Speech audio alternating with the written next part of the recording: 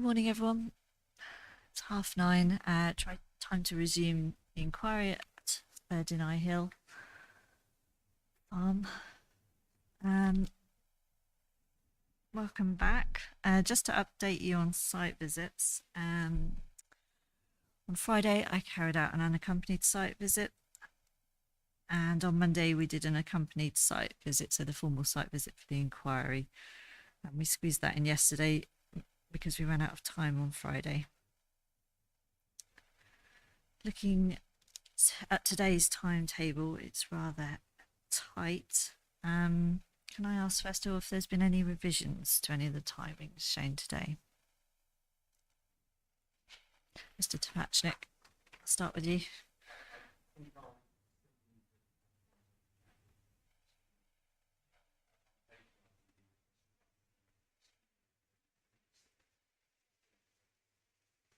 Okay. Okay. Any other revisions I need to be made aware of, just to help with timetabling? Whether I take an hour and 15 minutes in chief, Mum, that might turn out to be less rather than anything else. It might be more like an hour. Okay. I'm just conscious, I know it seems picky, but sitting 9:30 to what my estimate without any interruptions, 5:30 is quite a long day today. A long day of evidence. Okay. I'm also waiting on some plans. Came to light at the site visit yesterday that there may be some other plans that you want approval for relating to the pedestrian access and works to the pavement there. Told off by Zach if the microphone's not on. So, Mum, yes, there's the footpath connection in the northwest corner of the site, and I believe that plan is included in Mr. Twenborough's evidence at Appendix 35. We have a hard copy, which I can extract from my copy of the evidence and hand up to you, Mum. Okay. Yeah, if I could have that just so I've got them to hand. Are there any others that we need to be approving at this stage? Any other highway works or plans of highway works that need to be for approval? Madam, that I don't think you need to be approving that one. It's just an illustrative. Access, though, isn't it? It's an access plan. The point of access is effectively at the edge of the site.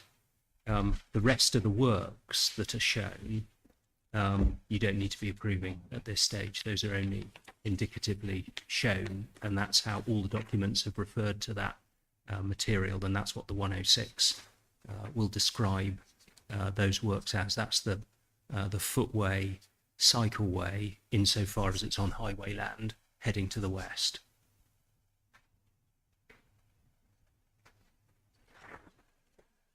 So the details of the pedestrian and cycle access are indicative. Yes, the point of access, I suppose, is shown on that plan. Mm-hmm. But beyond that, the details thereafter are indicative. So when do I secure the details? Where I'm minded to approve permission? The details then will be dealt with either through a scheme condition or through the 106 process, which requires a section 278 in relation to substantially the works shown on that indicative plan. I'll reserve judgment on that, given this is an outline application with access to be approved at this stage. But I note what you say. Can I have a copy of that plan? Yes, certainly.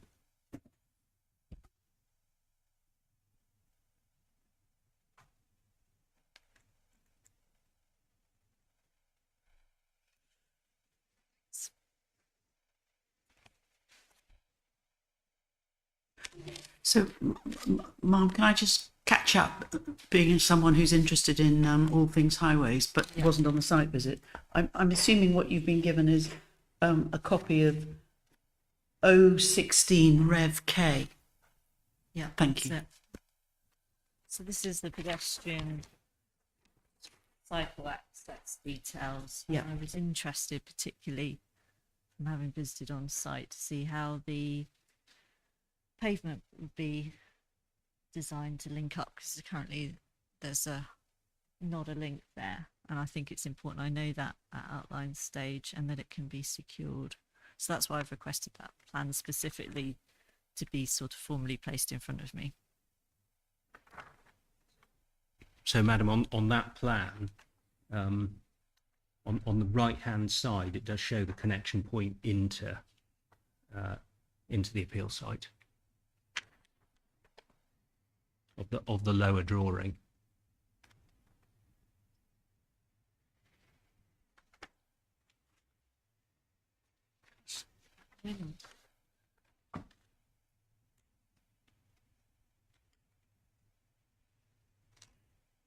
That's got the new bus shelter as well. Sorry. Sorry, it's talking to myself. It's got the new bus shelter on it as well. I see, which we'll be talking about today, no doubt. Yes.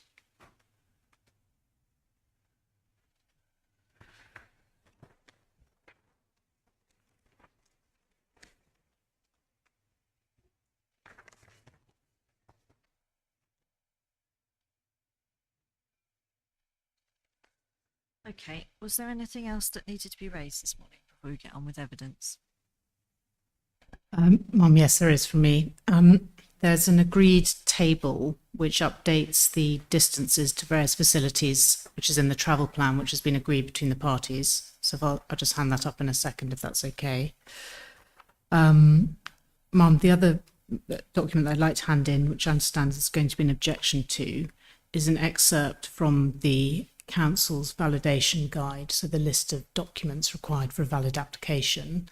It goes to the points about the validity of ecology information relating to the widening of the access. So the council's raised an issue about the lack of ecological surveys at the highway widening.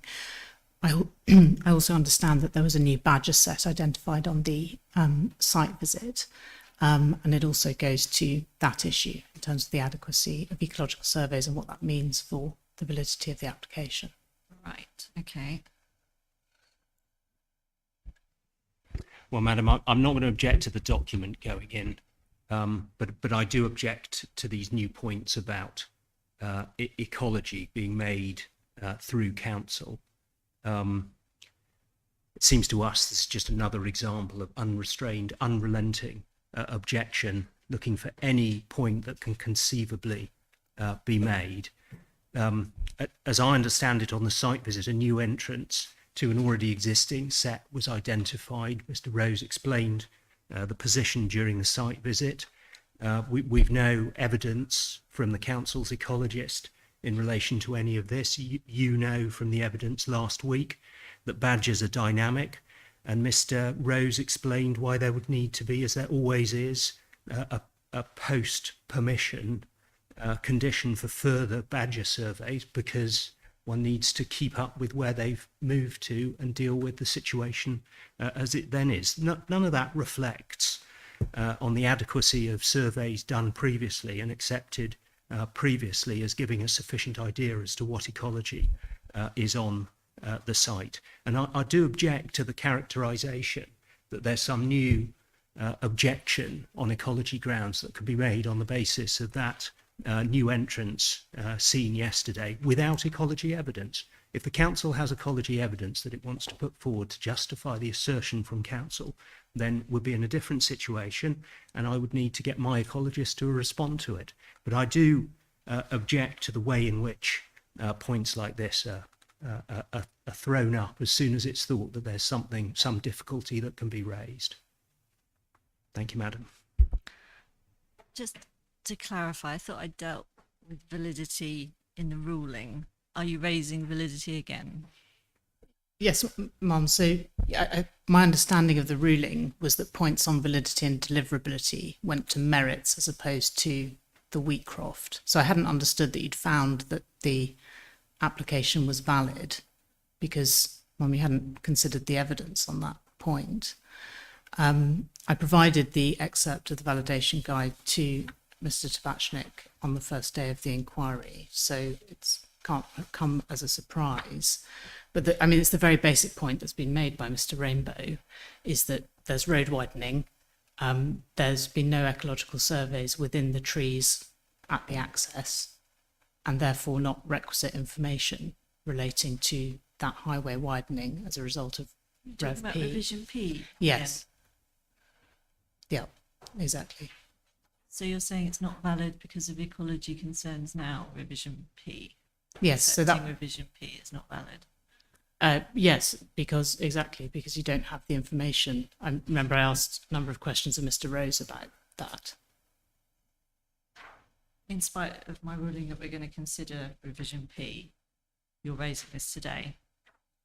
Yes, I mean that because my understanding of your ruling was that the issue of validity didn't go to the merits of the Wheatcroft. The council's position is that it goes to whether you have sufficient information to assess the ecological impact. And you remember I asked him, for example, about Section 40 of NERCA 2006, about whether you have sufficiency of information. So that's the short point. And so what is it you seek me to do? So the validation list makes clear where biodiversity and ecological survey reports are required. And so, for example, it says in relation to we required an application may result in adverse impact on protected species. Key developments include one of which is removal of trees and hedgerows, and you'll hear from Mr. New about deliverability of the junction without removing the hedgerow and without removing the trees. And then also with regards to tree surveys, tree survey and associated agricultural assessment will be required when proposal could have an impact on significant trees on or adjoining the site. And then it makes clear when it would be required. And it says that it should be in full accordance with the British standard. And again, I asked a number of questions of Mr. Hyatt about that and his tree survey and whether it complied with that document. So what are you seeking me to do? To find that this is invalid and we can't proceed? Well, that was that's one point. The broader point is that there is a lack of sufficient ecological information on this application, which goes to whether you can properly apply Section 40 of the Natural Environment Rural Communities Act.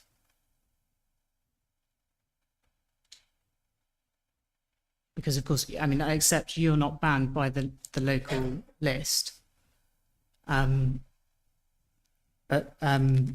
you have some discretion, but I say it's relevant what the local list says when one assesses whether there is sufficient ecological information. Does anyone get anything further to say about this matter? Bearing in mind I'm going to have to take an adjournment and that's going to have a knock-on effect to today's proceedings. Well, no, madam. As I understand it, we're just dealing with whether this document should be admitted. I don't think you've been Which asked. document? Just this excerpt of the validity list. It's not. But No, I'm why not are asking. you tabling it? Because I just asked you what do you want me to do with it, and you said you want me to consider validity. Well, Again. Mum, I was just going to deal with it in closing submissions. I wasn't asking for a ruling on validity now. That's what it sounded Apologies. like when I asked you what you So wanted me to do. my with it. apologies, that wasn't clear. No, I'm not asking for a ruling on validity now. Okay. Yeah. It's simply So- just to admit the document. Yes. So So, you're happy for that to be dealt with in my decision then? Yes. And so do you have an objection with it being before me? that's when the I first make thing that I said. I've no objection to the document coming in. I do object to the way in which the council is conducting its business at that inquiry, but that's not anything for you to make a ruling on at the moment. I'll make submissions on that, including about the evidence on ecological information that you heard last week. We don't need to revisit that now. We have a highways witness waiting for us. Okay. Thank you, madam. Okay. I'm happy to say, shall I come to you, save you?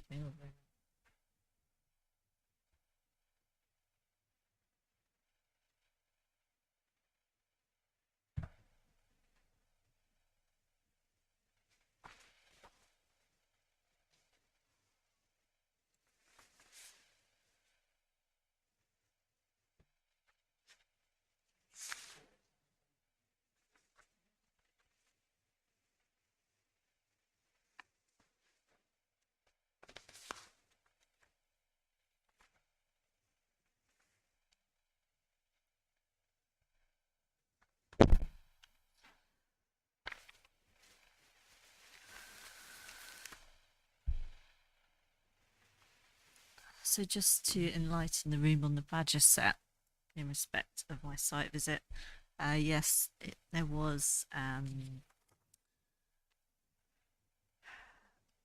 new opening as part of an existing set that was identified on the plans that we saw on site. And clearly I made notes and told the people on the site visit that I'd be making notes about it, and I'll be taking it into account in my decision. Is there anything further that needed to be raised this morning?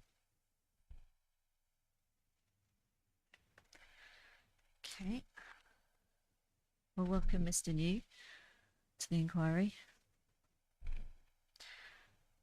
When you're ready then, examination in chief, please. Thank you. Good morning, Mr. New. Good morning. You've produced a proof and a rebuttal proof, is that correct? And if I just turn to the introduction of your main proof to introduce you to the inquiry, you say your name is Roger New, you're a project manager at GTA Civils and Transport, where you carry out and manage a range of transport projects within the company. You say you hold a Bachelor of Science in Civil Engineering, gained in 1970, and a Master of Science in Transportation Engineering, gained in 1971. You say you're a chartered engineer, being a member of the Institution of Civil Engineers since 1979, and you have over 40 years experience in local government and in the private sector. Is that correct? Yes, that's correct. Yeah. And you say that during your time at East Sussex County Council, you were lead officer managing and delivering the transport policy, transport planning, transport modelling, and transport development control functions across the whole country. Is that correct? Yes, that's correct. Thank you. Ma'am, if it's convenient, we'll take the proof and rebuttal as read, if that's okay. And just to mention, you also submitted an erratum which corrected certain references in your proofs. Is that correct? That's correct, yes. Yeah, thank you. So just to start with, your proof of evidence says it's given on behalf of East Sussex County Council. Can you just confirm, is that the position you're giving the position of the County Council, is that right? Yes, I'm given the position of the County Council. And can you also confirm that the position in your proof and the evidence you'll give today, is that your professional opinion as well? It is indeed my professional opinion as well. Okay, thank you. We're going to, there are broadly two issues between the parties. One is the safety of the and deliverability of the access junction, and the second is sustainability. And Ma'am, if I can ask some questions on each in turn. The site access junction, you gave your rebuttal on the 31st of August, is that correct? I did. Yeah. And if we just turn to the page 7 of that, please.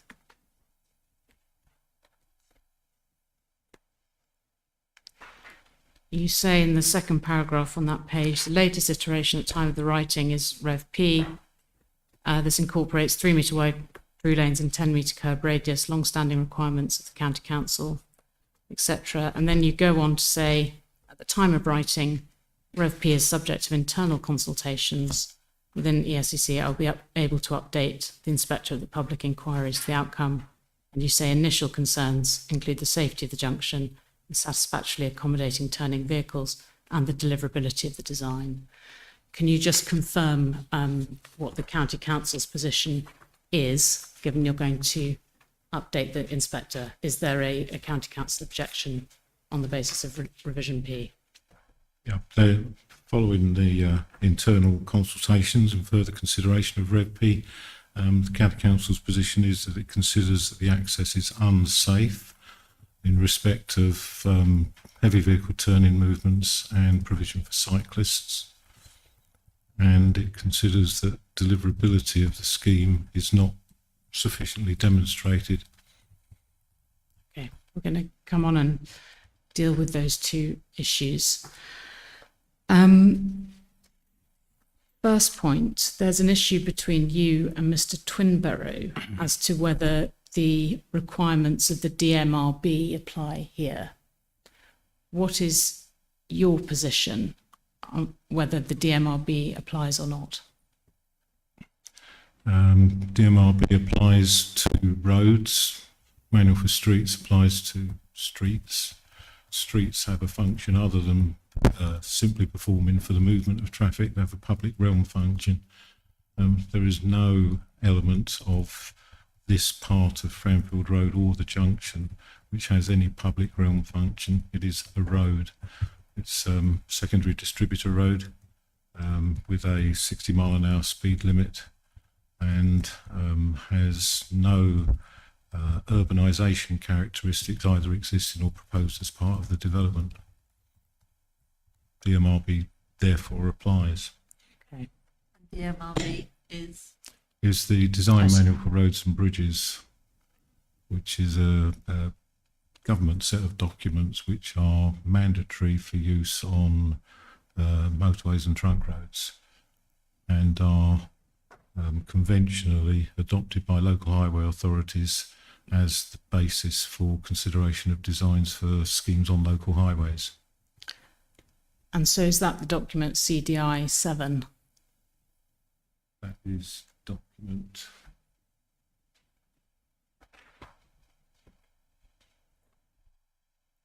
Called DMRB CD one part 123. of DMRB is CDI 7. DMRB is a suite of standards documents.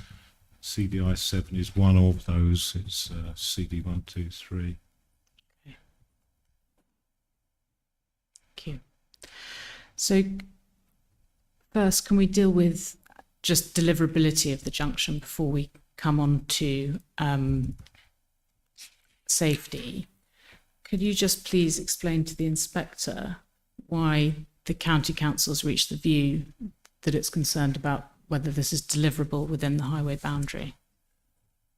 Yes, Rev P at its minimum on the northern side and southern side has no more than a maximum of 500 millimetres, half a metre, between the edge of the carriageway and the highway boundary. The county council, using the information with which it's been supplied, which doesn't include a levels diagram, levels design for the scheme, has come to the conclusion that it is more likely than not on the northern side a retaining wall will be required. To provide a retaining wall, the minimum separation distance between the face of the wall and the edge of the carriageway is 450 millimetres. Taking account of the depth of the wall, the reinforcement behind it, there is no prospect of that being able to be constructed within the approximately 500 millimetres available between the edge of the carriageway and the highway boundary. So it's not capable of being delivered within the extent of land which is either highway or under the control of the appellant.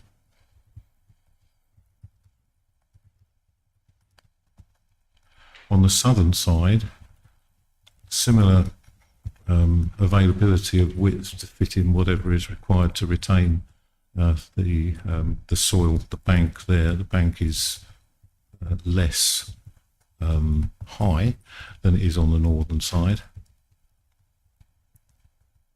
But we know nothing of the soil. We know nothing of the levels design.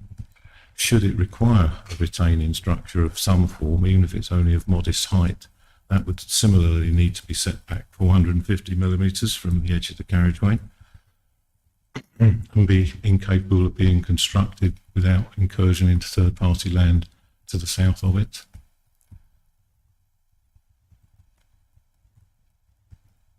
So overall, on the basis of the information we have available to us, County Council is of the view that there will be a need for a retaining wall on the northern side. There may be a need for a similar sort of structure on the southern side, and it's not been demonstrated to us otherwise, and therefore we're not content that the scheme is deliverable. You mentioned a levels plan. Could you just explain what that is and why it would assist? Well, it's usual at planning stage to produce a plan such as the ones that you've seen already, which are horizontal alignment plans. A detailed design when the County Council as Highway Authority and and the successful appellant is considering what the detailed design of the scheme should be, then a levels design, a much more detailed design, which incorporates vertical and horizontal information, is required. And that would form the basis of any Section 278 agreement between the Highway Authority and the appellant. But why do you say it's required before detailed design? Because in this instance, we would need that level of detail to enable us to come to a view as to whether or not there was sufficient land available for the works that would be necessary. And has the county council asked for a levels plan? We did. We asked for a levels plan in association with Rev M, and we're informed that the appellant was not at this stage going to produce a levels plan, leaving that to Section 278 stage post-planning. Okay.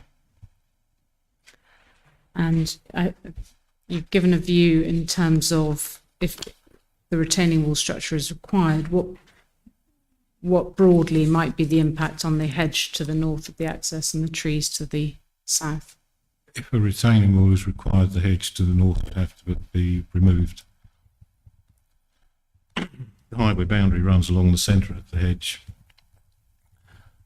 So effectively anything which encroaches close to the centre of the hedge would entail removing it.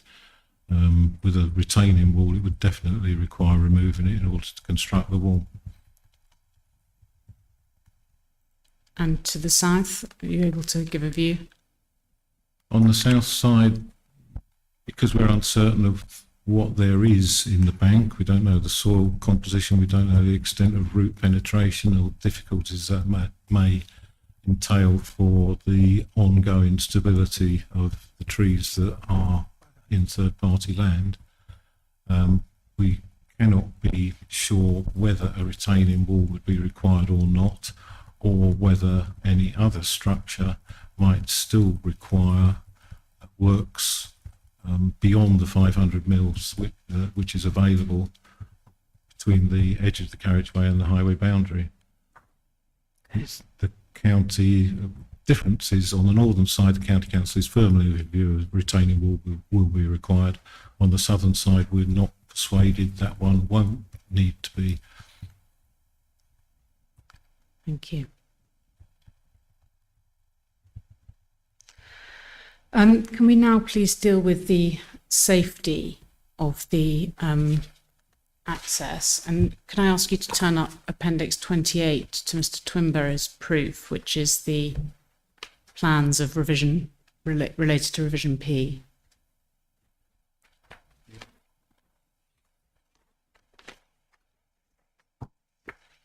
Yes, I have that. Yeah.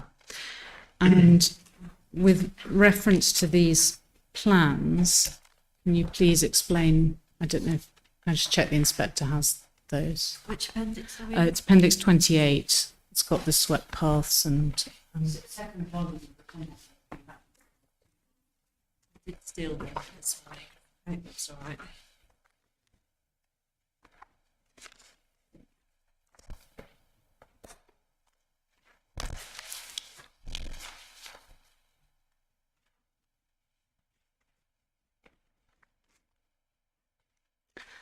thank you. So, Mr. New, you've got those plans. Perhaps we can turn up the tracking drawings. And I believe if we've all got them in the same order, the first one is a refuse truck. Second one, a 12-metre rigid truck. Third one, cars. And the fourth one, a articulated HGV. So we all got those.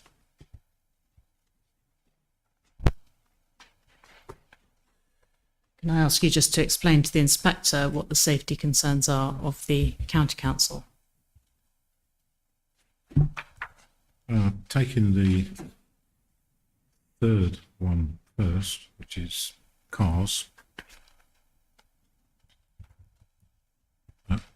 We have no safety reservations associated with tracking which is shown. So, for all intents and purposes, we're content that cars on their own can be accommodated without unsatisfactory consequences.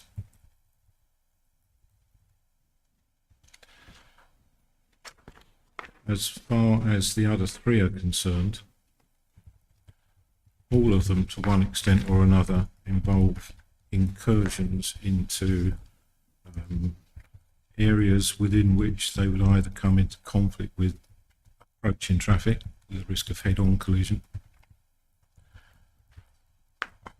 or areas within which they would come into conflict with vehicles waiting to exit from the access road, therefore involving slowing, stopping unexpectedly, perhaps, by heavy vehicles turning into the site, with consequential safety risk of rear-end shunts.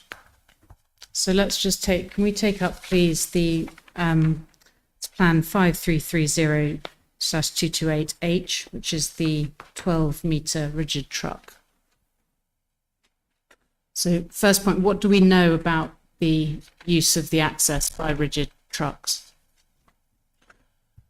Well, the appellant carried out surveys of the existing uses of the existing access, which is further to the west from the proposed new access. That demonstrated that there were few articulated vehicles currently using the site, and we wouldn't expect that to change in the future. On that basis, although the tracking diagrams for an articulated vehicle give rise to concerns because the frequency is likely to be extremely small, overall we're content that that is not a safety risk. Sorry, just to be, are you which drawing are you talking about? The articulated vehicle. Oh, articulated. Sorry, so that's articulated vehicles in terms of the 12 metre. Yes, 224D, and then 228H, which is, sorry, what I was looking at. Oh, my apologies. Yeah, what do we know about the use of the site by non-articulated HGVs? Can I call them that?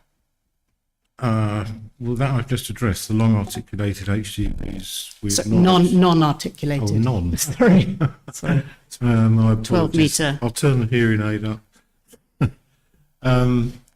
Non-articulated HGVs, the standard 12-metre length HGVs. The appellant's survey showed that there were the order of 8 such movements over the course of the day associated with the retained uses of the Birding Eye farm diversification units. We don't dispute that that was a correct measure on the day, and we don't dispute that it's probably a good average for what would arise at that site on an average day. Our concern is twofold. One, the planning permission for those units does not preclude its use by a more intensive HGV generator. So we can't be certain that that is the level which would be having to be dealt with by the junction in the future. Quite apart from that, the intensity of the conflicts that arise on 3 of the 4 turning movements is unacceptable to the County Council, even given that the number each day is 8 per day. That's not only 8 per day, it is 8 occasions every weekday when there is a potential safety risk associated with the entry and exit of 12-metre heavy goods vehicles. And that equates to 2,000 opportunities over the course of a year. That level of potential safety risk is unacceptable to the County Council. Okay. So can we just, looking at that 228H plan, there are 4 tracking diagrams on it. Could you please just take the inspector through each of those diagrams and explain what the issue is? Yes, if I take you to the bottom right of the tracking, first of all, that is the potential for accidents arising as a result of vehicles exiting the site slightly over straddling the entry lane. That is the aspect of the design that the road safety audit that was carried out on behalf of the appellant concentrated on. That is the least of our concerns, and we'd accept that as far as Rev P is concerned, that very small amount of overriding is not a matter of consequence or significance. As far as the other three are concerned, which surprisingly, I think I should say, the road safety audit did not consider, and which we consider to be of much more importance. If we take the top left, a heavy vehicle approaching from the east and turning into the site access road would not be able to do so if any vehicle of any size was waiting to exit from the side access road. That would mean that either the vehicle that's waiting in the side access road would make its manoeuvre without having full visibility of what may be happening behind the heavy vehicle, or more likely the heavy vehicle would slow and stop, potentially unexpectedly, in regard to vehicles following it, and there would be a risk of rear end shunts as a consequence. Can I just ask you to a bit more slowly, just because? Yeah, Sorry. thank you. Just for everyone's note. No, that's helpful. Right, Thank you. okay, right. So Okay, I will go more slowly. Thank now. you. That's top left. So As far as the top right is concerned, that involves the path which would be taken by a 12-metre heavy goods vehicle exiting from the site access road and turning left. That would entail that vehicle occupying head-on a part of the right turn lane, substantially all of it over a part of its length.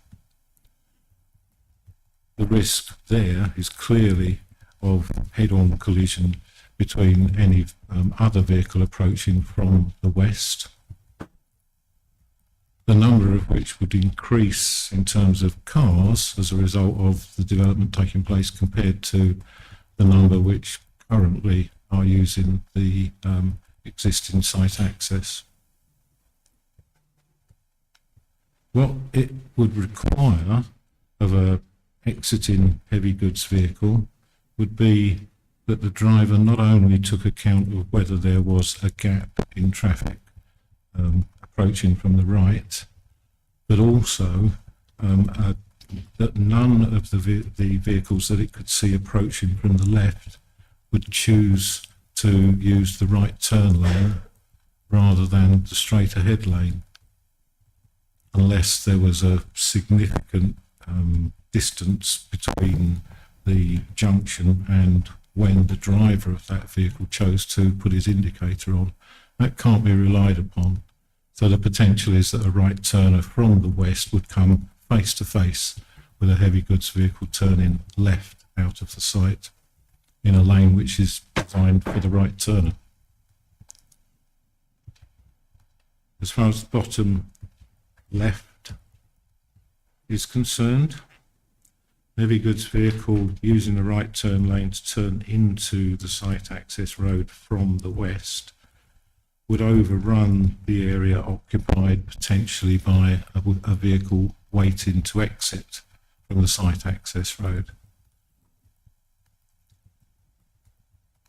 It would either be unable to make that movement or would require the right turner from the site access road to exit without full visibility of what may be happening behind the heavy goods vehicle in the ahead lane,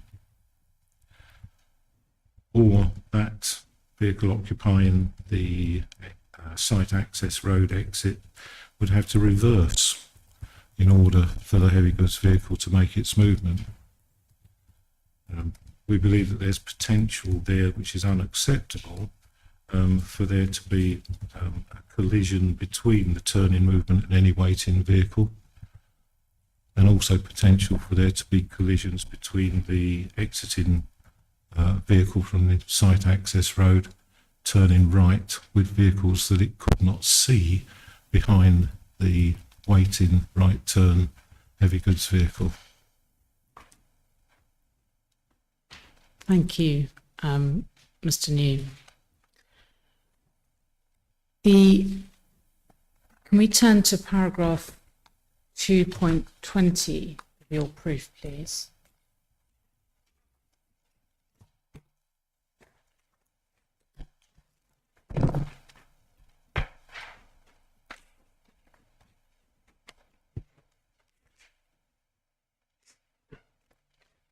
So in that paragraph, you cite paragraph 5.2 of what's CD 123, which is the DMRB junction design document. And it says allowance shall be made for the swept turning paths of worst case design vehicle, which is expected to use the priority junction. Sorry.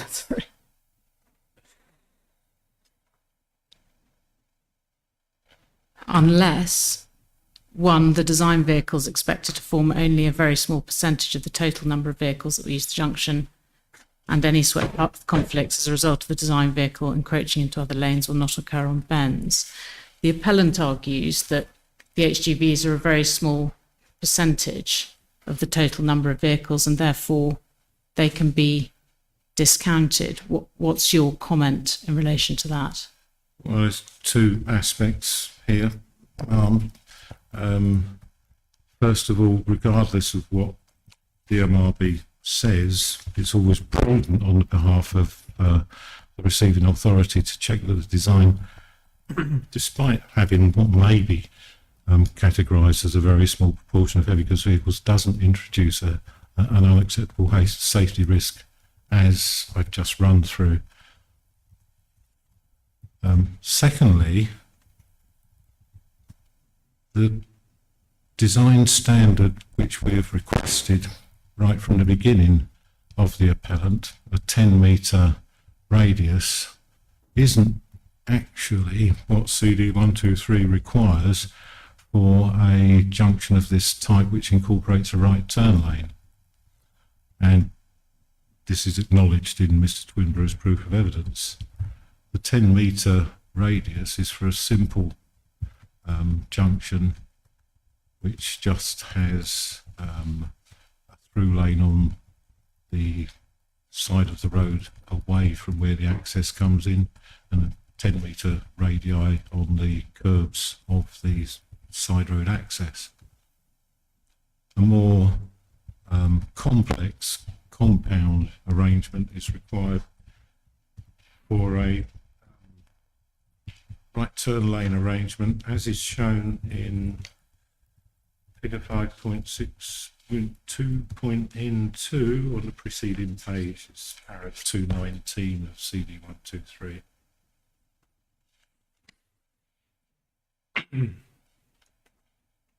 Where was that We- reference? Sorry. Is it the preceding page of your proof? Is that what you're talking about, Mr. New? It's the preceding paragraph of the paragraph we've just been referring to, which is my rebuttal. I think it's your proof. Is it page 9? My proof, sorry. Yes, page 9.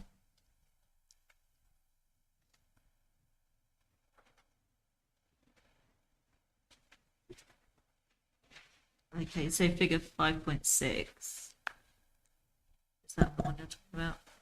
Yeah. So you say 2.19 regarding corner radii. This was dealing with Rev K, which was 8 meters.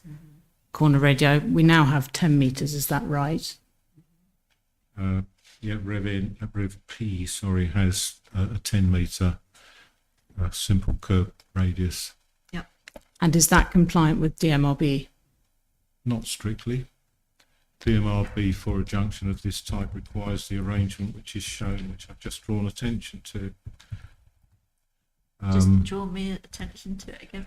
I'm sorry, Mark. I was This making is, a note when this you is gave page reference. 9 of my proof Yeah, of on there. evidence. Yeah, The 5.6. diagram at the bottom of the page. So 5.6.2. Yes, that's right. So what's that showing me? Well, that shows that when you have an arrangement which includes a right turn lane, you have to do more than simply provide a single curb radius. There are other elements that have to be taken into account too. So Should we you're turn up? talking about the tapers, are you? Yes, So you need corner radius tapers rather than just enlarging your radius. yes. So the county council took the view initially that 10 metre radii. I should preface that. The proposals put forward in the TA as part of the planning application included an 8 metre radius, curb radius. That doesn't comply with any standard. DMRB requires 6 metre curb radius in an urban area and 10 metre curb radius in a rural area for a simple junction layout. So the county council has long requested that a curb radius of 10 metre is included within the scheme. As the scheme evolved into one which included a right turn lane, that 10 metre is itself not totally compliant with the requirements of CD 123. But the county council was content to see what the consequences of that would be in terms of the safety of the junction as exhibited by the tracking drawings. And are these tracking drawings with a 10-metre radius? The Yeah. tracking drawings we've just been Based on discussing are with the that. Yeah, 10 got metre it. radius, yeah. But they also include the widening of the through lanes to 3 metres, Yeah. which was also a request that the county council made of Rev K, which is now incorporated in Rev P. I think I understand. So, in short, are the consequences of providing the 10 metre corner radius acceptable or unacceptable? They're unacceptable because it doesn't lead to an acceptable consequence for the tracking of heavy goods vehicles. And the frequency of that unacceptability is itself unacceptable to the county council on safety grounds. The tracking diagrams also include a refuse vehicle, which is plan 5330/227H.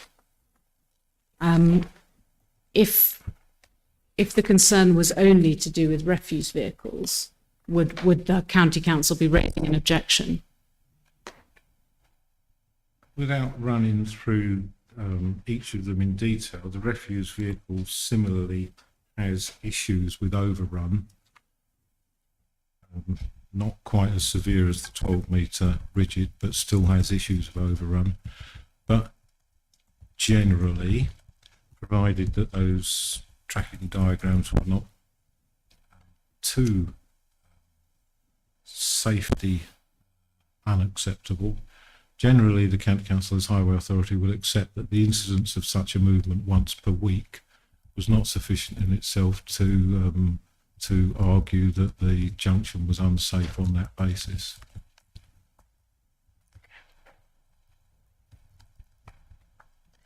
Thank you. The appellant argues that the current access junction to the Birderneye farm site also leads to carriageway overruns and has inadequate widths, and that the proposed junction is better. What do you say in relation to that? We don't dispute the accident records which the appellant has produced in respect of accidents that have occurred at the existing junction. We don't dispute the number of vehicles that are involved that are heavy vehicles. the application, the appellate scheme, would increase the number of cars, which would also have to be accommodated at the junction, and increase any potential risks associated with car HGV collision potential. The fact that there have been no recorded accidents at the existing junction can be considered to be fortuitous, and a new access junction design would be expected to comply with the safety requirements of the relevant standards, DMRB. And that's what we're asking for the design to do. Okay. In terms of the suitability of the access junction for cyclists, you deal with this at 2.31 of your proof. Could you just summarise the County Council's position with regards to the safety of the access junction for cyclists? Yes. There are currently few cyclists using Bramfield Road past the site. We acknowledge and agree that, although there isn't a number which is available from the traffic surveys which have been carried out, which can't differentiate between motorcycles and cycles in the smallest category. But we do agree that there are few existing cyclists. The appellant scheme relies to an extent on encouraging people to use cycles to make journeys between the site and Uckfield Town Centre and other destinations. Those cyclists returning to the site have a choice available to them, which is either use the new site access, sustainable site access, or continue on up Birding Eye Hill. There's not a lot between them in terms of the disincentive on gradient. Both involve a climb up a gradient. There's no imperative that anyone would choose to use the new site access rather than continue up Birding Eye Hill and turn right at the site access. The issue for those that do is that they would be approaching the site access having climbed a steep hill and along a relatively short section of road that followed it before they got to the junction, all of which is controlled by double white lines, which, although legally you are allowed to cross to overtake a slow vehicle such as a cyclist, would just as likely involve slow moving vehicles following the cyclists as they made their way along towards the junction. The junction itself and the right turn lane pocket offers the only real opportunity for a vehicle to overtake the cyclist. There's therefore a risk that a cyclist turning right into the right turn lane may come into conflict with a vehicle following it which seeks to overtake it using the same right turn lane pocket to do so. Thank you. I'm going to move on then, please, to sustainability, which is the other ground of County Council objection. We've got in a new agreed table with regards to walking, cycling distances to key facilities, which is amended from the travel plan. Can you Yes. take that up, please? Can I have that? Yeah. Just in terms of a headline, in terms of the distances that are being dealt with here, what comment would you make in terms of how far facilities are from the site? Other than the station, just about every significant destination is more than 1.5 kilometres from the site, and some are more than 2 kilometres from the site. That does not make them located in such a position that it would encourage people to walk between them, between the site and those destinations. Okay. And you deal with that in more detail in your proof, and you can ask questions on it. You state at 4.9 of your proof, at the end of that paragraph, you say at such distances, network quality is crucial. So I can ask you about quality, please. And can we please then turn up CDC 2?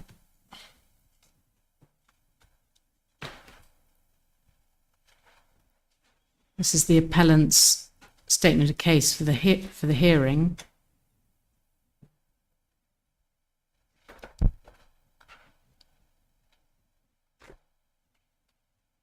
And it's page 30, PDF page 301, which is the walking, cycling, horse riding assessment and review. You may have a discrete copy of it, Mr. New. You, give me a second to locate it.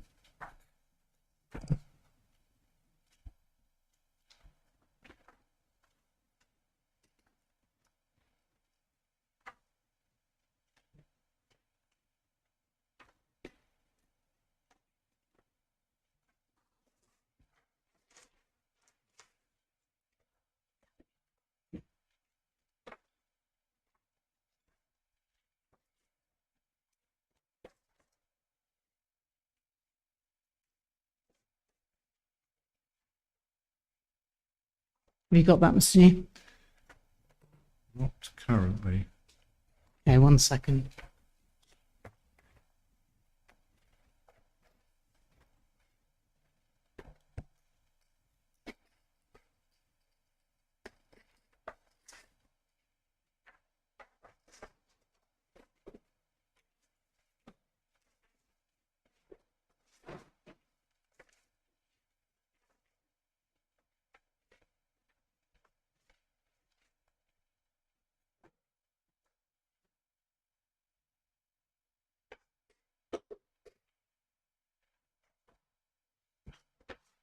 Thank you.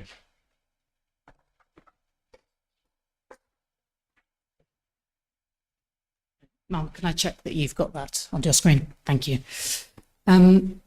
So just like to ask you some questions on the quality of the route.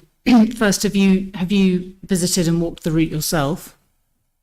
I have, indeed, on several occasions, including this morning. And just in terms, before we turn to this document, in terms of the footpath widths, the appellant says footpath widths are between 1.5 and 1.8 metres. What comment would you make to that? This morning's visit was partly to actually measure widths along that part of the footway, that side of the footway. When you say that part of the footway, which part, please? Part of the footway between the hospital access road westwards to the junction with High Street Newtown, signalised junction with High Street Newtown.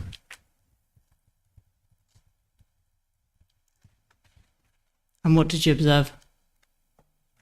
We observed that it is consistently, with few variations, only about 1.5 metre wide between the edge of the curb and the boundary on the developed side of the road, which could comprise a hedge, a wall, or simply a boundary between that and a driveway.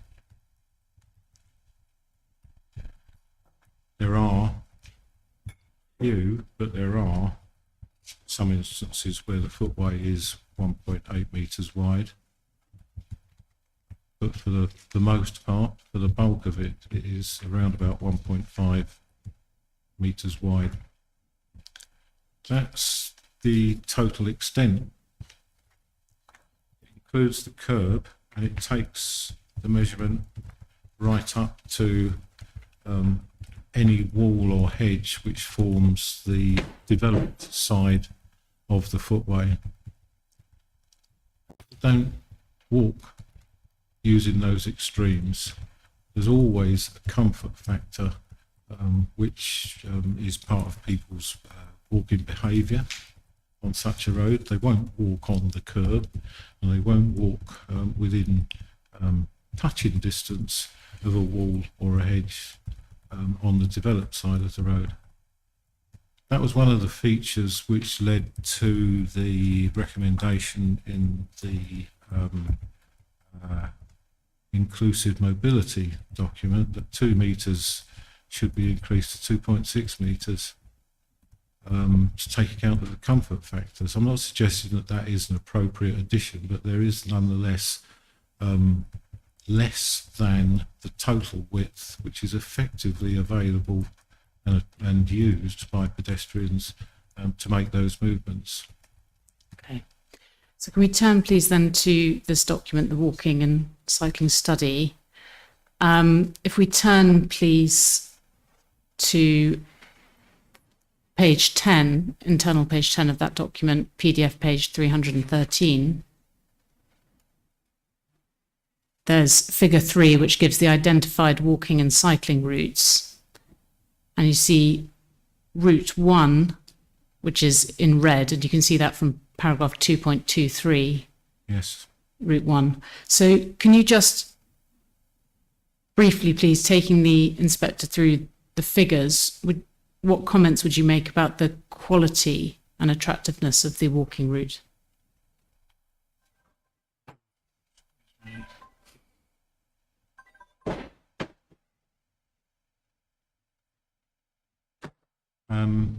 Route 1 utilises Cranfield Road in its entirety from the site access through to the signalised junction with High Street, Newtown.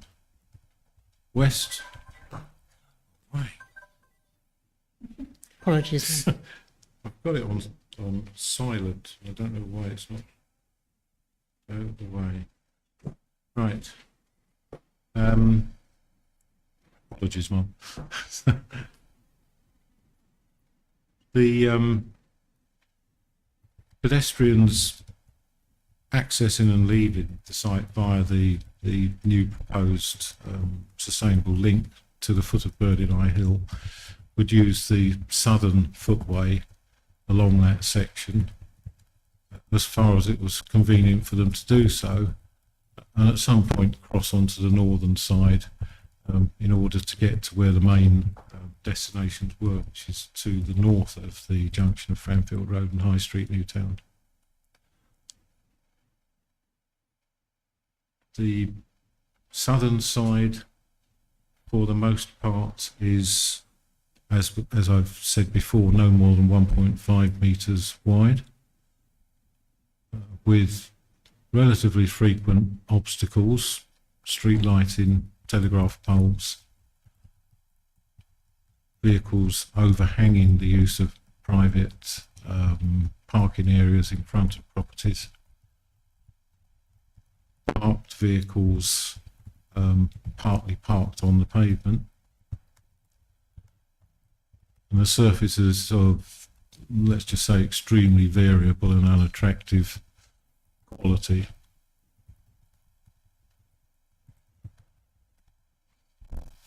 As you get to the extreme western end, the total footway width narrows to no more than 1 metre on the southern side. On the northern side, it's nearer to 2 metres, but for a distance of about 75 metres from the junction of Cranfield Road and High Street, Newtown, there's a significant gradient of, we calculate, about 7% rise from the junction to the high point. A gradient of that sort over that distance is going to be a disincentive to people using that route for walking.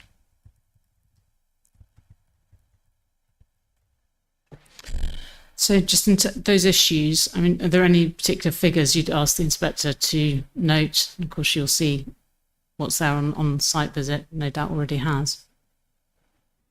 in particular the general width of 1.5 metres and the gradient associated with the western section of the route in terms of the figures associated with the route. Yeah, in terms of the pictures, the figures in the Oh, I'm walking sorry. cycling Yeah, study. the figures. Yeah, sorry. Misunderstood. Well, figure 6 on page 12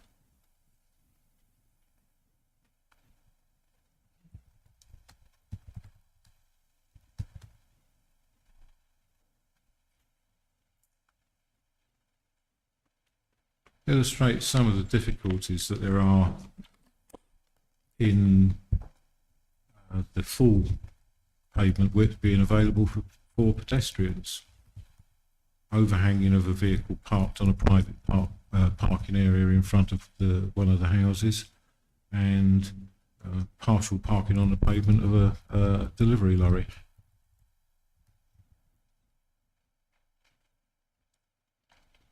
Similarly, figure 7. Figure 7 illustrates the overhanging issue again, plus the consequences on reduction of available pavement width of street furniture. In this instance, a street lighting pole. Okay. Just so in terms of that main route of Framfield Road, do you consider what comment would you make about quality and the impact that's likely to have on people and whether they choose walking as a sustainable mode of transport? I think the overall quality of the route is low. The proposals put forward by the appellant for some drop curbs and other arrangements at the side roads is not sufficient to overcome the overall quality deficiencies of the main sections of the pavement between those junctions. It is of such low quality that the perception of that by potential users will dissuade many from using the route regardless of the distance that they will be travelling on it. Thank you. And then in terms of people with mobility issues, what comment would you have about the likelihood of them using that route? Well, people with mobility issues could be particularly impacted. Wheelchair users require more space than a pedestrian. Others with mobility impairments, which are not wheelchair reliant, but those with diminished eyesight, those with diminished hearing, those with other disabilities, which mean that they cannot walk as readily and steadily as others, would all be impacted by not only the inadequate width to comfortably pass anyone coming in the other direction, but also by the quality and consistency that they would expect of the surfacing. The document goes on to discuss an alternative route at paragraph 2.31 via Alexandra Road, Mildrove and or Keld Avenue. Just briefly, please, in terms of the appropriateness of the alternative route identified. Well, the Keld Avenue route is indirect.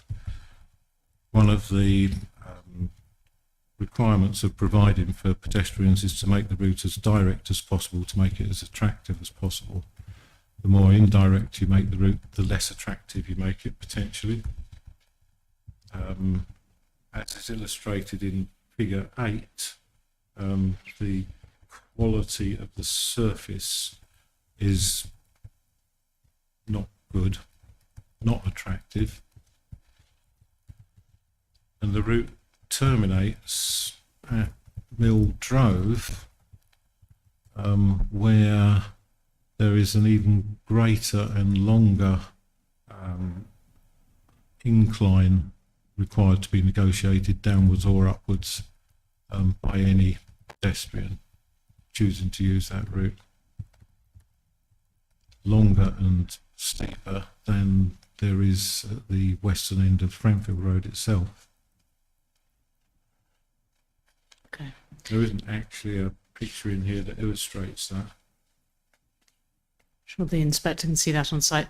Route 2, which is the shown in blue on figure 3, and we see that starts at 2.36 of the study, and this is the route to get to additional facilities on the High Street, Manor Primary School and Uckfield College. Again, any comments about that? Well, Route 2, as far as Framfield Road is concerned, is the same as Route 1. Route 2 continues to illustrate the routes which would be taken to access the secondary college, primary school and the sports centre. The route which, the dotted part of the route, which would use Hempstead Lane, is as illustrated in figures 22, 23, 24.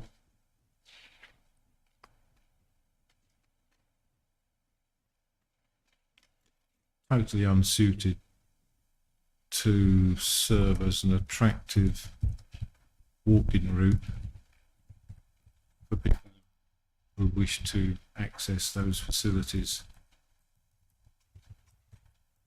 The more solid line, which is suggested as the access route, has less unattractiveness deficiencies, but it's a long way to go. We would suggest that the distance which is illustrated by the table, which has been put to you this morning, that between the site and the leisure centre is 2.2 kilometres. Between the site and the secondary college, it's 2.5 kilometres. Allied to the deficiencies of the route along the Framfield Road part of the totality of Route 2, would not amount to an attractive route for pedestrians to use to access those facilities from the site. It's a combination of distance and quality over part of the route. Thank you. Is there anything finally you want to say about Route 3, which is the Harlands Community Primary School?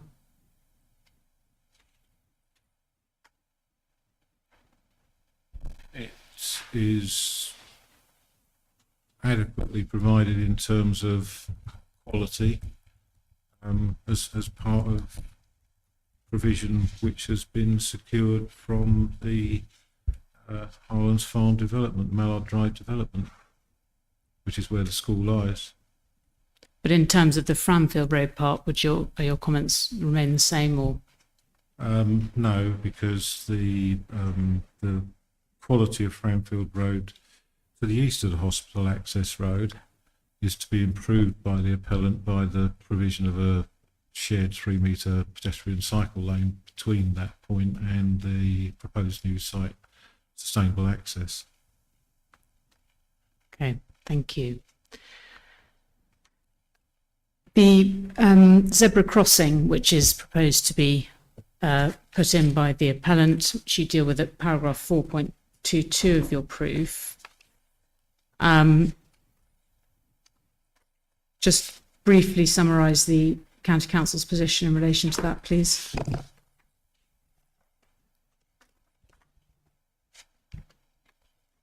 As I said before, all pedestrians accessing or leaving from the site via the new sustainable access would be on the southern side of the road. All the major destinations that they would want to get to once they've reached High Street would be on the northern side of the road.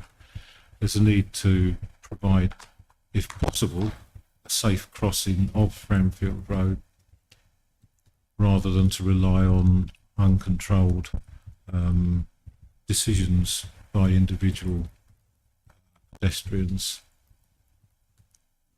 along all parts of Framfield Road. Initially, the appellant explored the possibility of a zebra crossing much closer to the signalised junction, but both the appellant and County Council agreed that that location was unsatisfactory, and at the County Council's suggestion, the appellant then explored the possibility of providing a zebra crossing at the location which is now shown in the plans before you, adjacent to the Alma pub. Can you just direct me to that plan?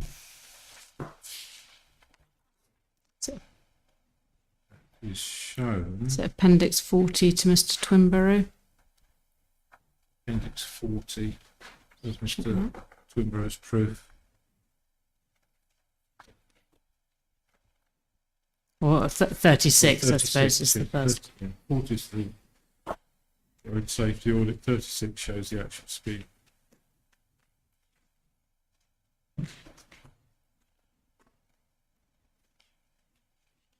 In fact, the final scheme is 37. Apologies, Mark. Appendix 37.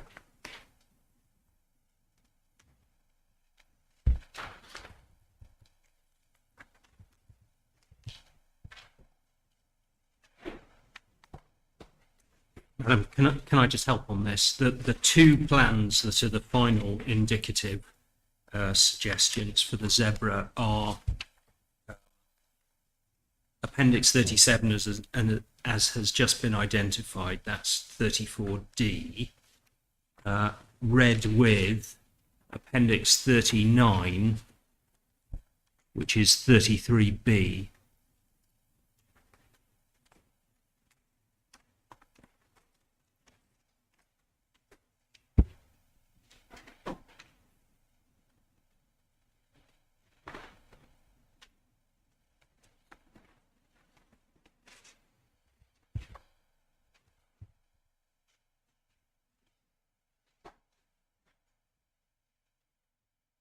So, Mr. New, can I just ask you to confirm the County Council's position in relation to this? First, in relation to safety of this crossing, and then second, even if delivered, does it affect your position on the sustainability of the proposal?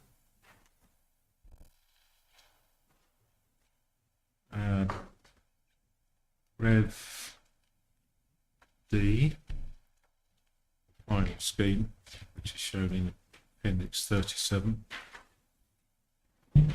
contains several features which are of concern to the County Council. We don't deny the visibility is achievable as demonstrated in Appendix 39, which was an initial concern raised by the County Council. That's the intervisibility between vehicles and pedestrians.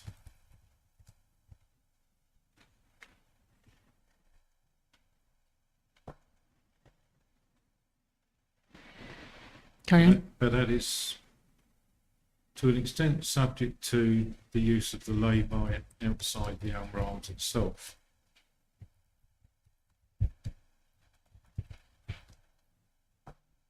When a delivery vehicle is in place there, we still believe that it could compromise the intervisibility between a waiting pedestrian on the northern side of the crossing and vehicles approaching from the west.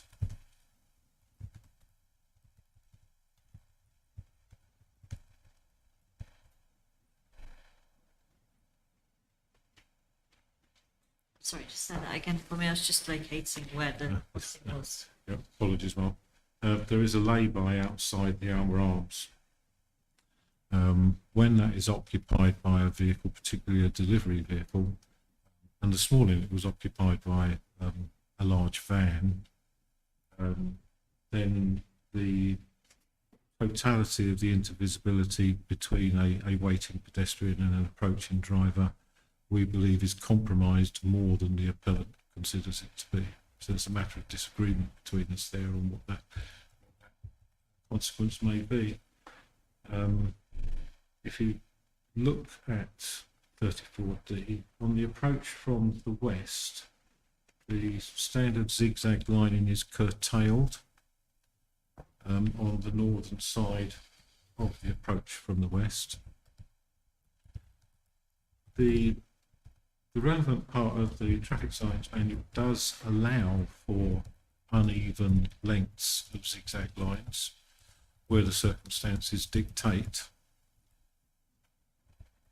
The County Council would usually expect that to apply to the exit side of the zebra crossing. Sorry, you're competing with the wind. Can I just ask Oh, you to speak sorry. up a bit? Thank you.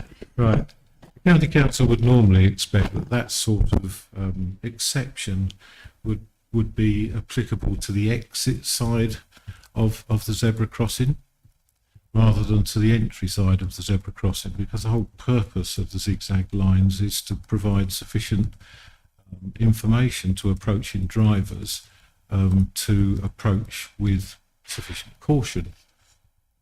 Curtailing it in the way that's shown there is a step too far as the County Council is concerned. Preceding guidance prior to Traffic Signs Manual indicated that in such circumstances where a lay-by lay within the normal length of the zigzag lining, the zigzag lining should be continued along the curb and include that part of the lay-by, and therefore preclude any parking in the lay-by as a result. That isn't what Traffic Signs Manual now says. Traffic Signs Manual now says that you can, where the circumstances dictate, reduce the length of the zigzag. But as I say, the County Council thinks that that is much more applicable in terms of the safety consequences on the exit from the zebra crossing rather than on the entry. Okay. If this crossing could be delivered safely, would that address the County Council's concerns in terms of the sustainability of the location of the appeal site? Well, there are other issues with the zebra crossing, if I may explore them as well. Immediately adjacent to the crossing is the access to the car park for the pub. Over the road there are private accesses which are also within the extent of the zigzag lines that are to be delivered as part of the overall design. What that means in practice is that a pedestrian waiting to cross would not only have to ensure that the approaching vehicles and their behaviour on the main road in both directions would not cause them any difficulties, but also any vehicles which were seeking to exit from or access to the pub car park and those numerous private accesses.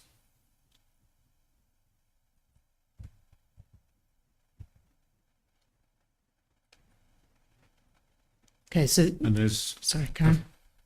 well, there is a further issue which we identified this morning actually on our site visit. But because of the way that the Almer Arms frontage is laid out, there is no footway along the front of the Almer Arms. If the lay-by itself is occupied, then pedestrians would have to basically use part of the carriageway to make their journey westwards from where the pub car park access is to the western end of the curtilage of the pub. The inspector can have a look at that on site. If the inspector came to the view that this crossing could be delivered safely, would that address concerns over sustainability of location? No, there is a need to ensure that those pedestrians from the site can safely access the northern pavement, which is much better suited to pedestrian use at its western end, and also is the natural desire line for people who are accessing the facilities in the town centre. If a safe and convenient single point of crossing could be identified and was satisfactory to the county council, we'd have no objection to that being provided, but it doesn't alter the overall quality and status of the remainder of the Framfield Road pavement system, and its discouragement of people using pedestrian or walk as a sustainable mode between the site and the town centre and beyond. And you've addressed cycling in your proof. I don't think we need to go through that. Just finally, the travel plan, CDA 16, please.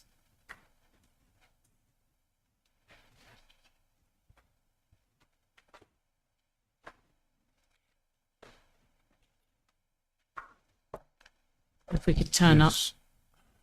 Yes, You've got that? I have that. So table 4.8, please. Right. Sorry, it's table 5 under paragraph 4.8. It's PDF page 17. Yes, I have that.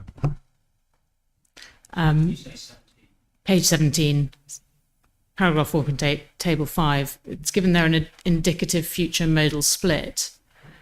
And it said 10% of people using public transport, 17% pedestrian, 3.5%. Now, given your oral evidence today and your evidence, your proof, do you consider that those figures are achievable or not?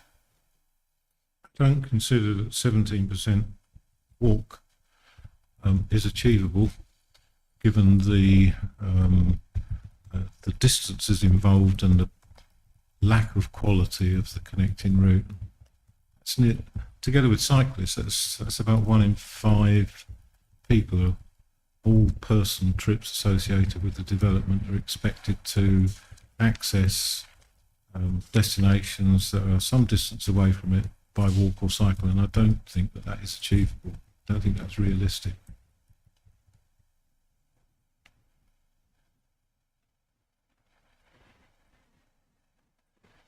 Thank you. Okay, Mum, thank you very much. Those are my questions.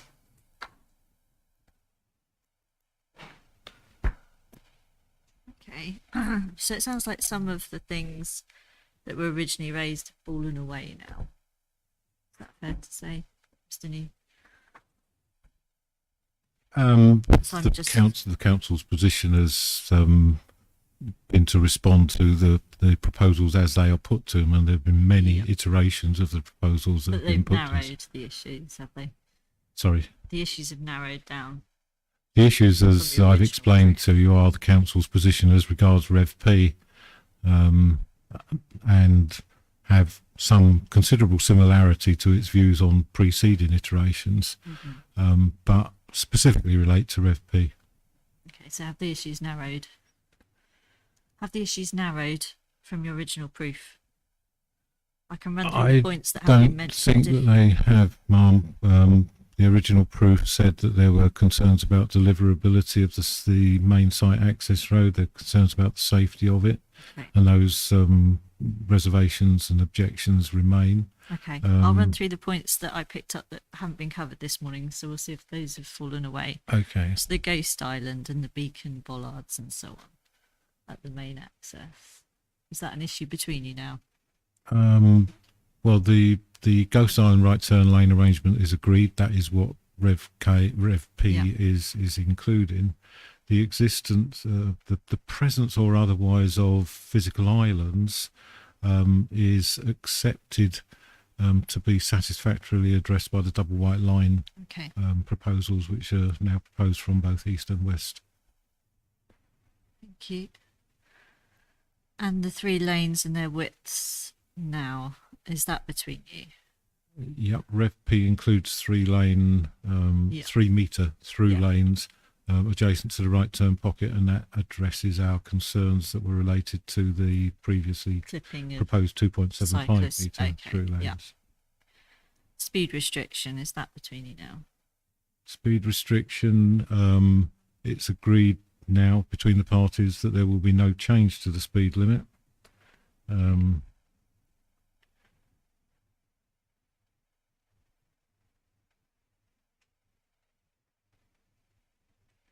Visibility displays, are they agreed? The quantity number Yeah. is agreed. But deliverability is The between you. deliverability isn't necessarily. Okay.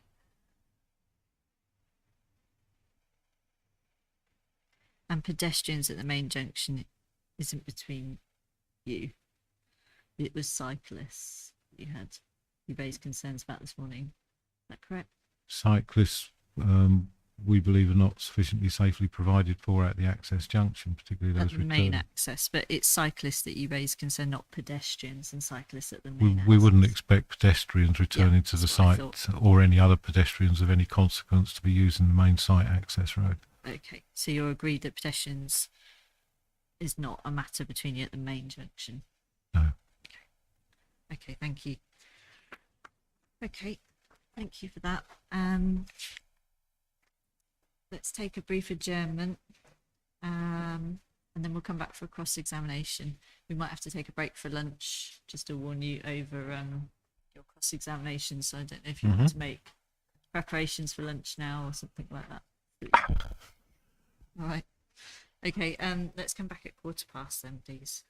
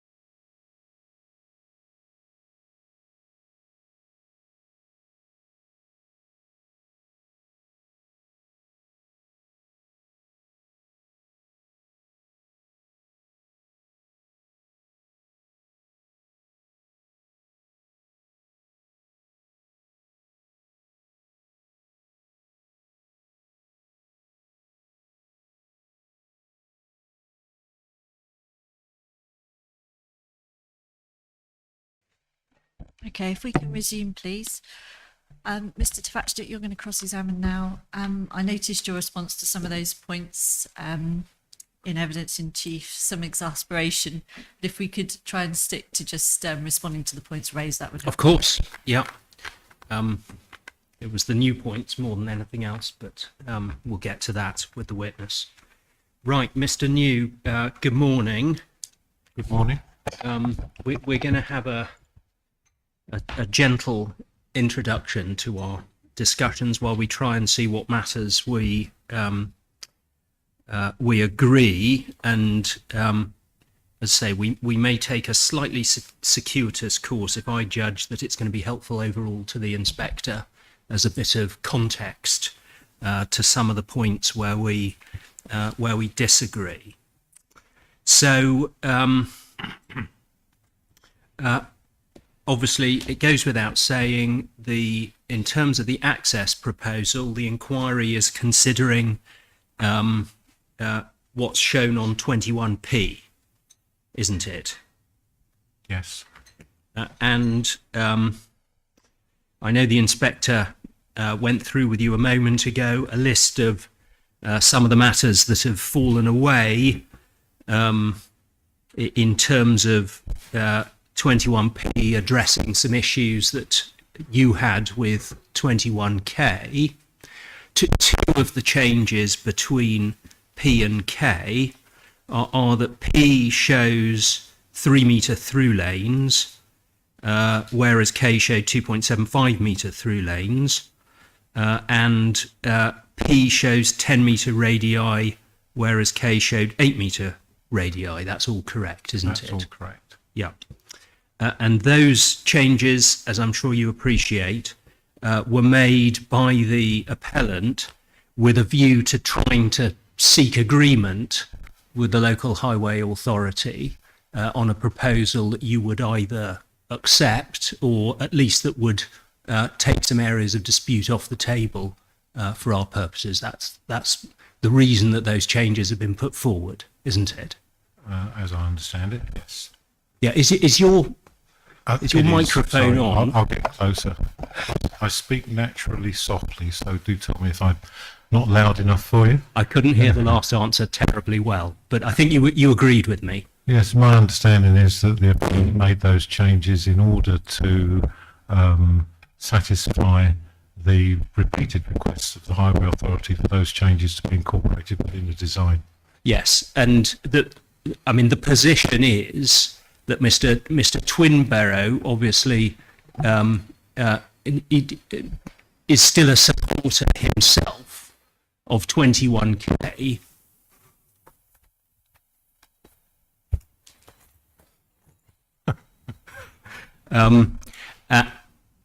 But whether he's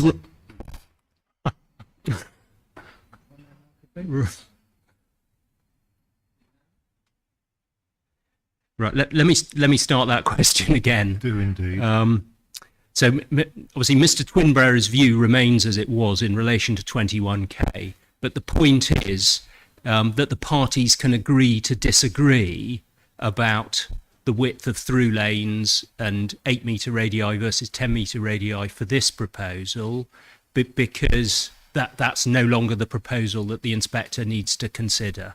So who was right and who was wrong on those issues, that's in the past and doesn't need to be adjudicated upon. Do you accept that? I agree that as Yep. the scheme in front of the inspector is Rev P, then she need not consider whether or not 2.75 metres or 3 metres is appropriate or 8 or 10 Yep. metres is appropriate. Good, thank you.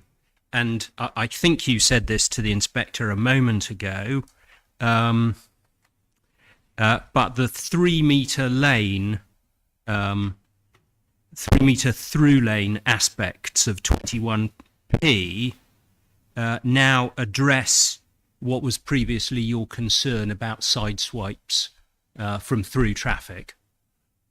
It addresses the concern that we had and that the appellant's road safety auditor had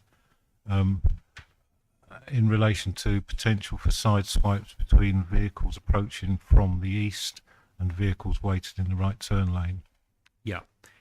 and the issue about 10-metre radii rather than 8-metre radii, your position is that you had asked for that over a long period. Indeed. Yeah. And if we look at your rebuttal proof, madam, I wonder. I'm scared to put mine on, but I don't know what it is. It sounds like it's the air coming out of your mouth, but it wasn't doing it last week. It sounds like when you articulate something, for some reason, it's making the microphone go, but I know you're not hitting it. So, I wonder if I should try a different microphone.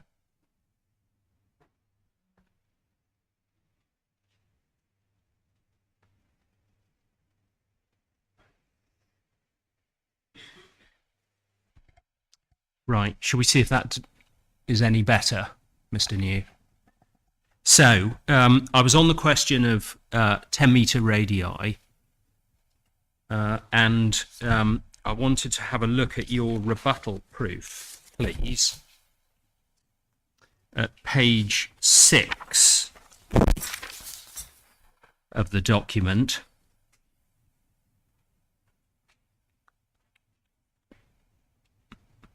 At the very top of the page,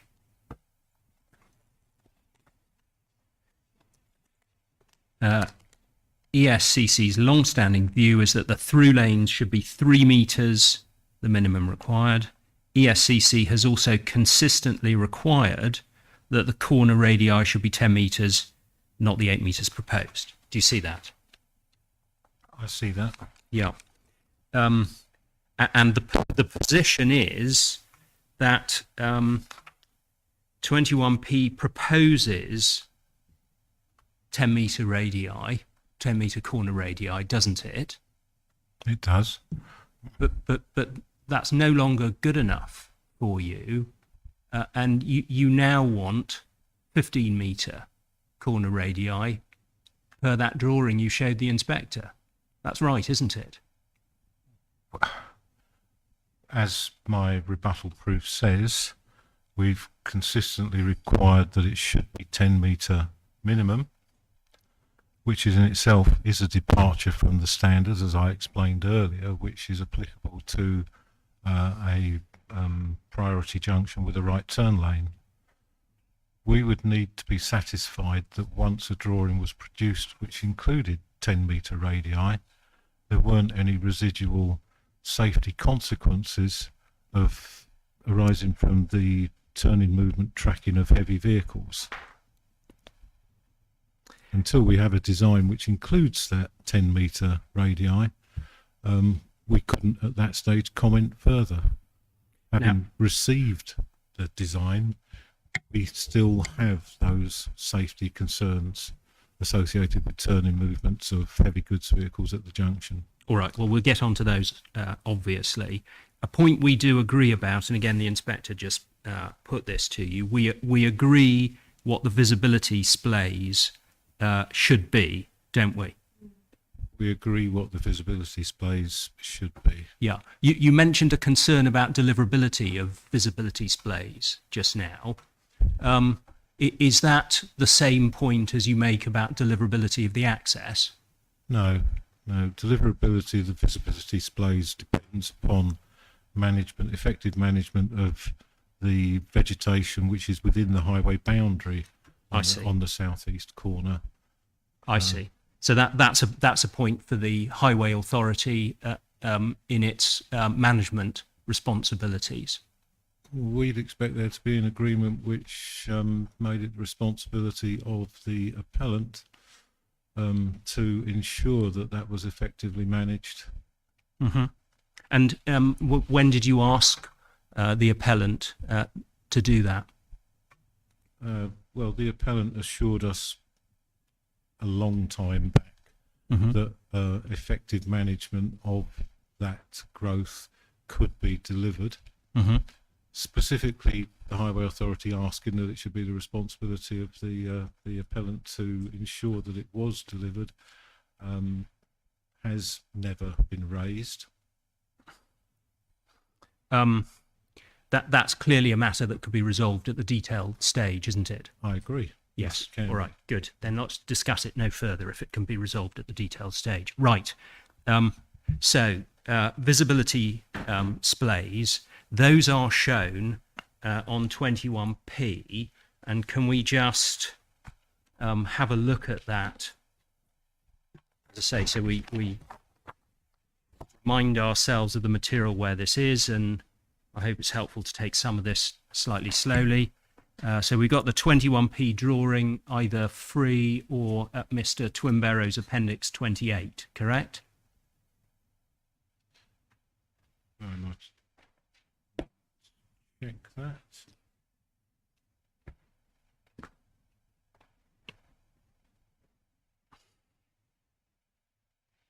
Yes.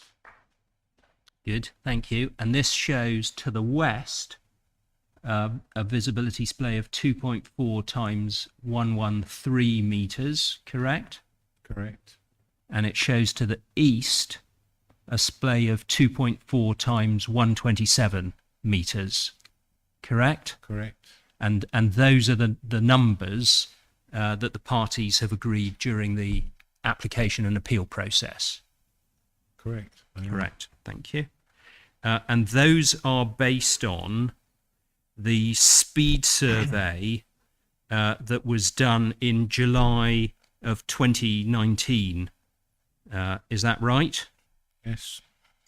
And for the inspector's note, that speed survey, we don't need to turn it up, is at Mr. Twimbarrow's Appendix 2, correct? So she knows where to find it if she needs to look for it. Can you just confirm that?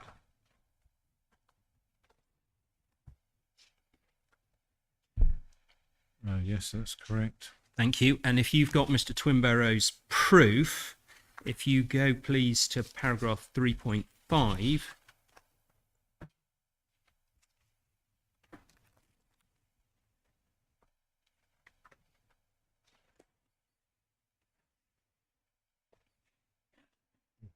I have that. He summarizes the results from the two locations that were surveyed, one to the left of the axis measuring eastbound traffic, and one to the right of the axis measuring westbound traffic, correct? Correct. Yeah. And we can see the speeds there going up the hill and towards the axis from Uckfield, 42.4 miles per hour, and westbound in the other direction, 45.9 miles per hour. And you have accepted those results for purposes of the work to be done on visibility splays. Yes, the County Council has. Thank you.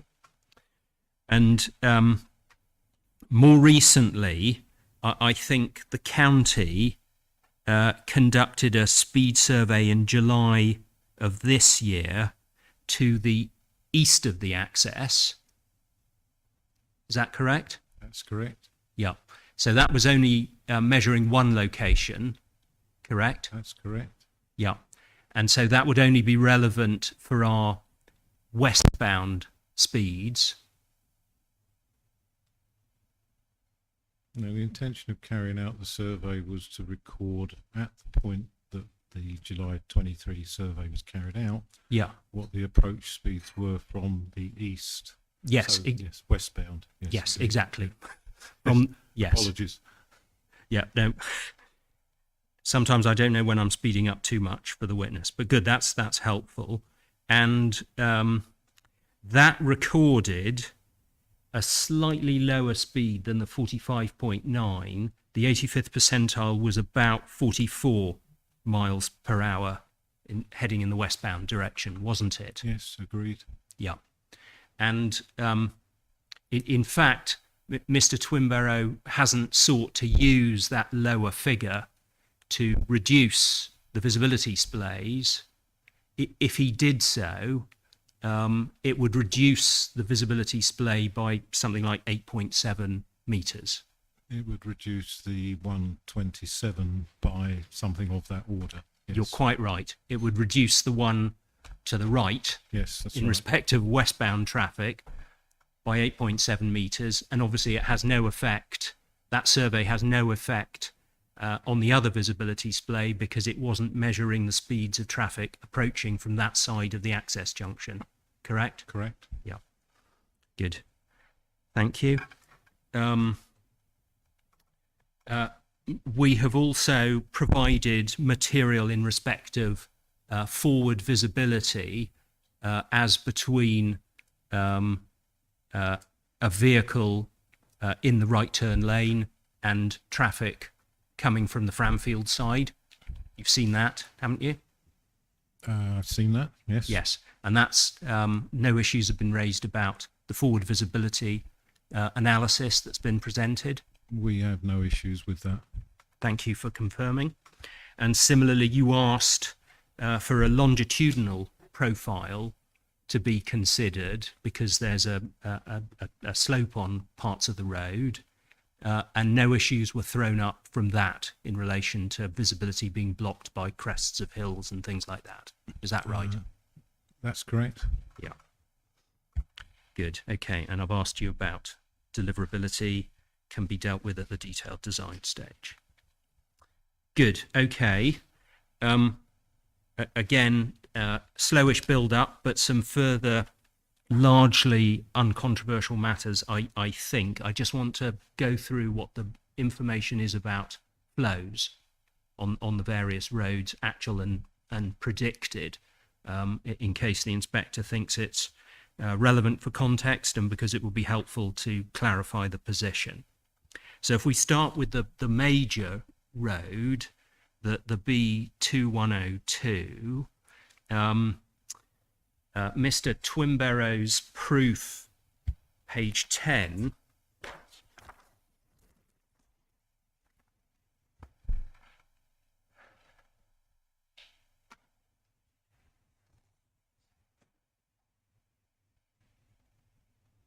has a table at the top which summarizes the flows that were measured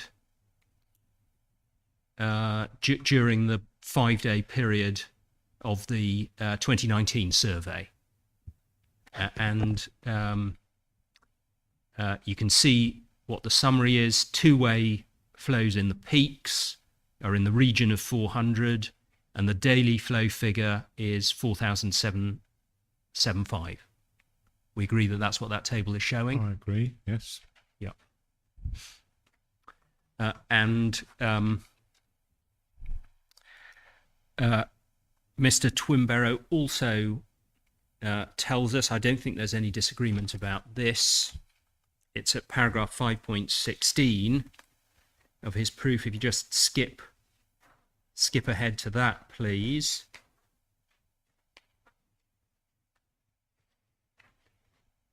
He tells us that of the 4775, the HGV content was just a tick under 3%. Do you see that? I see that. Yeah, and again, there's no dispute about that No I've dispute. picked up. No, that is what the data shows. Good, thank you. The Highway Authority's survey from July this year, that was a 5-day survey, wasn't it? It was I thought it was a 7-day survey, but All right, 5 or 7-day survey, and what it picked up is summarised by Mr. Twimbarrow at 3.9 of his proof. So just go back, please, to his page 10.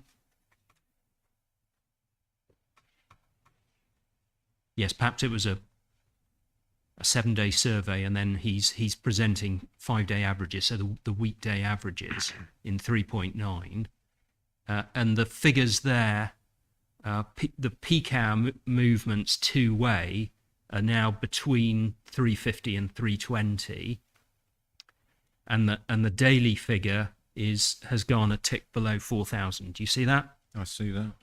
Yeah. and that reflects that in this area, as the Highway Authority has no doubt picked up from lots of other work it does, that post-COVID, people are working differently, and the numbers on the roads are less than they were pre the pandemic. That's fair, isn't it? It's fair to say that post-COVID flows are generally lower than they were immediately preceding COVID. Yeah. But it's also fair to say that they have been growing since 2022. And there's more than simply, in daily terms, there's more than simply changing working patterns, which could be a causal factor for that change. All right. Well, I don't want to get into a huge examination of that issue. What we can see is that your 7-day survey data from just to the east of the appeal site that was recently conducted showed numbers that are about 15 to 20% down on what had been recorded 4 years ago. That's what the data shows. That's what the data shows. Yeah. And in terms of working out town centre impacts and things of that sort, what's been used is not the Highway Authority's July 23 survey material, but earlier survey work. That's right, isn't it? It is. Yeah. Yes. And that's obviously all been accepted as fit for purpose by the authority. And put forward by the appellant as fit for purpose as well. So Put forward by us as fit for agreed purpose. That is an appropriate basis on which to form a judgment on the impact on town centre junctions. Yeah. Good. Thank you for clarifying that agreement. Okay. Let's move on to the minor road, the access. And if we look at it, first of all, please, in terms of the current position with the existing access into the farm. All right. Right. So if you go to the next page of Mr. Twinbarrow, his table 2.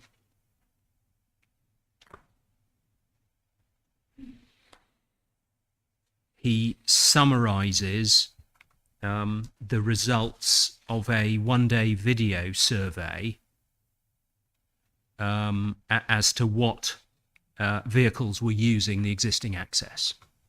And obviously you've seen that survey in full, haven't you? We don't dispute the information that's presented in table 2.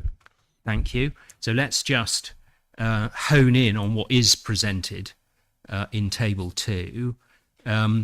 If you look at the two-way figures on the right side, 10 movements during the morning peak, one of which is in brackets, and that means that there was 1 HGV during the morning peak. Do you see that? I see that. And that, in fact, was the refuse vehicle that was observed. I believe it was.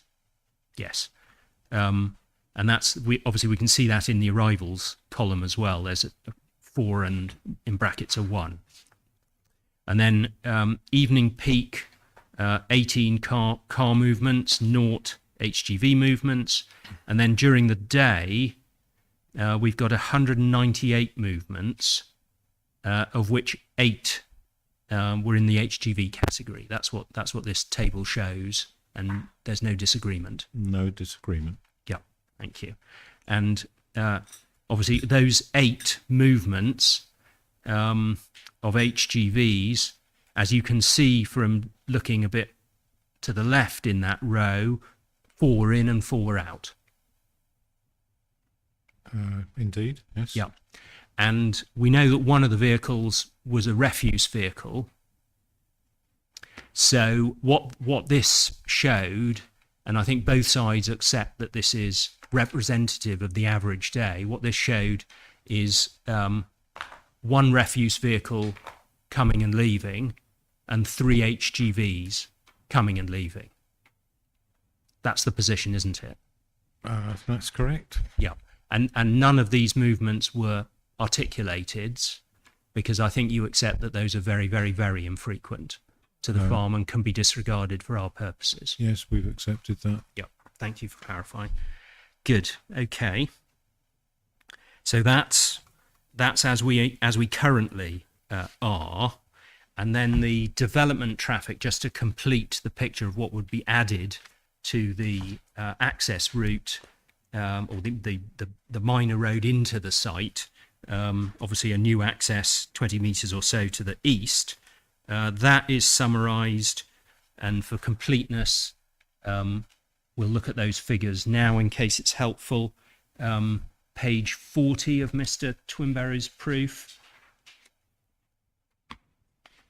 At the bottom of the page, he's got table 10.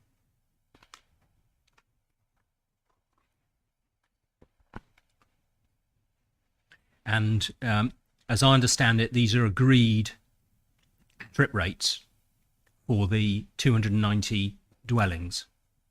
They are. Thank you. And obviously the inspector can read for herself on the right-hand side what the peak hour figures are, and the daily figure is at 1,284 during the 12-hour day. Do you see that? Yes, that's correct. Yeah, good. Thank you. And obviously, of these 1,284, either zero or close to zero will be HGVs. Yes, I wouldn't Yeah. expect there to be a significant proportion of HGVs Yeah. associated with housing. Yeah, good. Thank you. Right. Now, I would add one comment, however, at this stage. yes, if you want to. The flow figures which you have dealt with before for Bramfield Road itself are daily 24-hour figures. Yes, The traffic generation figures are daily 12-hour figures, yes, and so therefore don't represent the same time period over which they are yes, either observed or estimated.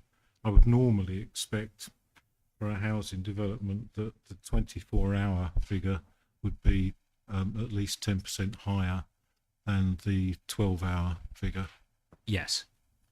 But it's fair enough that you make those points. I'm not going to dispute any of that. Can we just agree this, that in terms of HGV movements associated with the farm, the 12-hour period is the period to consider?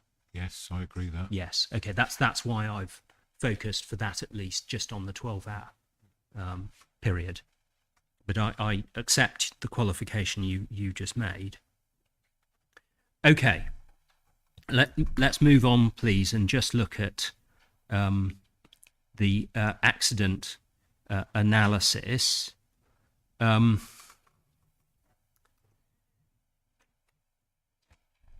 Mr. Twinbarrow has looked at the last 7 years, and his analysis is that there's no accident record associated with the existing access into the farm over that 7-year period. Do you agree that that's correct? We don't dispute that that's what the analysis shows. Yeah. Mr. White has looked at a 10-year period, including to the east and the west of the access, and his analysis over that longer period has not identified any accidents associated with the existing access either, has it? I have not seen that in Mr. White's proof, but I'm happy to accept it. Yeah, all right. Well, it's in paragraph 3.30 of his proof, but we don't need to look it up if you haven't looked at it previously. Take it from me, that's what it says, and it's confirmatory of the answers you gave me a moment ago. I'm happy to do so. Yeah, good, thank you. And if we go to your original proof, please, Mr. New, and just turn up Appendix 1 of that, which is a consultation comment from some time ago.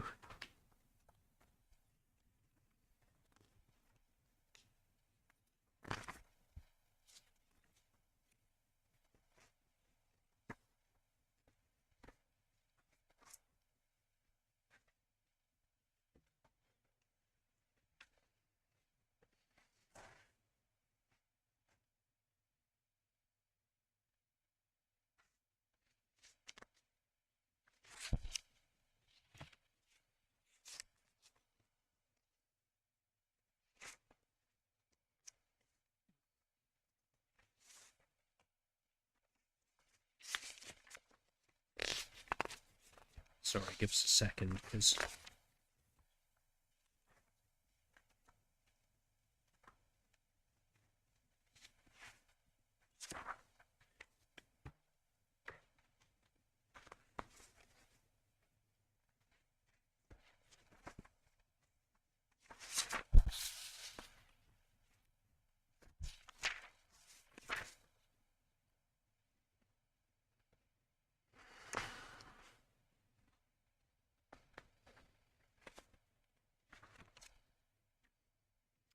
I've lost my reference, so I'm going to have to come back to that if I need to. But one of the authorities' comments was that contributory factors for any accidents identified in the general area were driver error in all cases and not contributory to road design or character.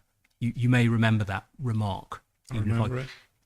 I remember that remark, yes. Yeah, and you stand by that as an analysis of such accidents as have been thrown up by looking elsewhere than the in front of the access. Yeah, I Yeah. stand by that. I don't dispute that that was what the consultation response said. Good, thank you very much. And Madam will find the reference to that in due course. My notes have it as within the authority's comments from December 21. Good, okay. What I want to do now, we've talked about some of the differences between 21K to P, just to set the scene. I just want to talk about some of the differences between 21P and the existing situation on the road, and we'll see where that takes us. So, in terms of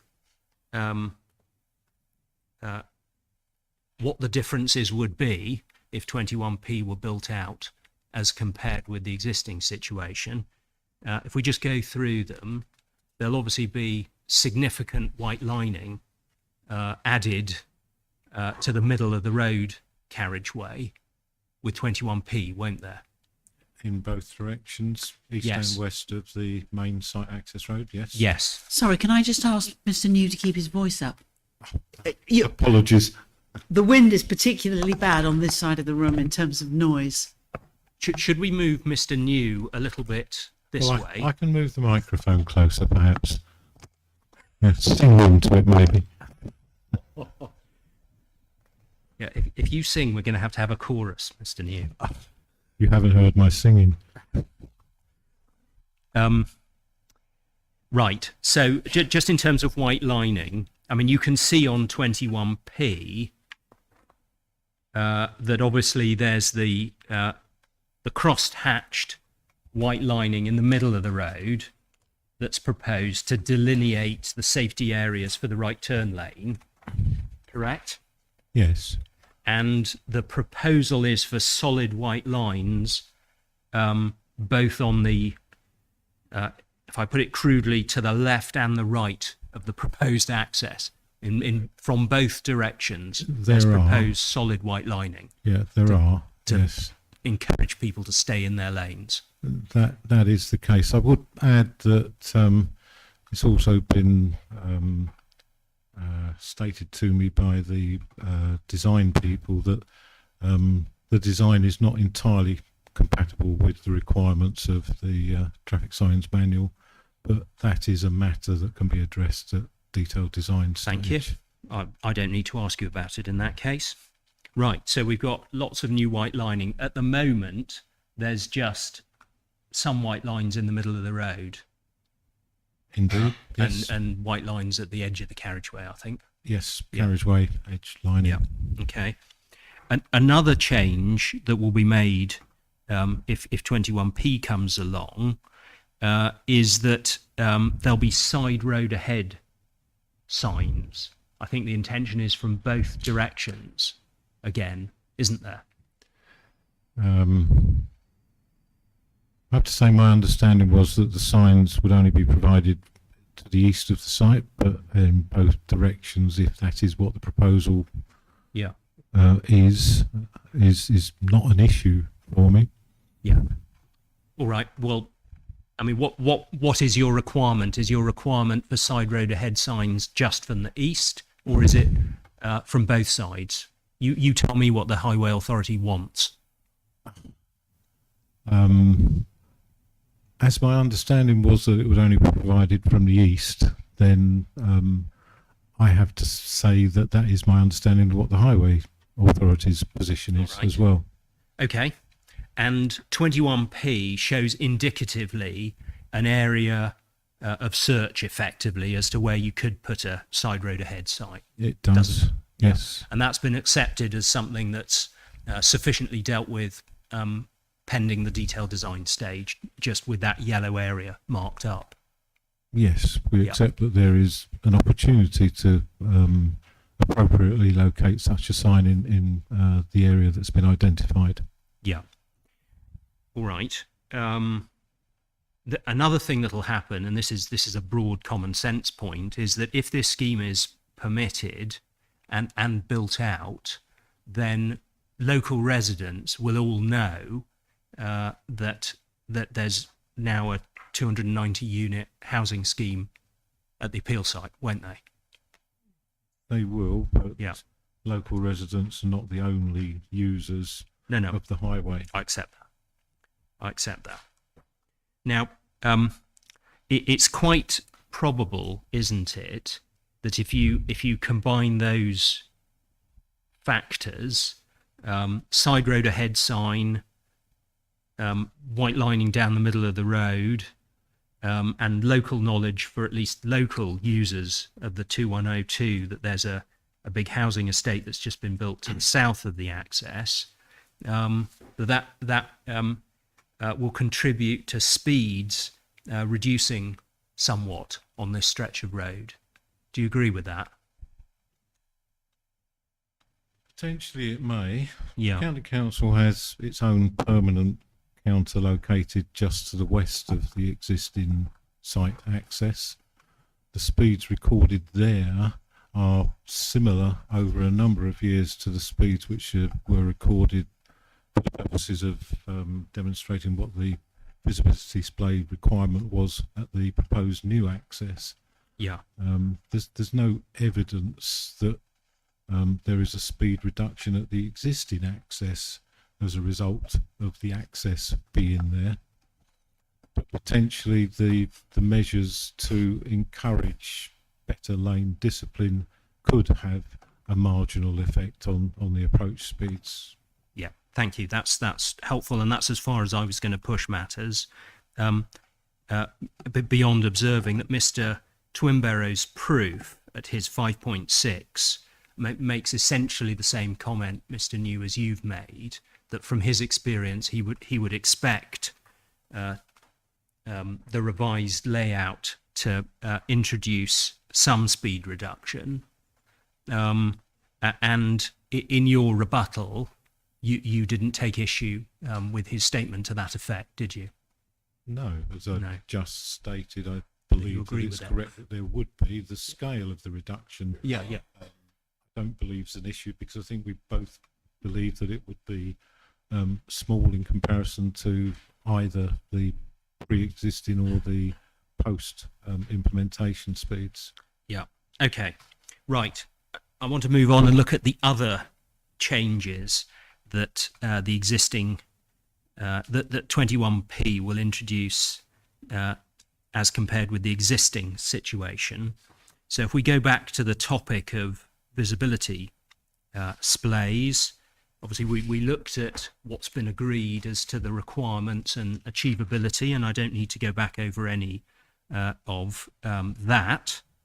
But can we hone in, for purposes of the present situation, on the visibility splays at the existing access? So that's the next topic I want to ask you about, all right? Yes, fine. The visibility splay to the west, in other words, to the left as you exit, is materially below 2.4 times 113, isn't it? Yeah, I believe that Mr. Twimbarrow ascribed the term suboptimal to it, but it is materially below. Yeah, and if we just see how materially below, can we hopefully do this by reference to his proof? 3.21.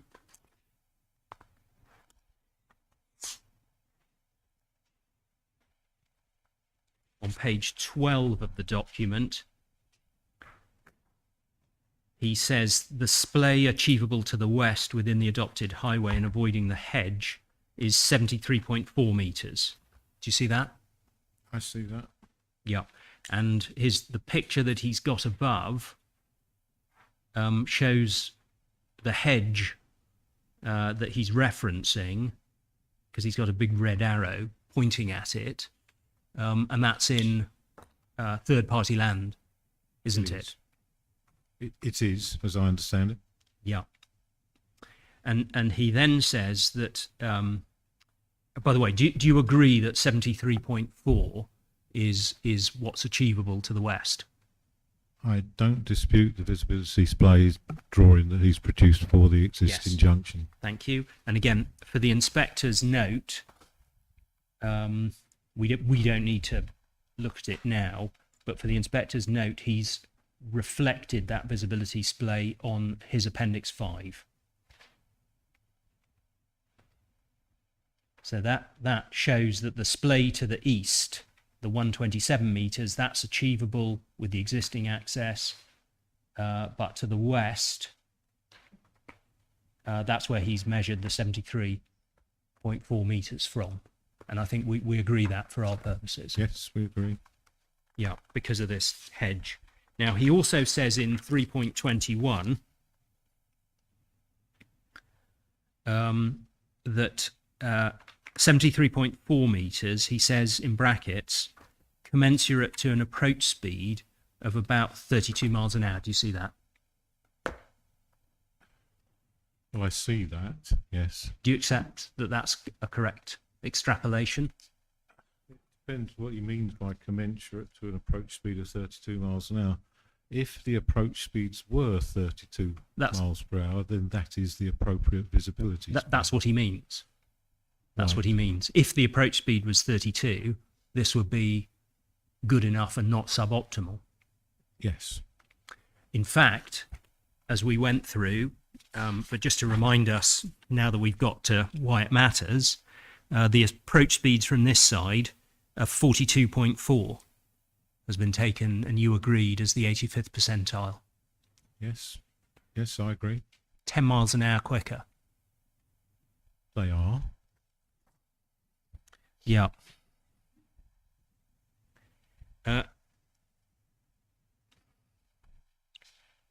And your position is what as to whether the existing access is safe and satisfactory at the moment for its current uses?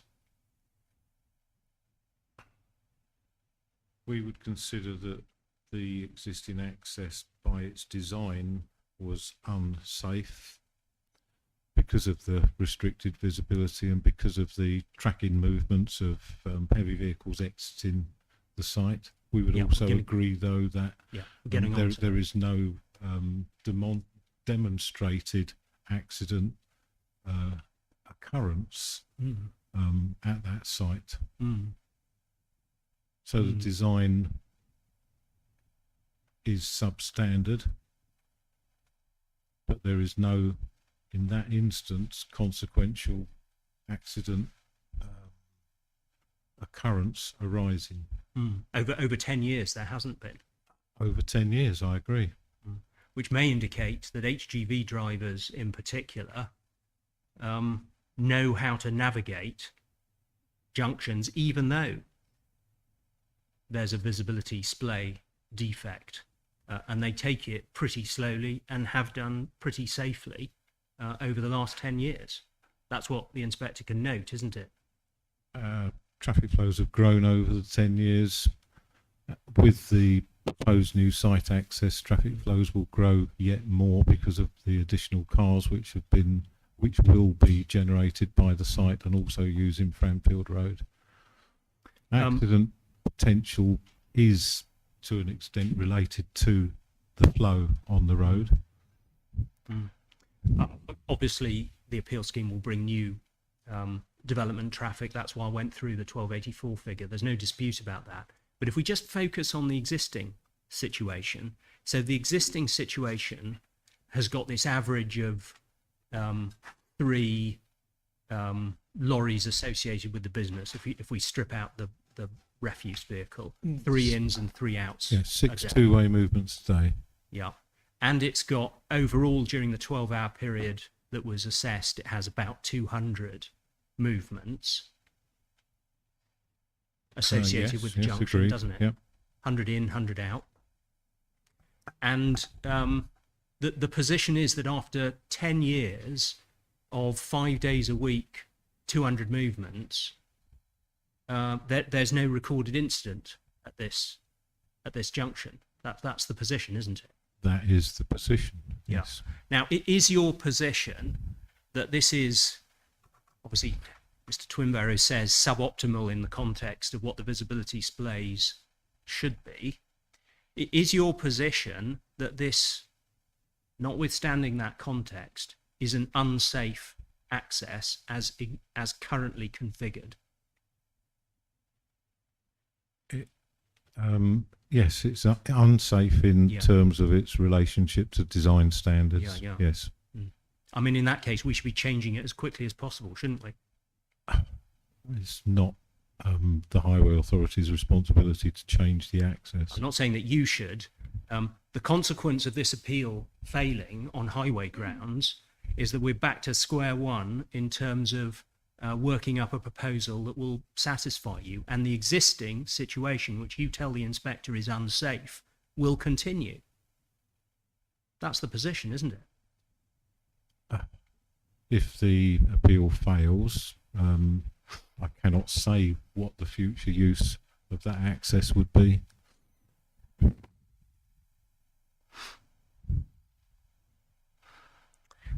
Now, another change that 21P will bring, which is relevant to this discussion, relates to carriageway widths on the major road. So Yes. can we take up that point, please?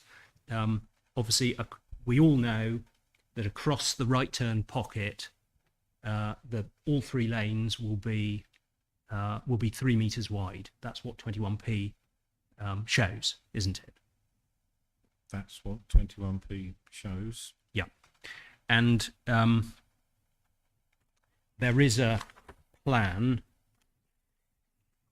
I think it's one of the plans within Mr. Twinbarrow's Appendix 28, probably convenient to visit it now, which is Plan 36C. It's probably useful just to identify this point for the inspector before we compare and contrast.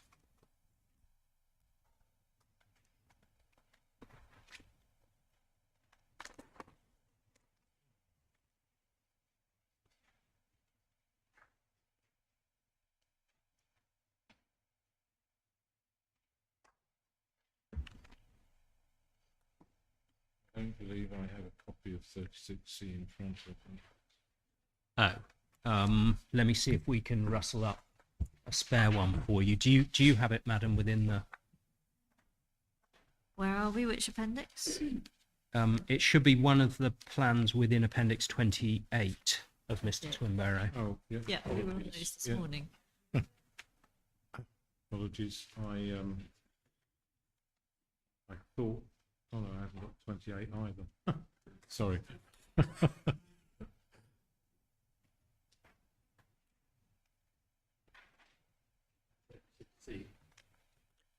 Yeah, 36C is what I want to have a look at, please.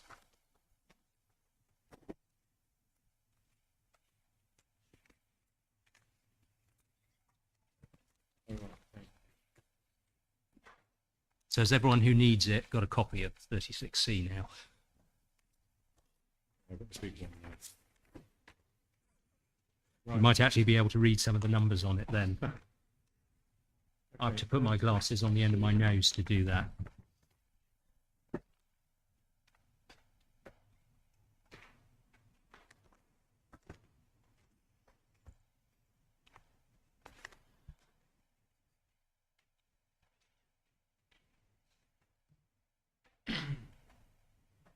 So it's called proposed through lane widths.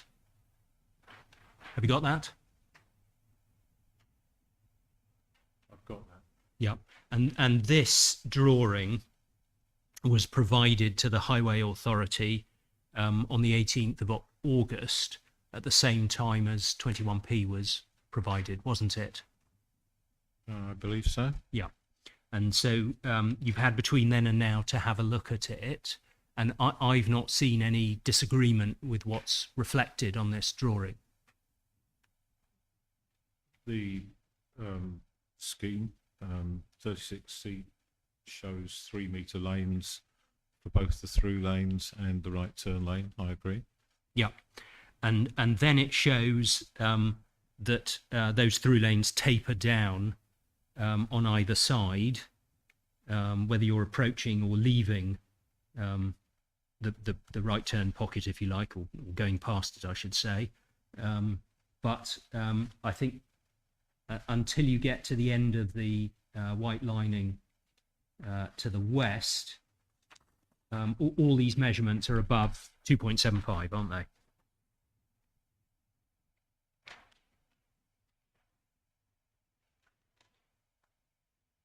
Do you see that? The two measurements to the west, two most extreme measurements to the west, are not above 2.75. Yes, yes. I did put my question as until you get to those points, the measurements are all above 275, aren't they? They are to the Yeah. west. And the authority asked for and was provided with a CAD drawing of 21P, wasn't it? We asked for a CAD drawing of 21M, but that included the 3 lanes. Mm-hmm. Did you ask for a CAD drawing of 21P? I don't believe that we did. Okay, so you're prepared to accept these measurements that are shown on 36C, are you? Yes, For I'm our prepared purposes. to accept them because the differences between 21M and 21P relate to Other things. lining, white lining. Good. Thank you for that. Now then, so that's what the proposal is. There's another element of the proposal that I just want to agree before we look at the existing situation. Obviously, as a result of creating the right turn pocket, that there's increased separation between eastbound and westbound traffic leading up to and then beyond the right turn pocket, isn't there? Yes, there is. Yeah. Okay. So let's bear in mind increased separation and the through lane widths that we've just been discussing on 21P. And now let's have a look at the existing position on the B2102 for the somewhere between 4,000 and 5,000 current daily movements. And can we go to Mr. Twinbarrow's Appendix 1 to source that information, please? I put this one away.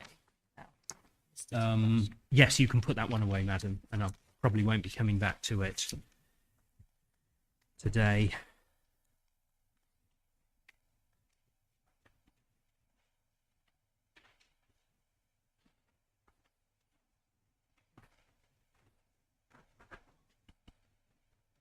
Right, Appendix 1. I didn't hear that. Yeah, sorry, Appendix 1. Yes. Appendix 1, and I've got that separately. It's drawing 5330/028. I don't know if that's the only thing in Appendix 1, but all the better if it is.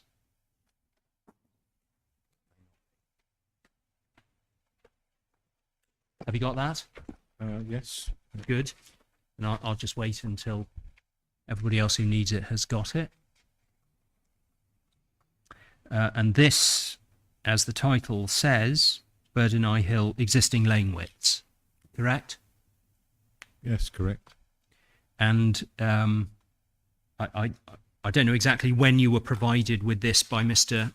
Twinbarrow, but you've I've not seen any evidence disputing any of the measurements that are shown here. And can you confirm that you don't dispute anything We here? don't dispute them as a record of the geometry of the existing layout. Yeah. And if you, I mean, just run your finger along the approach from the east and past it, and in the other direction coming up the hill, and then past the access and beyond.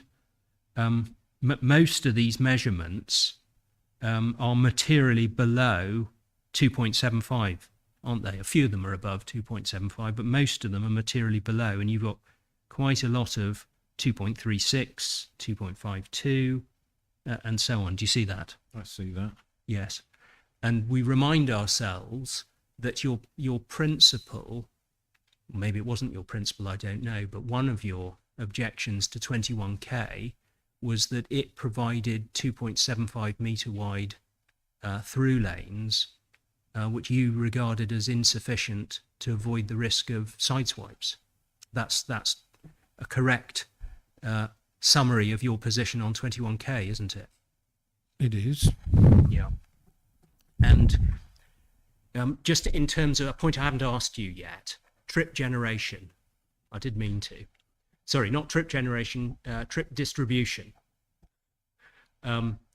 You have agreed with Mr. Twinbarrow, I believe, that the split, so far as the appeal site is concerned, is effectively an 80% 20% split.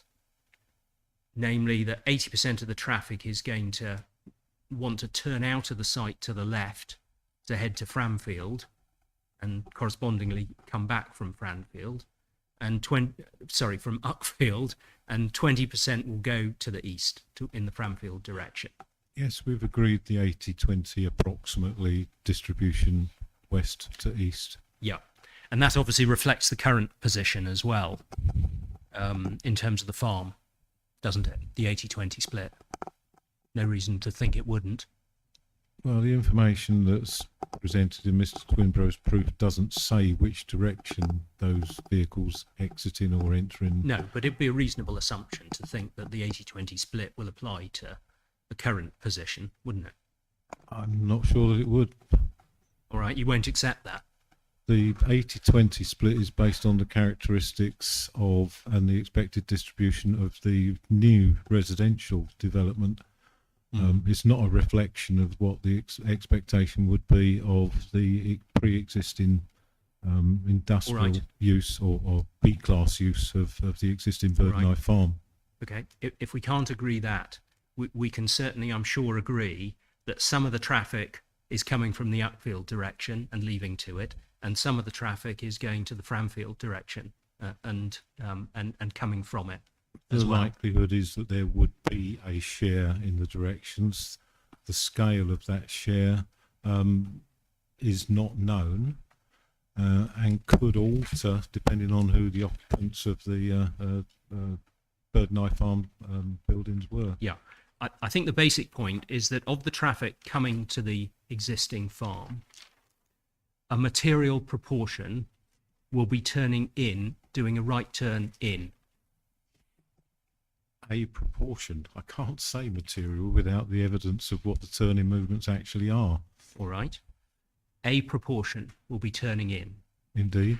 So that envisages traffic coming up the hill, signalling right, and at the moment slowing down to a stop adjacent to the existing access point, and then waiting for any westbound traffic that needs to be waited for to go through before executing the turning movement. That's right, isn't it? Yes. Yeah. And it was that scenario, the right turning vehicle being banged into by a car coming from the Framfield direction, or an HGV coming from the Framfield direction that was going through, that you were concerned 2.75 metre wide through lanes did not sufficiently accommodate. That's correct, isn't it? That's correct. That's also the view of the appellant's road safety auditor on that aspect. Well, we don't need to debate who's right because, as we've agreed, we've moved on from 21K. But here's the point. You were worried about 2.75 not being enough to accommodate that. And if we take a look at what we've got in the existing situation, when somebody's trying to turn right into the site, 2.74, 2.58, 2.52. It's materially worse than what you said was unacceptable when shown on 21K, isn't it? And it's not simply a matter of what the lane width is, it's the lane discipline behaviour of drivers approaching from the east, from the Framfield direction, around the curve that leads into the section where it's either going to be 2.75 or 3 metres as the through lane width. That the issue that we raised, and as was raised by your own road safety auditor, was that without ensuring that lane discipline was appropriate, 2.75 metres gave rise to the risk of sideswipe collisions between vehicles approaching from the east and vehicles waiting in the right turn pocket, and that was our concern. Let me ask my key question about the existing widths absolutely clearly, Mr. New. It is the authority's position that it has no concern whatsoever about risk of side swipes with the current lane widths shown here in respect of a vehicle that wants to turn right into the site. Using the existing access. Mm-hmm. As there is no accident record, it would not feature in a list of schemes for accident remedial works. I didn't ask you about accident remedial schemes. I asked you, we can see what the current position is. In the context of somebody who wants to turn right into the site, is the current position that's shown here safe or unsafe in your judgment? And I'm trying my best to answer you. As far as the existing access is concerned, however the response to the design is in terms of the number of accidents that are caused because of it, is not something that should be designed into a new access which is proposed to serve the new development. Can I ask you again, please? In relation to the existing situation, with the existing widths that we see here, is the position safe or unsafe that's shown on Appendix 1? The position is safe in regards to the existing intensity of use of the side road access, the existing side road access. I see.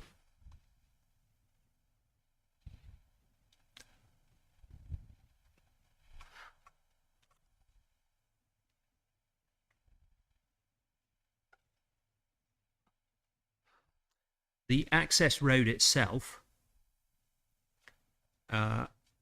is 4 meters wide once you've got beyond the radii. Do you accept that?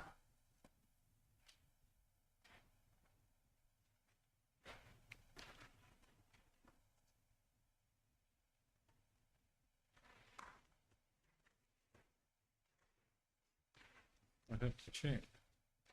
Sorry? I'd have to check. Well, I'm surprised you haven't to date.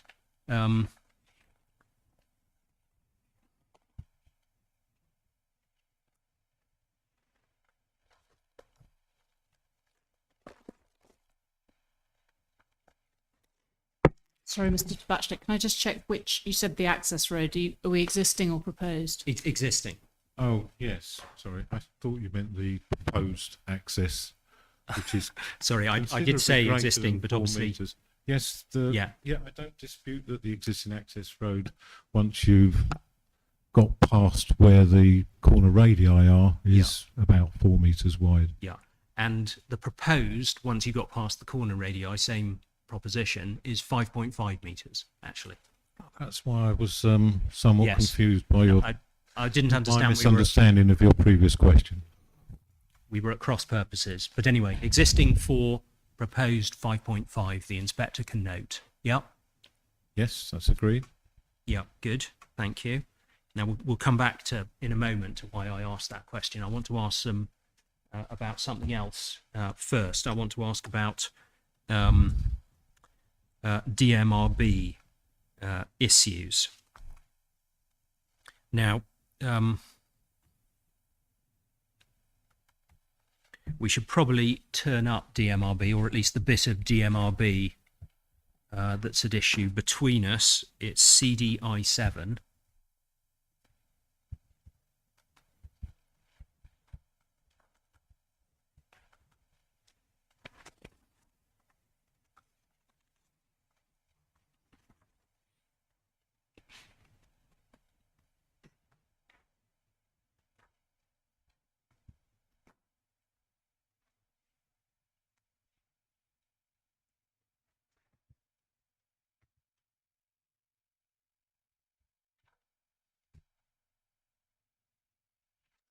And can you go to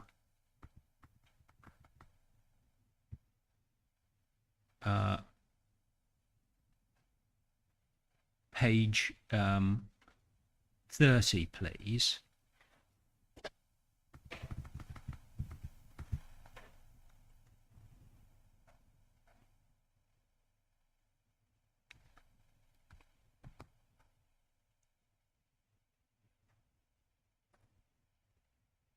Tell me when you're there. Yeah, I'm there. Yeah. Right. So I just want to try and, in terms of this guidance, and then we'll get on to what your dispute with Mr. Twinbarrow is about how to treat DMRB for our purposes. But can we just, on the text of the document, identify what the issue is that the inspector will have to determine?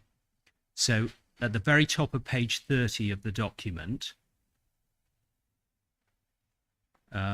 and from the page before, if you just remind yourself, you can see that the heading is corner radii and corner radii tapers. Do you see that? I see that. So then if you get to 5.6.1, at simple priority junctions, and that's what we're dealing with here, isn't it? No.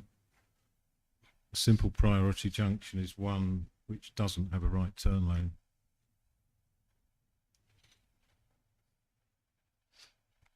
This is the bit that's been referred to in your proof.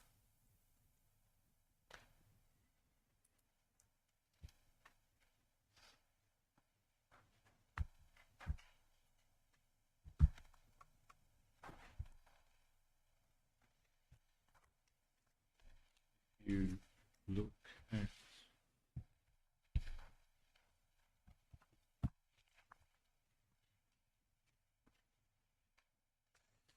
page 8 of the document.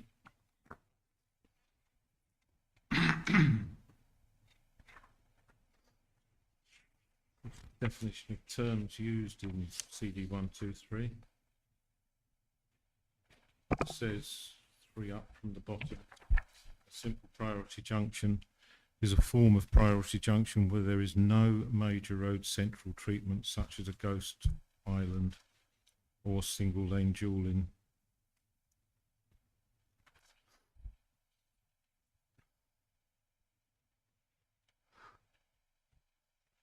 Can you look at your proof, please?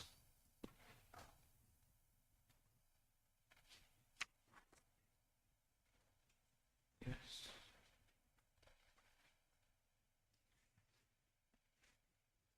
And can you go to 2.19 of your first proof?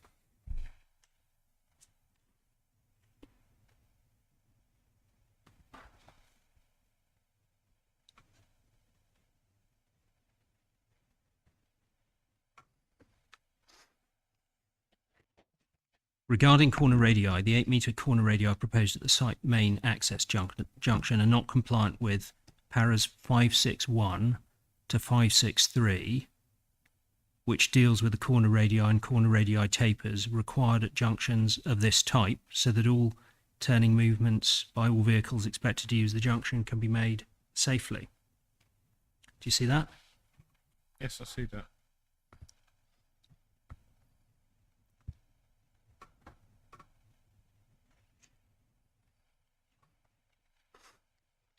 And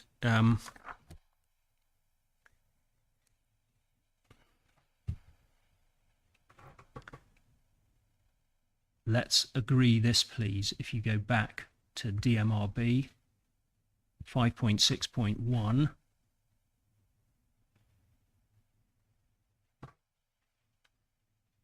what you have sought to suggest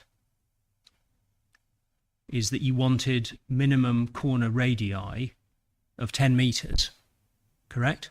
That is what the Highway Authority has consistently requested. Yeah.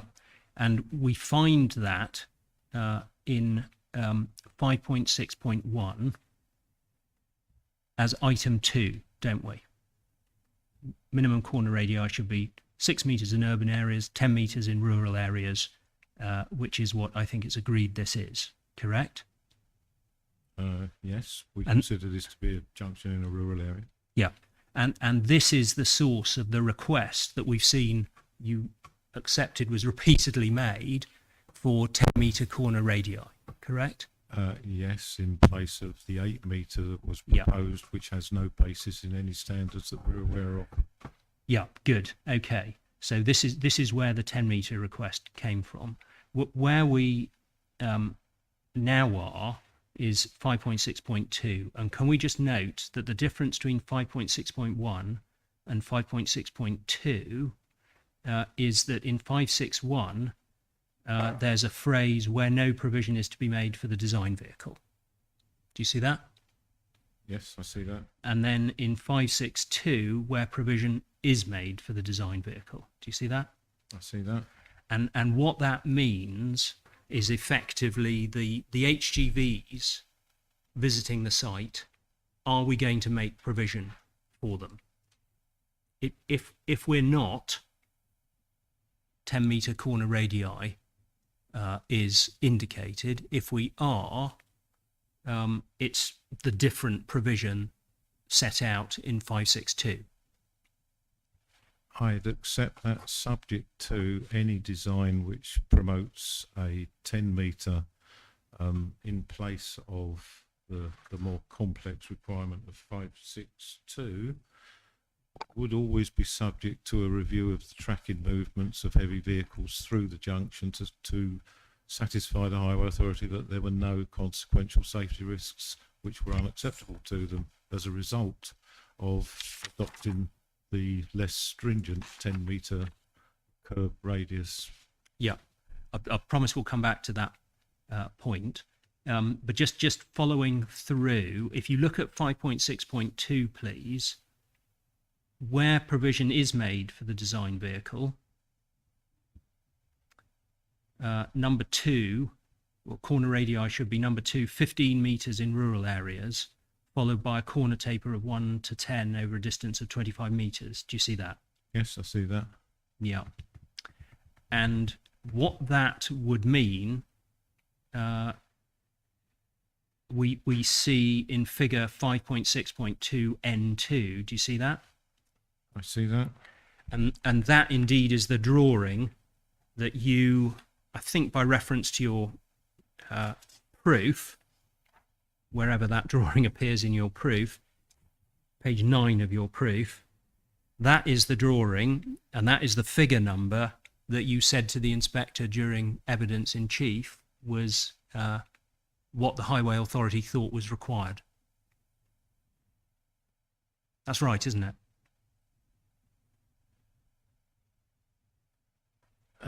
That is right, but Yeah. in both instances, it is accepting a design which is not entirely in accordance with the full requirements of DMRB CD123, Yeah. which for a junction with a ghost island is set out in 5.6.3. Yeah, but I page think 29.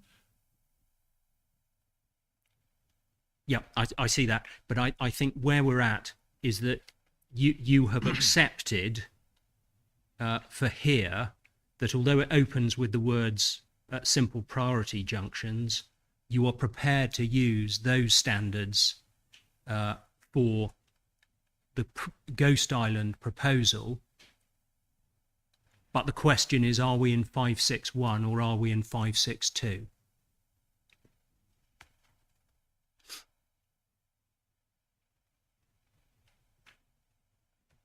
It's not as simple as that. But in general We- terms, We're in the position where if we were to have treated this junction design as being satisfied by it being considered to be a simple junction, which it isn't, but if we were in that position, regardless of whether 561 or 562 applied, we would have to be satisfied that any residual tracking accident potential was not unacceptable Yeah, to yeah. the county council. of course, I'm going to come to that. I promise the inspector's got that point. You don't need to repeat it. But if we just look at 5.6.3, I know you say that opens with the words at Ghost Island junctions.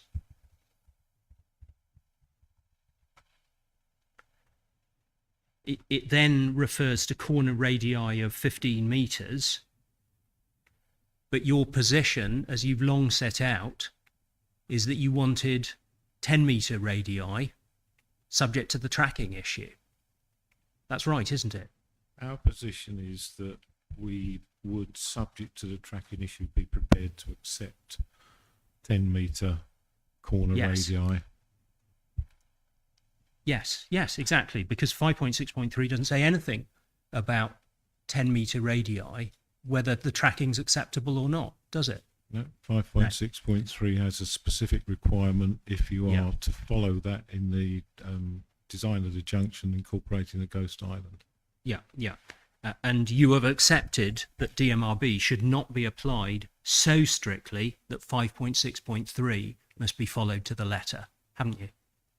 We've accepted that we are prepared to accept DMRB in this instance not being so strictly applied, subject to the safety concerns that I keep reiterating.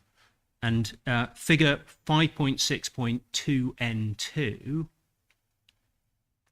just so that the inspector is clear, if we did a scheme that looked like that, the bell mouth would be something like 60 to 65 metres wide, wouldn't it? That is quite possible. I couldn't say because I've not done the design. Yeah. No, well, we've measured this in the context of what adherence to 5.6.2 little 2 would require, and we come to a figure of about 60 to 65 metres as the width of the bell mouth, and that sounds about right, doesn't it? It probably is, but Yeah. I can't confirm exactly. Yeah, and the current proposal 21P is about 25 metres wide. In contrast, That may well be so. yeah. All right. The additional distance involved in the bell mouth, though, would be to the west of the access junction, as demonstrated diagrammatically in 5.6.2 N2. Well, not all of it though. Well, the corner radius is 10 metres or 15 metres. Mm-hmm. That's not going to make a lot of difference to the bell mouth width from the centre line to where that corner radius commences. Mm-hmm. The more significant impact of application of 5.6.22, that's right, is the corner taper requirement on the entry to the junction. And that's where I'd expect a design to show the bulk of any increase in total bell mouth width to arise. Yeah, and if we look at 21P, the area that you're indicating is effectively the left side of the access junction. Yes, And obviously that is within the appeal site or highway land, isn't it? it is. And there's no reason that can be suggested as to why that it wouldn't be possible, if it were required, to provide the corner taper as shown there on that side of the road. That's right, isn't it? I'd agree entirely, and it's quite possible that by accommodating that curb radius complex arrangement, one of the issues relating to turning movements and the potential for accidents may no longer arise. And obviously that's a matter that could be dealt with at detailed design stage, isn't it? It could be, Thank you. Right. but we would also, and you of course, would also have to have in mind whether the application of 5.6.3 meant that the centre line of the access road would also need to shift towards the west, and the consequences of that potentially for the visibility display achievability towards the west. Yeah, well, I wasn't asking you any questions about moving the centre line. I was only asking you about widening the road to the left, and we have your answer that could be dealt with at detailed design stage. So can we move on, please, and go back to DMRB and look at another paragraph there that we just need to look at to set the scene for some further detailed analysis. It's the page before page 29.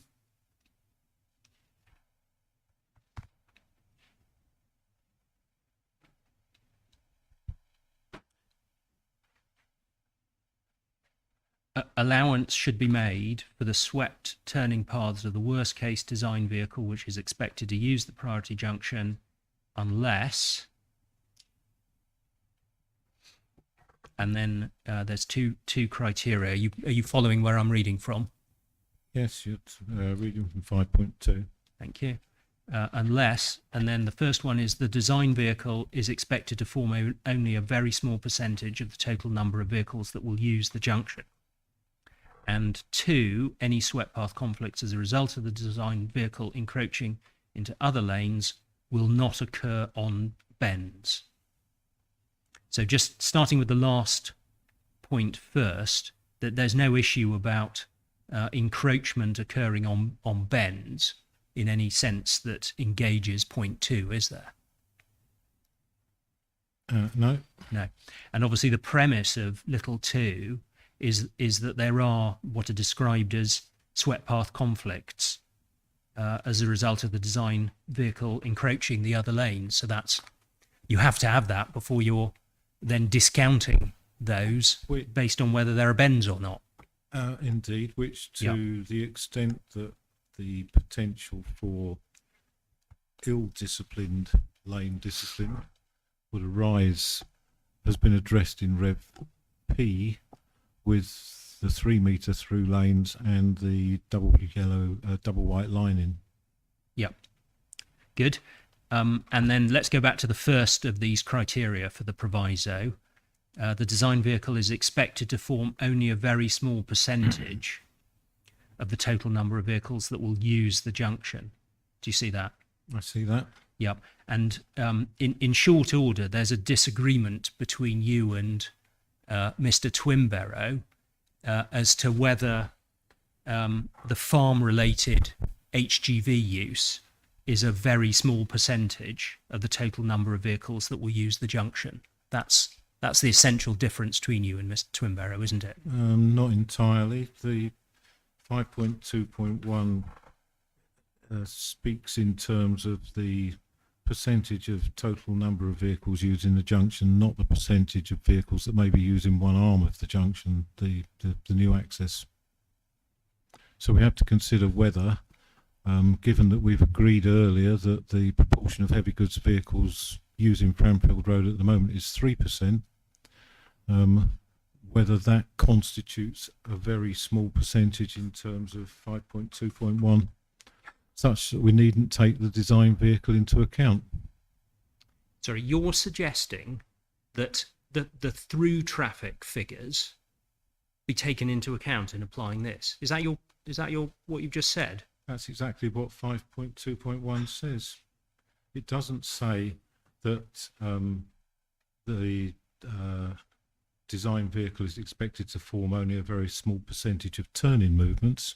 It says specifically the design vehicle is expected to form only a very small percentage of the total number of vehicles that will use the junction, and that will include all vehicles that are travelling past the site on Framfield Road in both directions. Well, we're going to have to disagree, and we're going to have to leave this to the inspector, but the phrase is that we'll use the junction.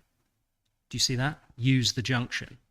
All vehicles that approach the junction from any direction will be using the junction. No, that's with all due respect, Mr. New, that is ridiculous.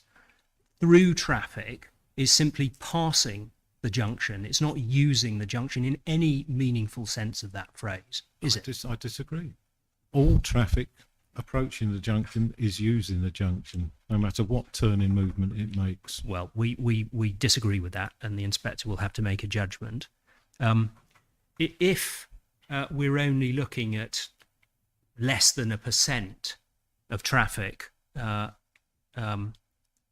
using the junction, being HGVs, and if that's all that one needs to look at to satisfy 5.2 little 1, then the 0.5 or 0.6% of traffic would satisfy that definition, wouldn't it? The 0.5 or 0.6% applies only to the access arm. It doesn't apply to the totality of movements that are travelling through the arm. Yeah, through you the said that. junction. You said that. But if the inspector rejects that interpretation of who's actually using the junction as opposed to simply driving by it, okay, and the inspector is only focusing on the 3 two-way lorry movements per day and considering whether that is a very small percentage of the total number using the junction, then the truth is that that is a very small percentage of the total using the junction, as I have defined it and as I will invite the inspector to agree. That's right, isn't it? In those terms, it is a very small percentage, Yeah. but the argument is wrong. All right. Well, we don't agree about that, but thank you for confirming that the 0.5 or 0.6% is a very small percentage, if I'm right on that It point. is not a very small percentage when taken in the context of the totality of movements using the junction. Totality of movements using the junction at the moment, using the main road, is 3%. That is not a very small percentage.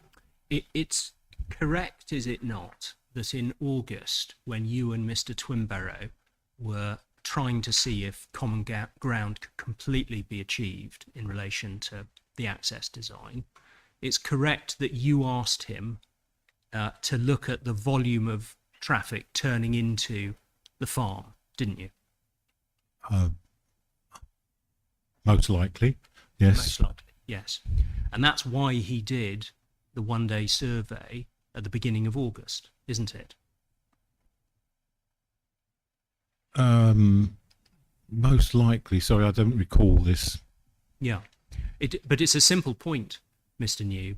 You requested that, and it was discussed with the Highway Authority, because your position pending receipt of that was that if you can show, Mr. Twinbarrow, that a very small number of HGVs are attracted by the farm, we will be in the territory of this provision.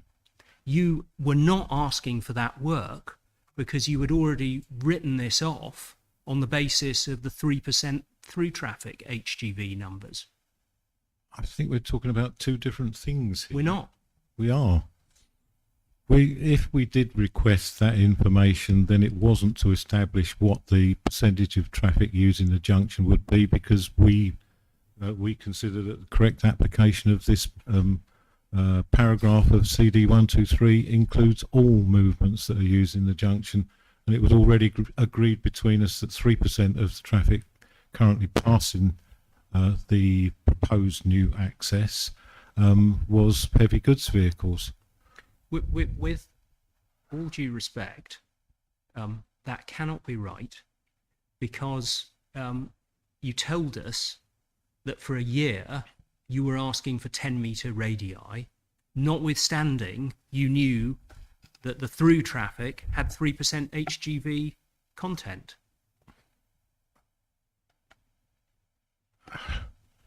That's two different issues. We were asking for 10 metres because that is the minimum that should be provided at a junction of this kind, regardless of what the proportion of heavy goods vehicles is. Whether the proportion of heavy goods vehicles has a material impact on the ultimate acceptability of the design is subject to satisfactory tracking drawings and the frequency of such movements, which may potentially give rise to an unacceptable accident potential.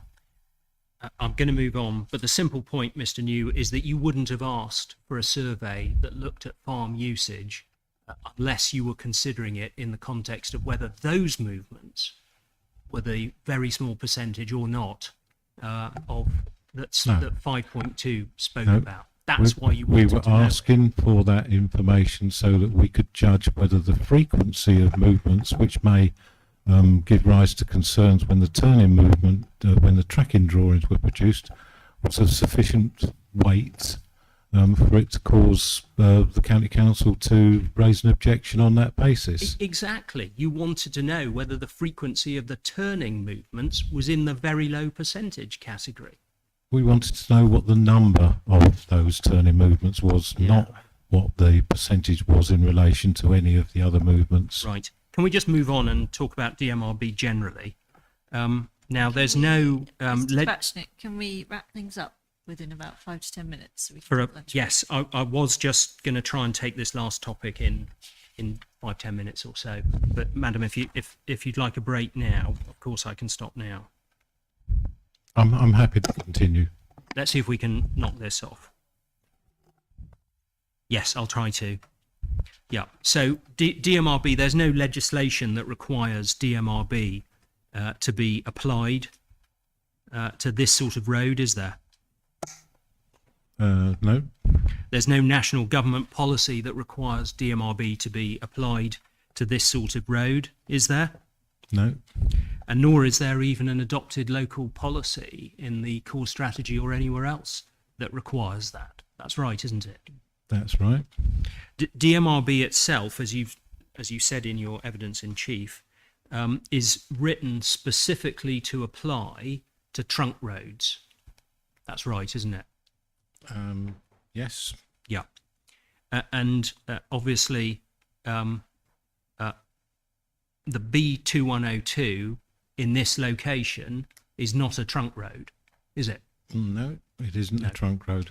And what your proof says is effectively that it's custom and practice for authorities to consider the contents of DMRB in a situation like this.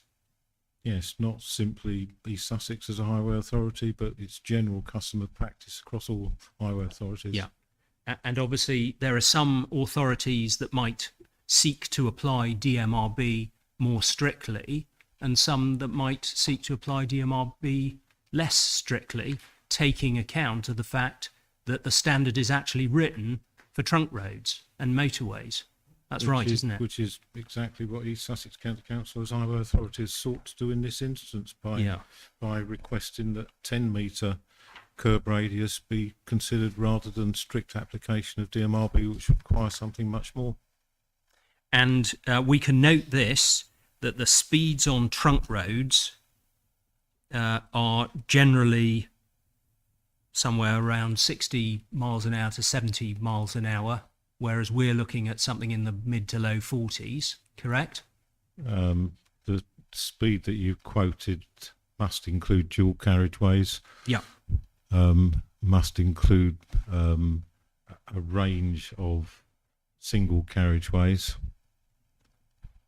The speed on any A road, which is a trunk road, which is a single carriageway, should not legally exceed 60 miles an hour. And in terms of volumes, and there's some evidence in Mr. Twimborough's proof on this, so why don't we just pick that up and hopefully deal with this point quickly.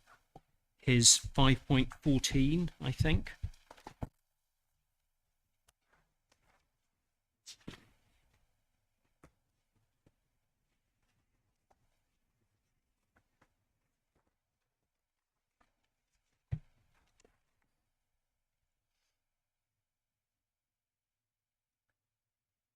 He's got some volume figures, and he says the figures for the trunk road network are as follows: HGV percentage given in brackets, motorways 80,000, this is a daily figure, and 47.2% HGV traffic, major A roads 13,200, 20.7% HGVs, again daily average, and we went through the figures earlier as to how the B2102 compares with those figures.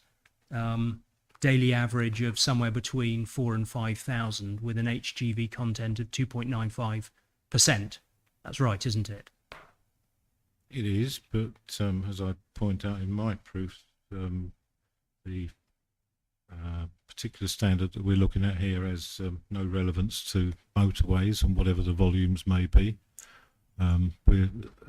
Direct accesses of this sort are not allowed on motorways. Yeah.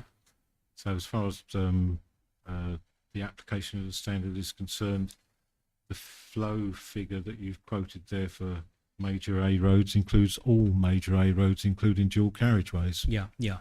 I think the point is that there's a question of planning judgment as to how strictly DMRB is to be applied in a context to which it's not written for. Well, that's precisely the position that the County Council's Highway Authority has taken Yeah. in suggesting that 10-metre curb radii, which is substandard as far as strict application of DMRB is concerned, may be appropriate in this situation. Yeah. And obviously, Mr. Twinborough doesn't think that you've gone far enough, and that's a question the inspector's going to have to reach her own planning judgment about when she's heard all the evidence. Indeed. Right. Why don't we pause there, and we'll come back and look at swept paths when we get back. Okay, thank you, Mr. Tabachnik. Let's resume at 2 o'clock then, please.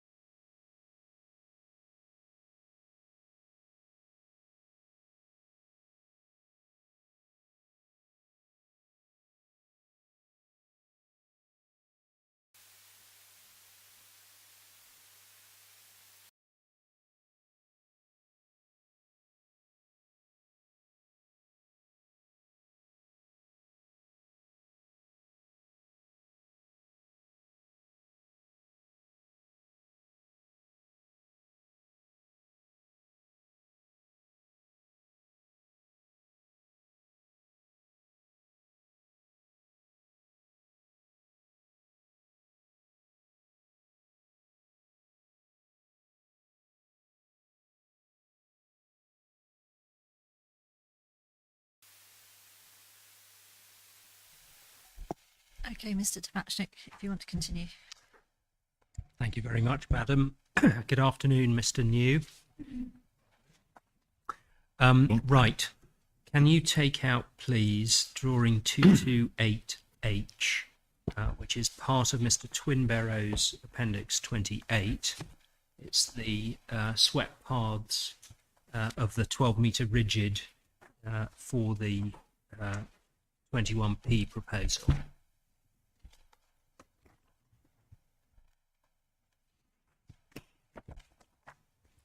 And while you're getting that out, I'm going to look at this one and only this one because of what you said about the prevalence of articulated vehicles, refuse vehicles, and that you were happy with the car tracking.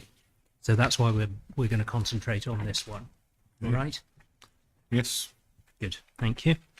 So just to re-get our bearings on this is obviously showing 4 possible movements. The one at the bottom right, which one could call the right out movement, you accepted during evidence in chief that you were content with that. Is correct? Yes. Yeah. Yes, we're Good. content with that. Good. Thank you. Right. So I'm going to ask you about the other 3. It doesn't really matter what order we do it in, but why don't we start with one top left, which is, I could call it the left in movement. So that's the HGV arriving from Franfield and turning left into the site. Yeah. Yes. So this HGV is quite naturally going to be slowing down in order to turn left, isn't it? It would naturally be slowing down. Yeah. And that's the same as the existing position at the current access, and indeed at pretty much every access that an HGV would turn left at, isn't it? Yes, you'd expect an HGV to slow down to make that turn. Yeah. Okay. And one would expect that drivers behind the HGV will first of all leave a sufficient gap if they're driving sensibly, and secondly slow down themselves when they see the HGV's brake lights coming on. That would be a reasonable assumption, wouldn't it? Yes. And obviously if they see that the HGV is signalling to turn left, they'll take account of that in their own manoeuvring as well, won't they? I think the point that I was trying to make was that they wouldn't expect the HGV to stop, nor stop on the carriageway should there be a vehicle waiting to exit from the site access road turning right. Well, ultimately we'll have to leave these points to the inspector's judgment. But for an HGV slowing down to make a left turn, for the drivers behind, you don't worry about what the HGV can see. You worry about the back of the HGV, and there's very little difference between the HGV slowing down and the HGV stopping, is there? No, I don't agree. There is a You difference. don't agree. Okay. We can also note that to get to this point, there'll be a side road ahead sign that everybody's gone past, correct? Correct. And we can also note, although I don't think that this is your issue, but we can also note that from the perspective of the HGV driver, they will not execute the left turn into the site, so encroaching on the other side of the road as you see here, unless they can see that it's safe to do so, because they will know the manoeuvrability of their own vehicle, won't they? They will therefore stop on the carriageway. Yes, and we've discussed what one can expect of drivers leaving a sufficient gap to the HGV, which is slowing down and signalling left in circumstances where they can't see to the other side of the HGV, and it may just be that we disagree. We disagree on Yeah. what the consequence would be. All right. We can agree on this, that the safety auditor was not concerned about this movement on 21M or 21P, was he? The safety auditor did not raise this. Our own internal safety audit did. Yeah, all right. Let's look at the one on the top right-hand side, please. This is, you can call it the left out if you like. So this is the HGV leaving the appeal site and heading towards Uckfield. And your point concerns the HGV passing into the right turn pocket. That's right, isn't it? Yes, in the wrong direction. Yeah, and we can note, and we'll have to pick this up when we have a look at the existing position, we can note that the HGV does not intrude into the through lane heading eastbound, does it? No, it doesn't. No, it doesn't. Right.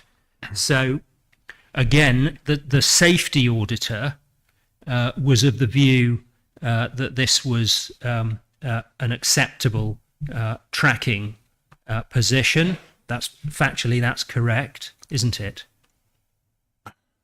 Safety auditor did not raise it as a problem. I can't say what his view was. Well, I can show you what his view was. Why don't we just pick up one or two documents on that, please? First of all, Twinbarrow Appendix 22.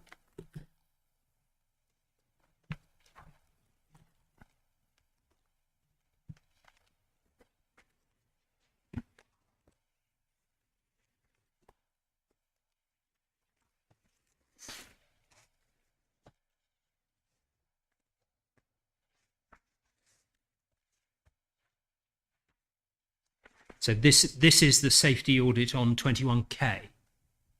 Yes. All right. So I just want to track through with you, insofar as it's relevant, what the auditor said. But go to page 9 of the document.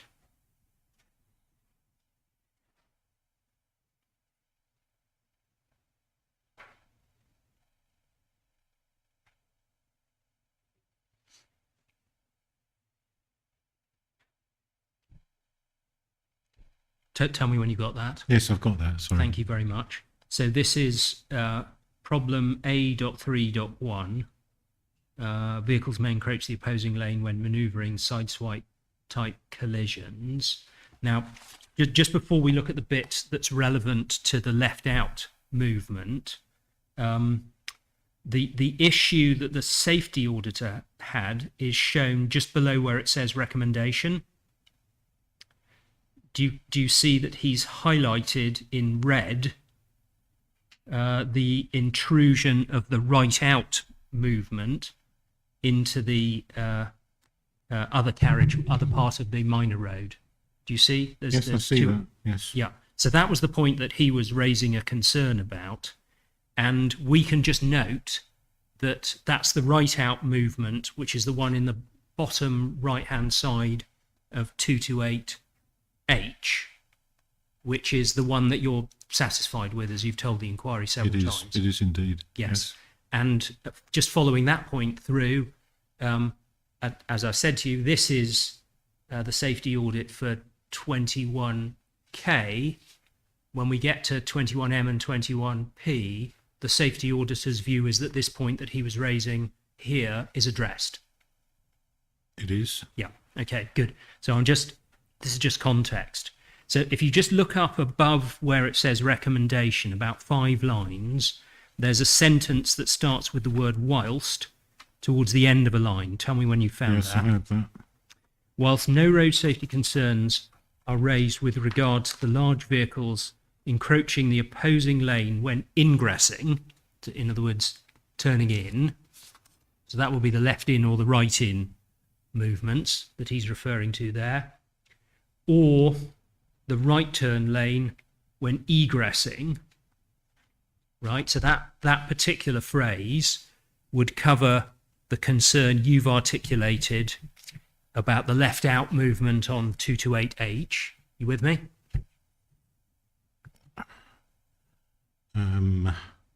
What the safety auditor is referring to is not the left turn out movement. What he's referring to is large vehicles encroaching the opposing lane when ingressing, or the right turn when egressing, Yeah. which is not the left turn when egressing. No, but you missed a word. You missed the word lane in that last phrase. Just look at it again. The last phrase, or the right turn lane when egressing. So he's saying no road safety concerns are raised with regard to large vehicles encroaching the opposing lane, ... when, I better read it together, encroaching the opposing ingressing, or it means, or encroaching the right turn lane when egressing. I take your point. Yes, I take your point. Yeah. The safety auditor did not raise concerns about the issues which the internal safety audit does. Yeah, good. So that's where we're at. The safety auditor appreciated that the left out here encroaches on the right turn lane, and he says no road safety concerns are raised about it. The reason he says that follows the comma. He says, as the movements will not be undertaken unless it's safe to do so. Do you see that? I see that. Yeah. And so his view, and if you disagree, ultimately it'll have to be for the inspector to decide. His view is that an HGV driver will not execute the left out movement if there is the possibility of another vehicle coming from the upfield direction, potentially using the right turn lane while they're in the middle of that movement. So Yes. that was his reasoning, wasn't it? That's his reasoning. The reasoning of the internal review is that an egressing vehicle would not be able to determine in sufficient time whether a vehicle approaching from the west was intending to turn right or carry straight on. Yeah, but the point surely is that HGV drivers are trained then to wait. You don't go if you're uncertain. You only go when you're certain that you will be able to execute the maneuver safely. That's why these people have hours of training and have to retake their licenses every 5 years. You rely on that. We do not consider that sufficient. Yeah. All right. Well, we'll leave it to the inspector then. Fine. And then the other one is the one bottom left, where again, as you've seen, your position is at odds with what the safety auditor and Mr. Twinbarrow say. That's factually correct, isn't it? Yes. And we can note this, that again, the access road is at 90 degrees to the 2102, isn't it? Yes. There's no question that there's good visibility for a potential right turner looking down the access road, correct? Yes. You will be able to see what is coming, and you will not execute this movement, again, for the same reasons, because HGV drivers are trained to know the dimensions of their vehicles when they turn, and this manoeuvre will not be executed unless the HGV driver judges that it's safe to do so. That's so, but if the HGV driver judges it's not safe to make that movement, excuse me, the vehicle waiting to egress and turn right would most likely take the opportunity to make that right turn without sufficient knowledge of what was travelling eastbound on the through lane. Well, only if they're an extremely reckless driver. Let's just consider that. So there's a scenario where a car gets to the access junction first, say as the HGV is arriving into the right turn pocket. Yep. Yes. So the car obviously waits to see what the HGV is going to do. The HGV notices that the car is there, and the reality is that it stops to let the car go first, doesn't it? It does, but then the car moves forward into the right turn pocket with its view of what is approaching from the west blocked by the HGV. So what the car driver does, first of all, the car driver makes sure that there's nothing coming to the right, from the right. That's first choice, yes. That's the first task. The next task is that the car, watching the HGV moving into the right turn lane, because remember the car has 113 meters of visibility, and the right-hand pocket here is about 25 meters that we're talking about.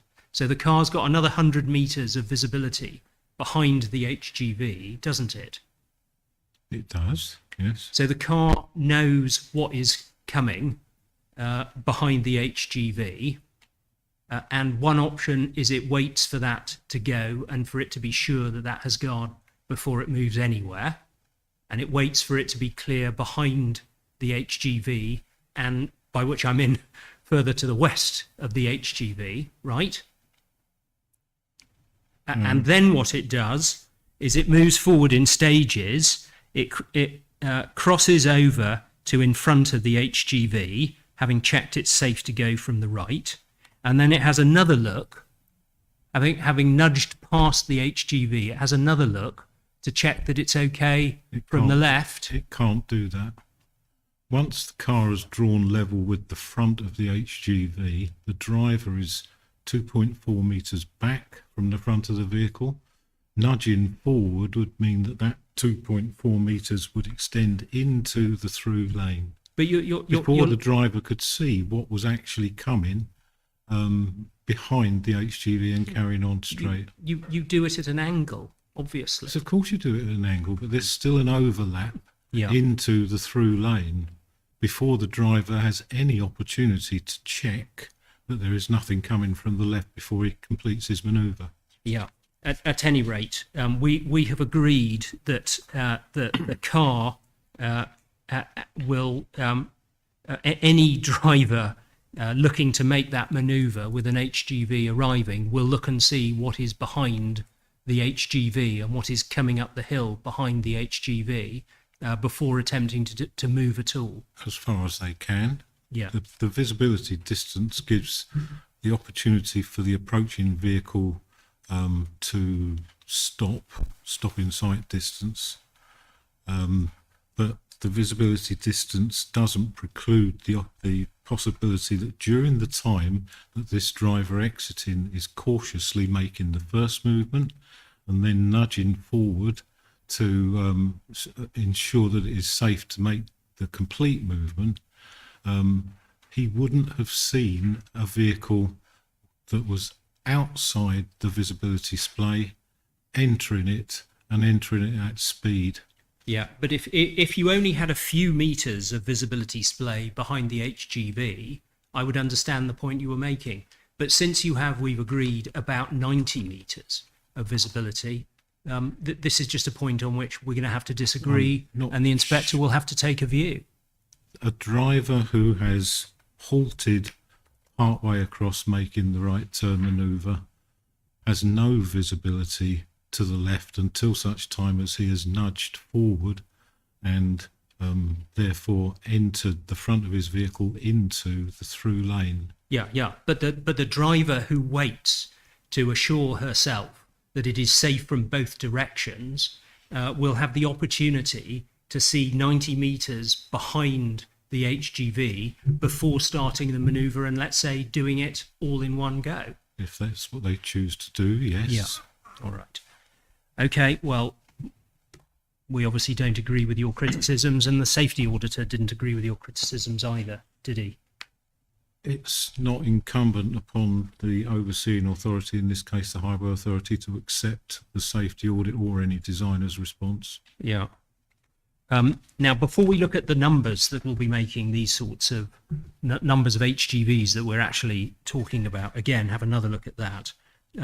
We should just see what the current position is and what the current situation facilitates.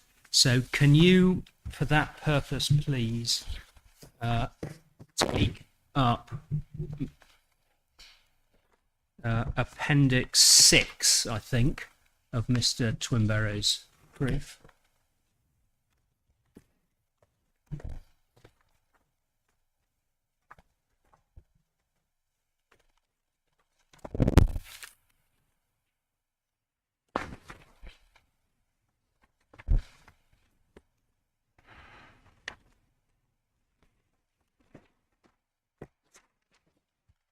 Right?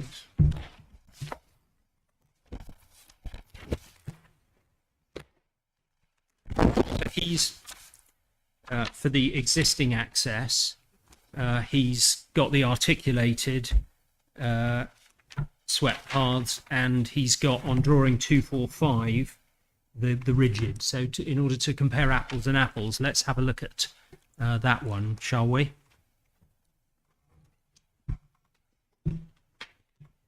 Yes.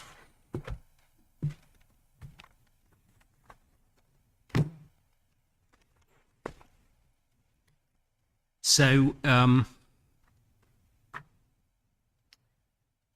if we start, please, and do it in the same order that we did it. Top left is the left in. Yes. And you can see that the left in intrudes on the opposite carriageway, doesn't it? Yes. Is that a concern you have? I hope I can foreshorten this argument. I've already said that we do not consider whether or not there is an accident resultant from an inadequate design at the existing access to determine what the design of the proposed access should be. It should be designed safely according to the requirements of DMRB. I know you don't, but the inspector may take a different view as to whether this proposal, 21P, is sufficiently safe, taking into account the existing safety problem which it would address at the existing access. So she may take a different view on the matter of approach than you. So that's why I'm asking these questions. We understand where you're coming from, that this is all irrelevant, but just look at the left in. Again, you can confirm that the left in encroaches on the through lane. Yes. And if you remember our discussion about Appendix 1, the through lane here, in other words, the one going to the east, measures somewhere between 2.45 metres and 2.51 metres. Yes. Yeah. I mean, some people might say, not least those who read your evidence about how 2.75 metre through lanes are not good enough, that the sooner we address this issue, the better, Mr. New. That would be a fair point, wouldn't it? If you're asking whether the issue at the existing access and the inadequate road widths there should be addressed, that isn't a consideration. Well, like I say, maybe it's not for you, but it might be for the inspector. Now, let's look at the next one, the left out movement. And we can see the same thing, can't we? We can see that the 12-metre rigid turning in the upfield direction not only crosses the eastbound carriageway, it crosses it all the way to the edge of the carriageway. You see? It does. Yeah. So is that a satisfactory position as we sit here now? In a new design, it would not be. I didn't ask you that, though. You know that I didn't. Is that a satisfactory position with the existing access?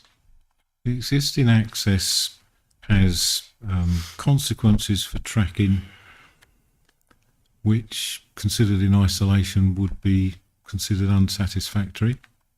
And Mr. Twinborough has accepted that it is substandard.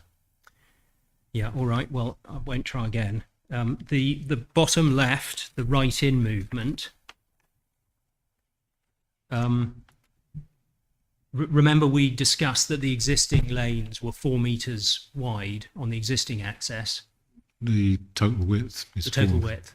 4 meters. Yes. Yeah, and you can see that this vehicle takes up the vast bulk of that width, obviously, because It does. it's sorry. It does. Yes. It does, yeah. And yet we're aware that even though there's 190 car movements associated with this junction every weekday, that in the last 10 years, that caused an accident, no doubt because HGV drivers look carefully before they move. Well, that HGV driver, in looking carefully, would be occupying the wrong side of the 4 meter road, access road. Yeah, all right. And if we just look at the right out movement, the one in the bottom right, so that's the one that there isn't an issue with 21p. But if you look at it here, you can see that the vehicle turning out to the right stays on, as it were, the wrong side of the road for quite a distance. Yes. I mean, that's not satisfactory as currently laid out, is it? It's not satisfactory. It's No. a function of the access road over which the highway authority has no control. Yeah. Well, we'll leave the inspector to make a net judgment about whether 21p is to be approved in the context of this evidence, and we will move on and just very quickly talk about the farm and the numbers of HGVs. We touched on it before, but I just want to go back to it very briefly. So we agreed that the survey showed 4 in and 4 out, one of which was a refuse, or 2 of which movements were a refuse vehicle. We've agreed that, yes. Thank you. And we agreed that that's representative as a working average. Yes, we've agreed that. Yeah, thank you. Can we just put that in the context of traffic using the junction? So if I take the 198 movements, which the survey recorded, and if I add the 1284 development traffic movements, I get 1482. Plus the correction factor to convert from 12 hour to daily on the 1284.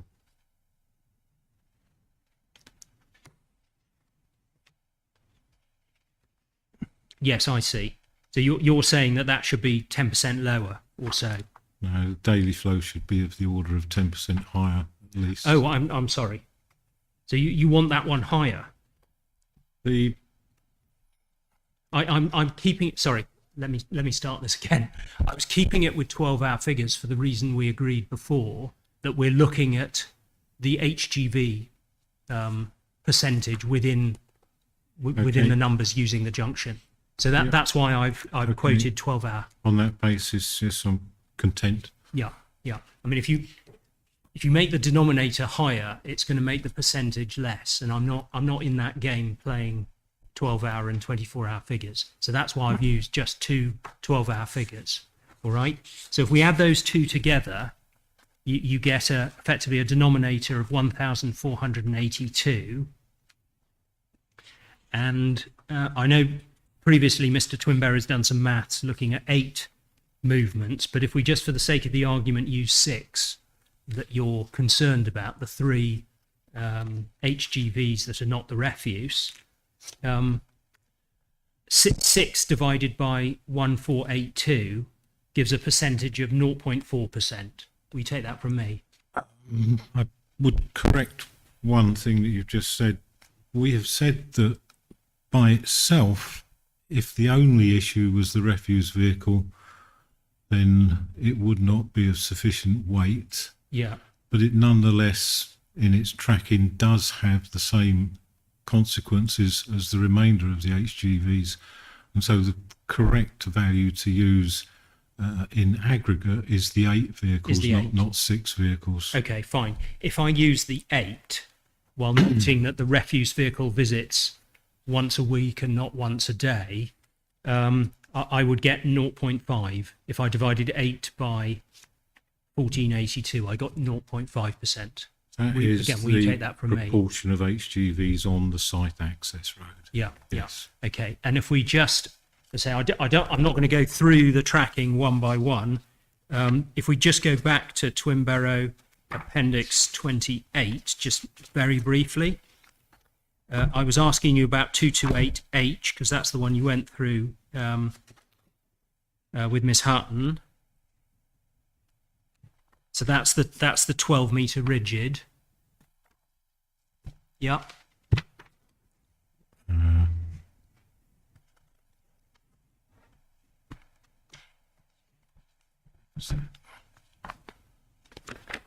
Oh. Okay. Yes, Appendix 28. Right. Yeah. Yeah, so I've been asking about 228H because that's what you addressed this morning. And that relates to a 12-meter rigid truck, correct? It does. And we see all that in the bottom left.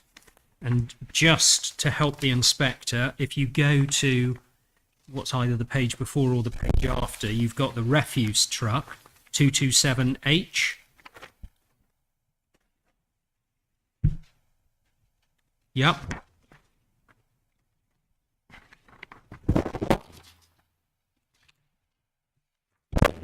Tell me when you found that one. I will.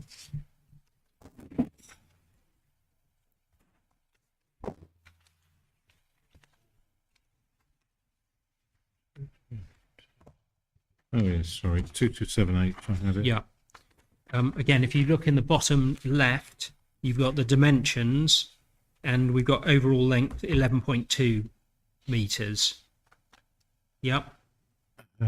You have, Yeah. but And there is a caveat attached to that. East Sussex County Council require tracking of a refuse vehicle at 12 metres, not 11.2 metres. oh, I see. All right.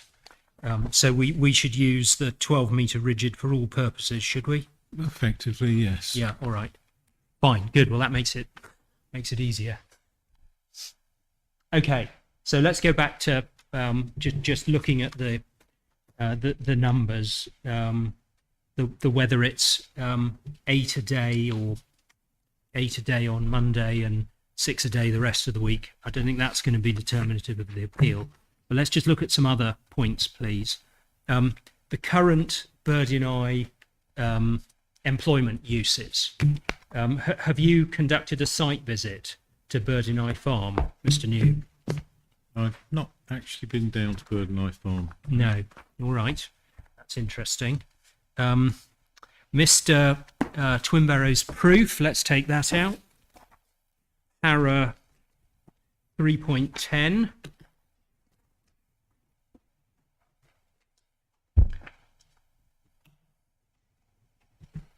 On page 10, please.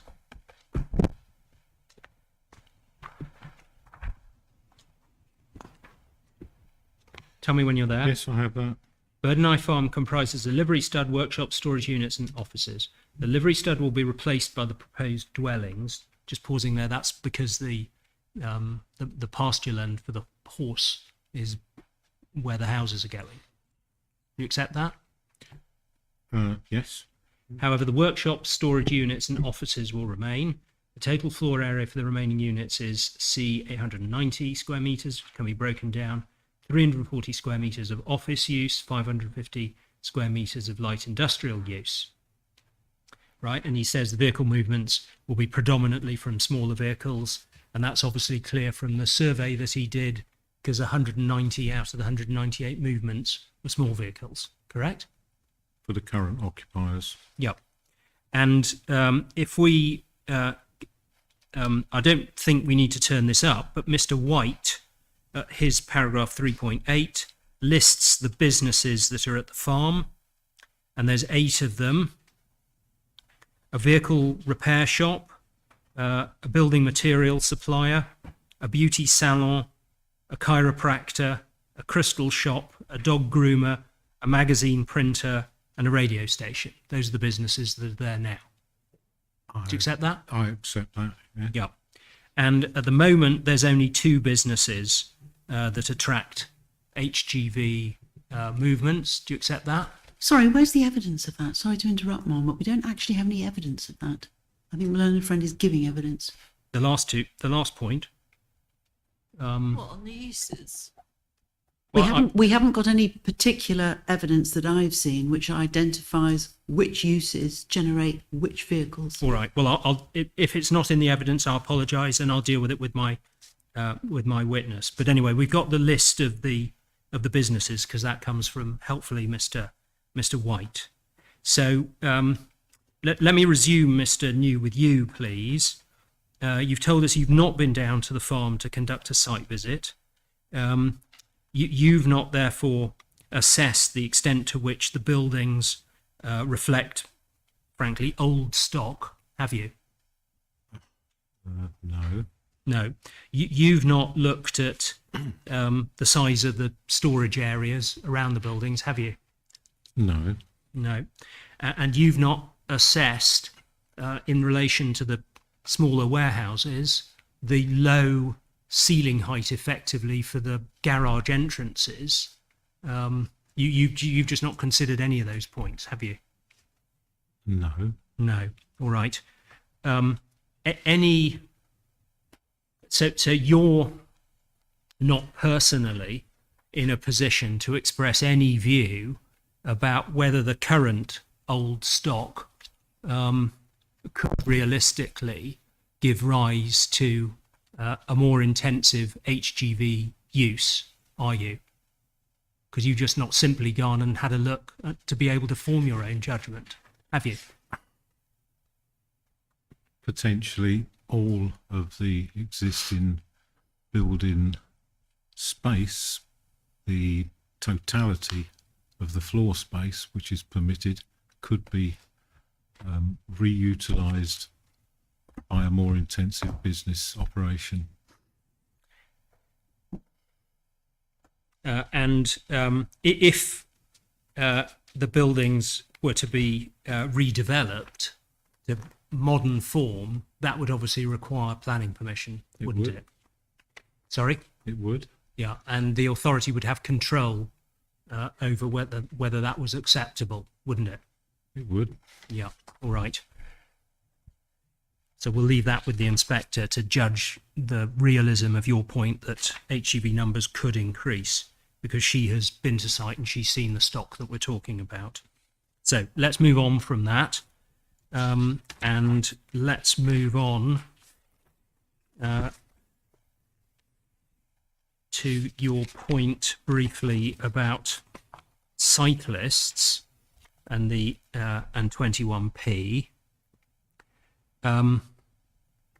Obviously, cyclists will have an option to enter the site via the footway cycleway that's to be provided onto Framfield Road, won't they? Yes. Yeah.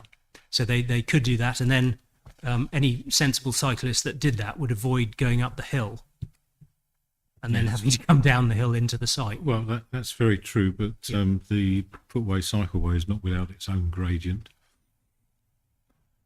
Well, the inspector's been to site. She can see that the footway cycleway has virtually no gradient.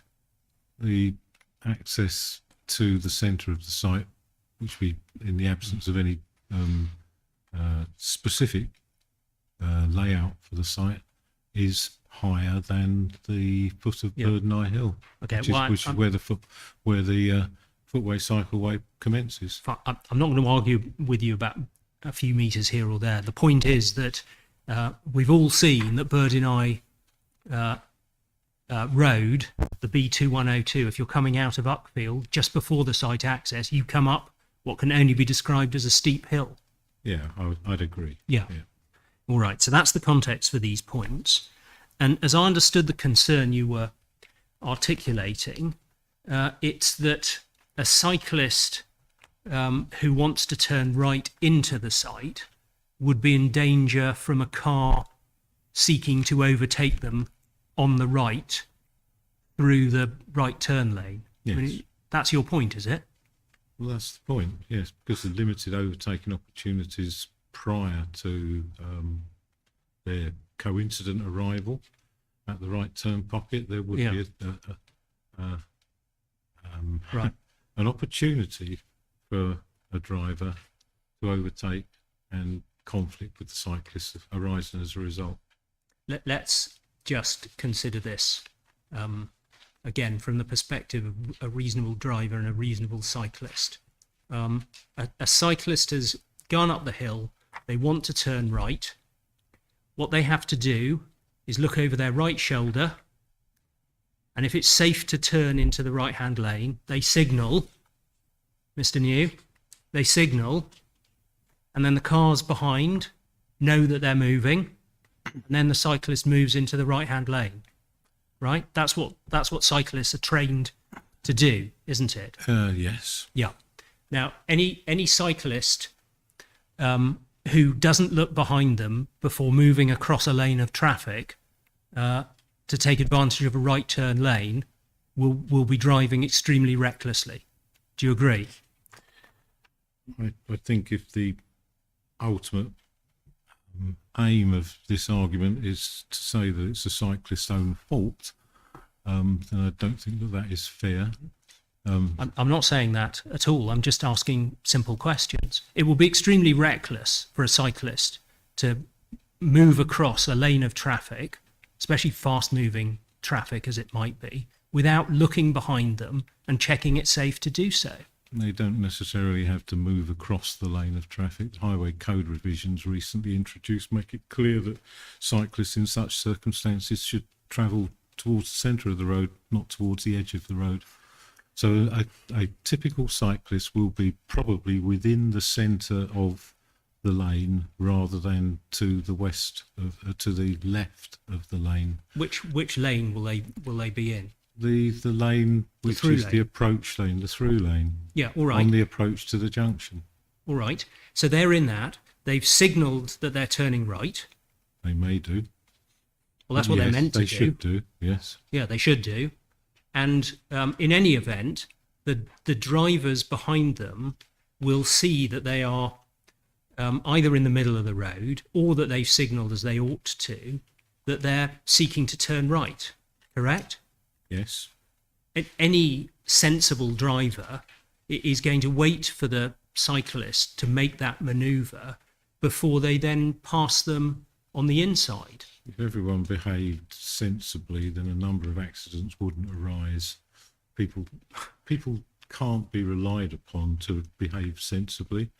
And what we are drawing attention to is the risk of collision when one or other or both of those participants don't behave 100% as they should do. This is a situation, what you've just been outlining, that applies to absolutely every right turn that a cyclist might make anywhere in the country.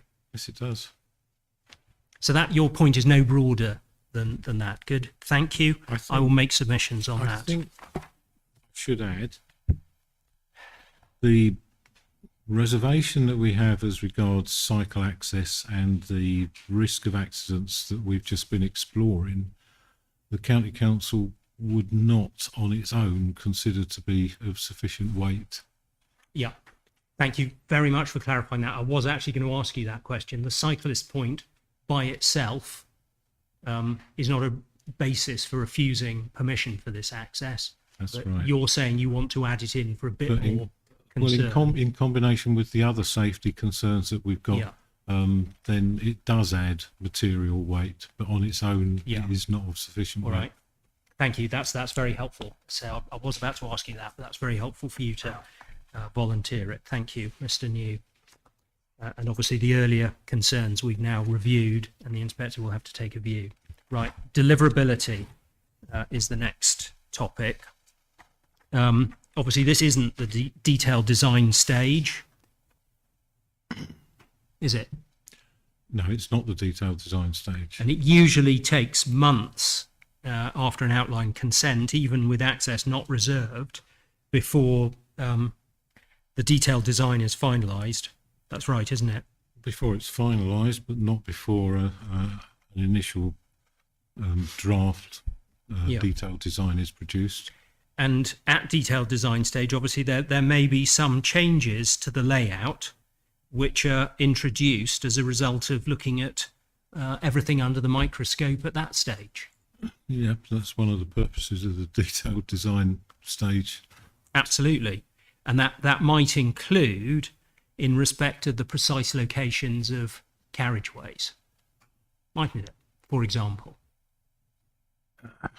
What the county council is saying as regards deliverability is that because the margin between the edge of the carriageway Can I and the stop you? highway I boundary didn't- is so small, that has to be a consideration made at this stage to demonstrate deliverability. I didn't ask you what your case was because you've set that out. I asked you a specific question that at the detailed design stage, just by way of example, changes to the layout could include in respect of the precise location of carriageways. couldn't Yes, it? they could. Yeah. Yeah. Okay. And don't worry, I'm not going to pursue as a point that I'll make submissions on points about widening the flares on the access junction. I'm not going to pursue those. I was just asking you those on credibility bases.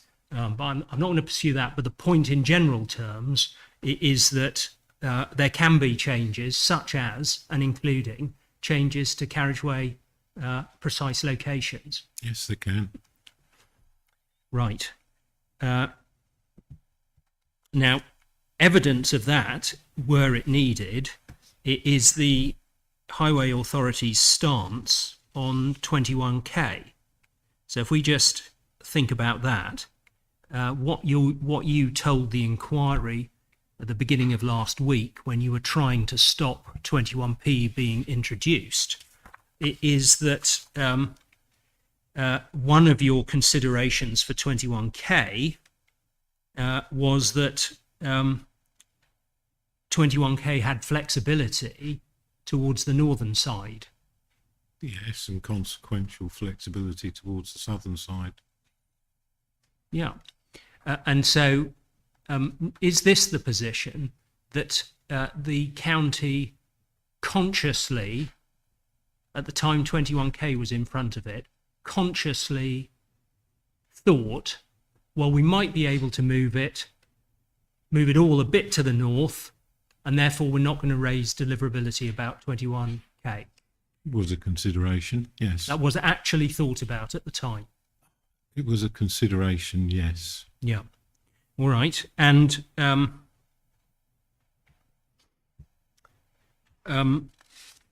for that flexibility to be worth anything, one would obviously have to be talking about a flexibility that was not sort of 2 millimeters, but there was a meaningful amount of space that Yes. could be used to provide a flexibility factor, if you like. Yes, yes. Yeah. And did your assessment acknowledge that there was something like a metre plus between the northern edge of 21K and the highway boundary? Yes. Yeah. So it was recognised that part of the flexibility was that the road might, say, move half a metre north to give a bit more breathing space at the south if that was shown to be required. Yes. Yeah. Good. So, and half a metre, moving it half a metre north is exactly what's happened as far as the proximity to the northern side is concerned. But moving the northern carriageway edge half a metre to the north has given rise to the opinion of the county council that a retaining wall structure would be required, which would take Yeah. up. Well, I'm coming on to that, but help me with this. I mean, we disagree about the area to the south, but at the moment I'm just asking about the area to the north. Part of your reasoning, you tell the inquiry about 21K, is we won't complain about deliverability because we can move it half a metre north effectively without any new issues, because otherwise you'd have raised them. We then move it half a metre to the north, or expand it half a metre towards the north, and then you raise issues which your response to 21K would suggest could be dealt with. And that's why we asked in relation to Rev M for a detailed design, a levels design. All right. Anyway, my submission is going to be that the extra half metre to the north is exactly what your claimed flexibility about 21K was about, and all we've done is use that, and it's not right that you should go back on that. When 21K was in front of the County Council, it was the result of a long time resistance from your client to introducing 3 metre through lanes instead of 2.75 metre through lanes. So in respect of Rev K, with 2.75 metre through lanes, should that be found acceptable in such a forum as this, then the issue of moving the northern, the flexibility issue didn't arise in the same way as it does with Rev P, which moves the carriageway itself half a metre north and leaves the southern carriageway edge exactly where it is. No flexibility in the location of that. Yeah. Obviously, our position is we don't need flexibility to the south because of Mr. Hyatt's evidence, but you and I aren't going to get into that. Let me ask you this: you're not a stability expert in terms of sort of road verges and banks, are you?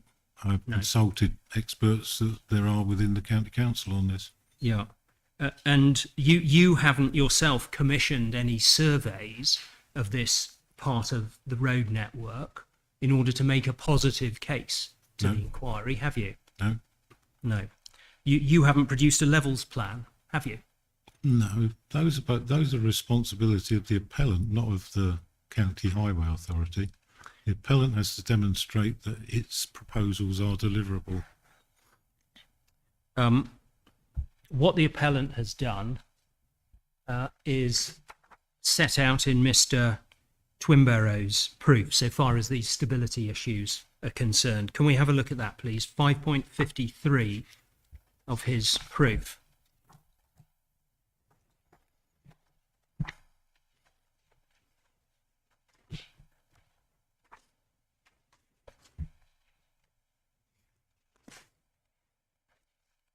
And but before we just go through that, it's on page 38 of the document. Yes, I have that. Can I just remind you of some evidence you gave this morning to the effect that the northern bank was steeper than the southern bank? Do you remember that? That's my understanding. Yeah, Yes. and obviously the inspector's been to site, so she will know that that's a fair assessment. Now, let's see what Mr. Twimborough says here. And he's looking at what you say is the steeper side, the northern side. Regarding the impact along the northern side of the carriageway, I do not agree that a retaining wall will be needed. I've spoken to ABG Engineering, who design and manufacture a range of slope stabilisation reinforcement products, who suggested a reinforcement mat, Aerosamat Type 3, would be suitable and would provide sufficient slope stabilisation at a location such as this. The accompanying data sheet identifies that this product is suitable for use on slopes up to 65 degrees. While the detailed design of the axis has not been undertaken, I anticipate the verge gradient at this location will be significantly shallower than 65 degrees, where no retaining wall, and therefore no retaining wall will be required. Again, this can be considered for the detailed design stage. All right, now just pausing there. In your rebuttal, you don't specifically take issue with anything that Mr. Twimborough says in that paragraph, do you?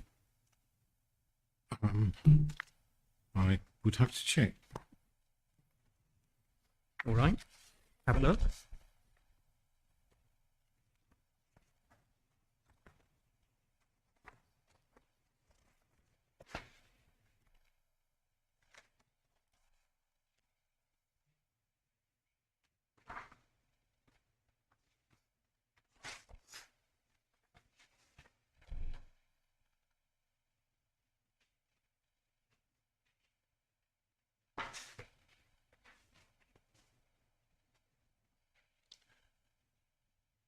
Nothing was said in the rebuttal, but the rebuttal does say that these are interim and that I will be able to update the inspector at the public inquiry on the outcome of those further internal consultations.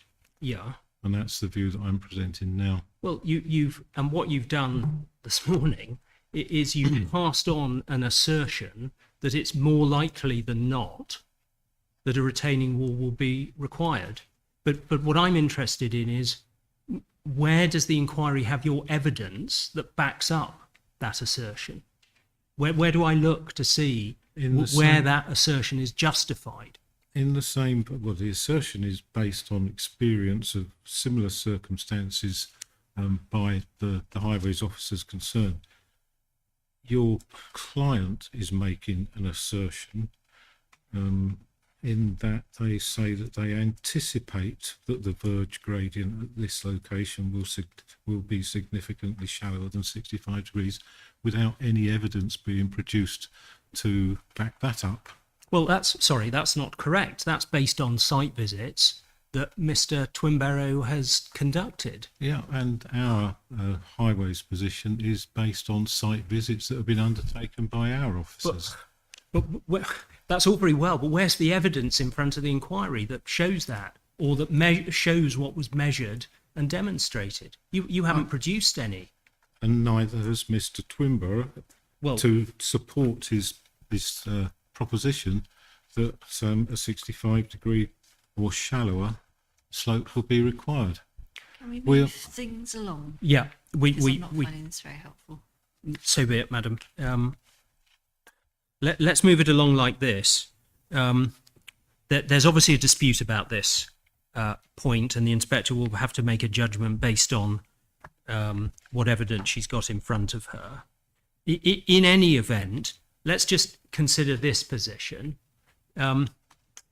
If, for the sake of the argument, some slope slackening work was required on the north side, and replanting of the hedge and so on, which went into the land to the north. So let's just consider if that's where we ended up at detailed design or reserve matters stage. Now, were that to be the position, that the land to the north is owned by the same people that are the owners of the appeal site? That's right, isn't it? As I understand it, yes. Yeah. And so your position, as I understand it, is not to say to the inquiry that there's no prospect of an arrangement being made with the landowners to the north, is there? You can't say that. But we can't say with certainty that there would be an arrangement. No, We- but if the test is that you need to demonstrate there's no prospect of that agreement, if that's the test, and I'm going to submit it is, then you can't demonstrate that there's no prospect of such an arrangement being made, can you? I don't agree that that is the test. The test is it sufficiently demonstrated to us that there is a prospect of it? Well, that's not the test for the validity of a condition, Mr. New. Now, just it's- in terms of a condition, if there were a condition something like no development until submission and approval of a scheme demonstrating the deliverability of the access shown on 21P, if there were a condition to that effect, then the county's position would be fully protected, wouldn't it? Potentially. Yeah. If there is a planning Yeah. permission, the county council's highway authorities under an obligation to enter into a section 278 agreement. It is rare that at the end of that process, the county council is unwilling to enter into such an agreement. But that may well be the consequence, could be the consequence in this particular instance. Yeah, but a condition along the lines that I've indicated would preserve the county's position to complain about deliverability issues later, while at the same time facilitating a mechanism whereby the appellants could later demonstrate how they can achieve exactly the 21P layout. Yes. Yeah, good. Thank you very much. Right, that's all we need to discuss in that case on deliverability. Can we talk about off-site improvements quickly, and then the topic will turn to sustainability. So if we try and get through off-site improvements and then have a little break. I would expect that to be brief. Well, I hope it will be, but you understand that I'm not just dealing with your arguments, but Mr. White has Okay. not agreed with everything that the county has said, so I've got to anticipate that, albeit briefly. You've got about 15 minutes for your 3 hours. Is I know. I'm afraid I'm going to need to ask for a little bit more, but I will be very short with Mr. It Mr. really White. needs to be, because it's not fair on other people participating, pushing them late and Yeah, putting them under pressure, and it's hard for me I- to follow such link. Madam, all I can do I've is said right from the start. all I can do is apologise. I've tried to move through things as quickly as I can. If I've occasionally not moved as quickly as you'd like, I apologise. I'll try and get through the rest of it Just quite as try and efficiently keep as I it can. swift, and try and keep it swift and stick to the points in dispute and move on. Yeah, good, if- right. Once you've got your answer. Thank you, Madam. So, in terms of off-site improvements, we agree that the cycle pedestrian access route will be a betterment, Yes. and we agree that the bus cages and bus-related improvements, that's all a betterment. Yes. And there's a significant bus contribution I'm going to come back to in relation to sustainability. That's all agreed. Yes. And footway surfacing improvements on Framfield Road. Last week, or 2 weeks ago, you and Mr. Twinborough agreed a contribution to some footway improvement works, which will appear in the 106 in due course. What Mr. Twinborough and I discussed was the mechanism by which an improvement to part of the carriageway could be delivered in association with the proposals, the off-site works proposals for drop curbs on one of the side roads. Right. It was put to Mr. Twinborough that would have to be covered by the section 278, which dealt with that particular crossing in its totality. Yeah, okay, fine. Right, now on these town centre contributions, in relation to various junctions within Uckfield town centre, that's an agreed position between you and Mr. Twinborough, correct? Yes. At the moment, there's a congestion issue during peak hours, correct? Yes. It doesn't apply the rest of the day, it's just peak hours that are the concern. Peak hours are obviously the main concern, but there Yeah. are heavy flows, but not constituting congestion at other times during the day. Yeah, and Mr. Twinborough has proposed a scheme introducing and linking various junctions with a mover system, which would, even taking account of committed development and the appeal scheme, would show a marked improvement from the current situation. That's the long and short of it. What's been agreed is not what Mr. Twinborough proposed, which was limited improvements to only some junctions. What's been agreed is a more area-wide approach and a contribution towards that from the appellant to ensure its delivery. And that scheme, the agreed scheme, will achieve significant improvement in the operation of the town centre junctions. Than would otherwise be the case. That scheme would improve the situation which would arise without their development, without your development, Yeah. but marginally, but it would mitigate in full the additional impacts of your development traffic on the operation of the Yeah. town centre highway network. And the survey information that agreement is based on, you're satisfied with. It's the scheme, as you'll be aware, is at a very, very early stage of development. So there would be a requirement for appropriate surveys and scheme development In any event. in any event. Yes. Right. Good. Okay. Let me ask you about the zebra, please. I think you and Mr. Twimbarrow agree that the zebra is desirable if it can be made to work. Do you agree? We agree, yes. Yeah, but it's not essential in the sense that your objections remain even without the zebra, and we say that the scheme is acceptable even without the zebra. So the zebra is not a critical either way point, is it? I think that runs counter to what you just said. We both agree that it would be desirable to provide such a facility. Yeah, but it's not essential. Desirable, but not essential. All of the Do you agree with that? pedestrian traffic generated by the site is going to use the southern footway of Bramfield Road. Destinations they want to get to are all accessed from the northern side of Bramfield Road. There is a volume of crossing pedestrian traffic which is solely associated with the proposed development. It would be preferable if that was provided for in the manner that has been sought to be agreed, a zebra crossing.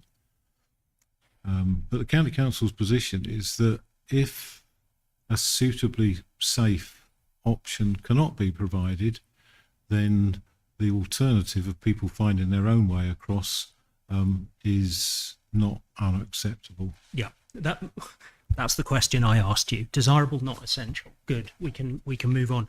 You made various points about safety on the zebra. If you'll forgive me, in order to speed up, I'm going to save those for Mr. Twimbarrow to respond to, and unless that's unacceptable to you, Mr. New. I could probably shortcut that. We believe that there is potential with the scheme which is submitted to us so far to be further developed and therefore be acceptable. Thank you very much. I wish you'd said that in chief. I wouldn't have spent so long over lunch getting ready to ask you zebra questions. Good. So obviously the zebra is indicative. The zebra is desirable. This is the only location it can go. You want the zebra. Yes. And you think that with tweaks, a scheme could be made to work in relation to the zebra. Is that what the I think inspector it's should more record? likely than not that with tweaks a scheme could be developed which on balance would be acceptable. Goodness gracious! If only you'd said that before, I wouldn't have needed to Well, get into this. because All right, you'd asked jolly me good. Thank before. you. Well, no, I know I didn't. All right. Let's get on to locational sustainability, but now's probably a good time for a break.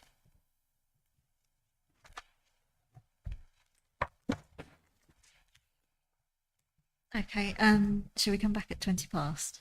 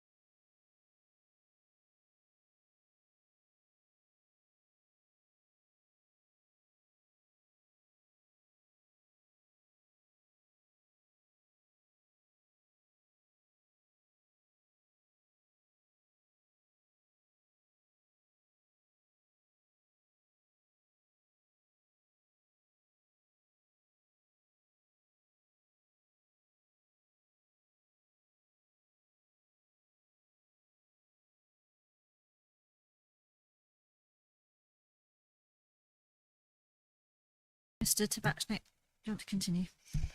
Thank you, Madam. Afternoon, Mr. New. Final furlong, I hope. We'll just discuss a few points about locational sustainability, please. Your first proof tells us that the Highway Authority is pursuing no specific investigations for improvements to Framfield Road. Is that correct? That's correct. And that's in relation to walking or cycling? That's correct. Yeah. So in terms of Framfield Road, you make no criticism that there's some opportunity that we could be taking that we're not taking? The Highway Authority is taking no action at the moment because it cannot see what the opportunities would be. Yeah. All right. This issue came up in the earlier appeals that the Secretary of State dealt with 15 years ago or so. And I'm sure you've seen the decision letter. It talks about site-specific drawbacks in terms of transport sustainability and town centre linkage, but it wasn't a knockout point in that decision, was it? No, but it was a consideration. Yeah. All right. In terms of walking, cycling, can we agree this, that the extent to which people will walk or cycle is influenced by, firstly, distance? Agreed? That's Agreed. relevant. Agreed, yes. Secondly, quality of the route. Agreed. And that's what most of your evidence is about. But also, can we add into the mix, please, the quality of what you might be thinking about walking or cycling to?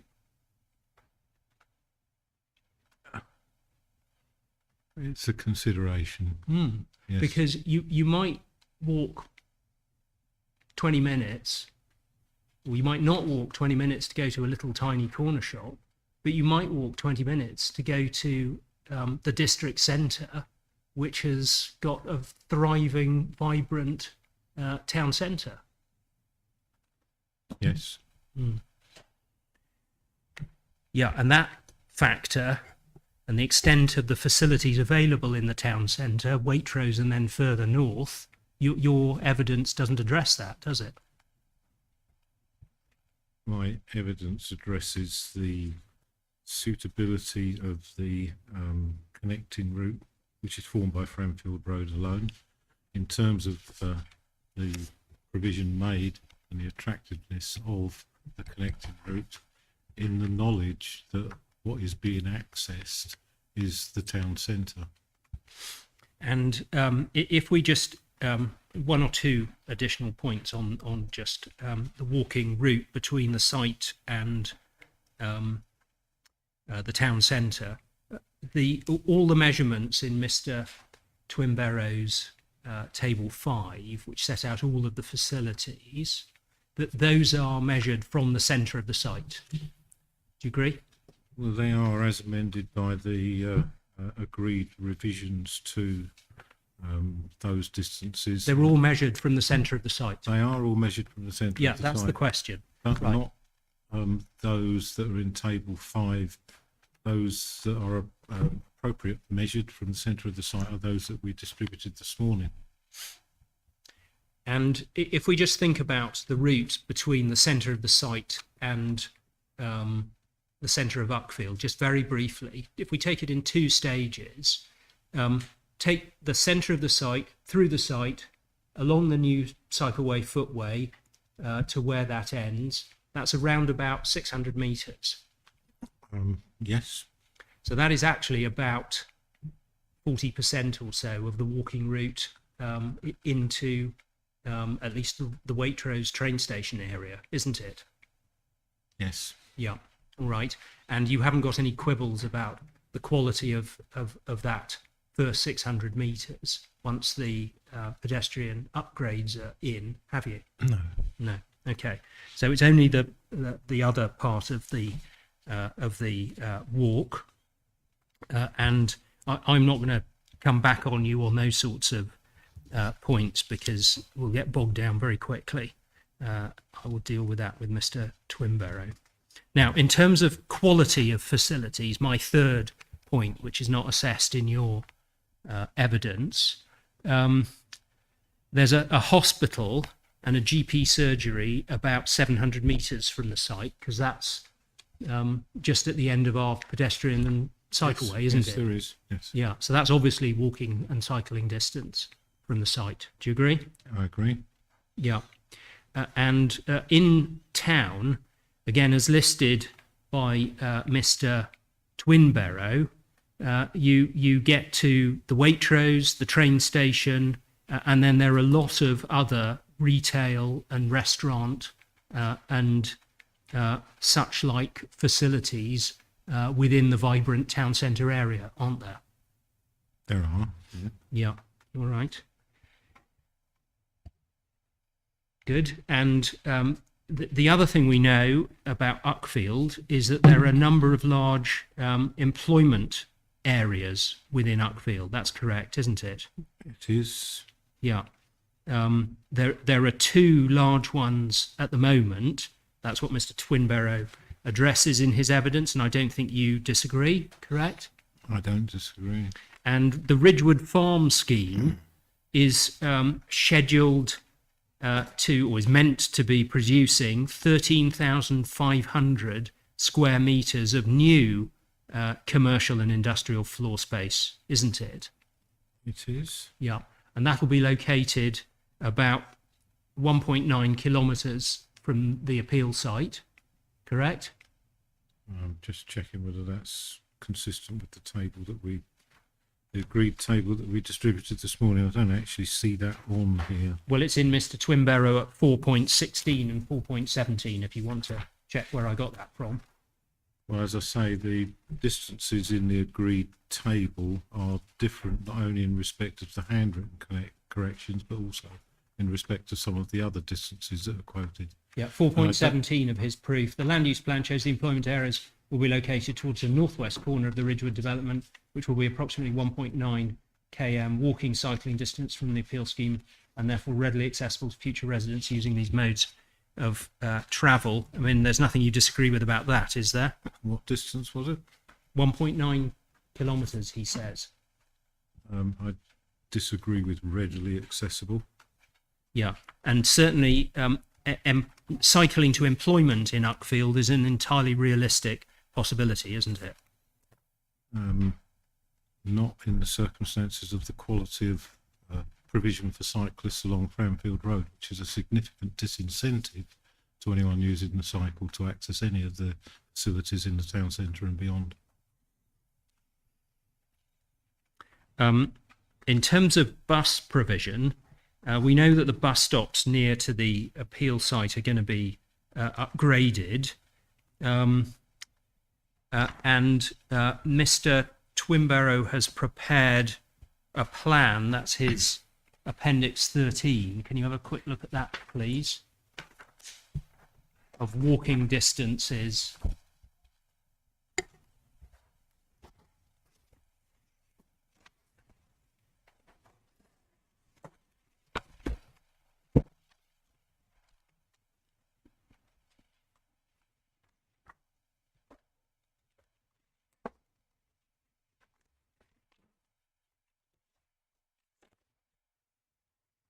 It's the isochrome plan. I don't have with me Appendix 13, but I recall what it shows. Sorry, it may be Appendix 12. Give us a second.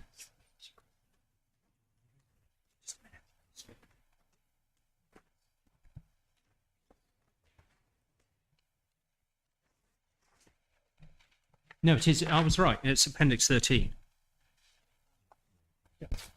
Yeah.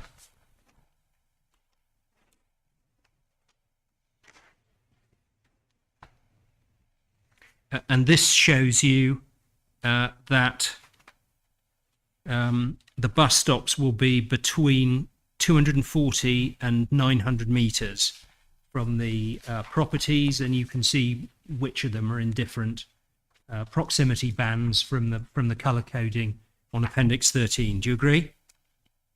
Just looking for where that's shown in Appendix 12. Appendix 13. Appendix 13. My apologies. Appendix 13 shows the distances from the bus stops to various parts of the development. Yeah, and if we put that into an Uckfield context, please, can you go to CDK7? I say Uckfield context, I'm in a Wealden context.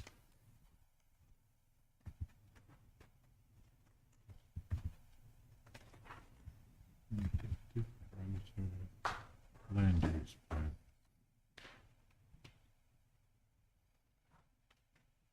Tell me when you got that up. Well, I'm going to have to say that I haven't got a copy of that as well, I'm afraid. K7. Very. Oh, CDK, so. And not that one.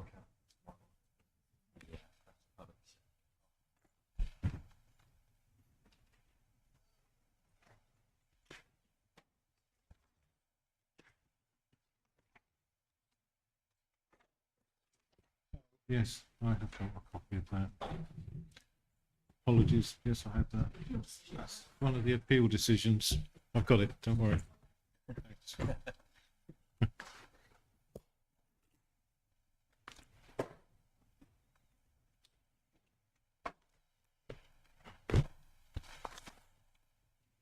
Have you got it? Yes, I have that. Right, 180 homes at Polegate in the southern part of the district.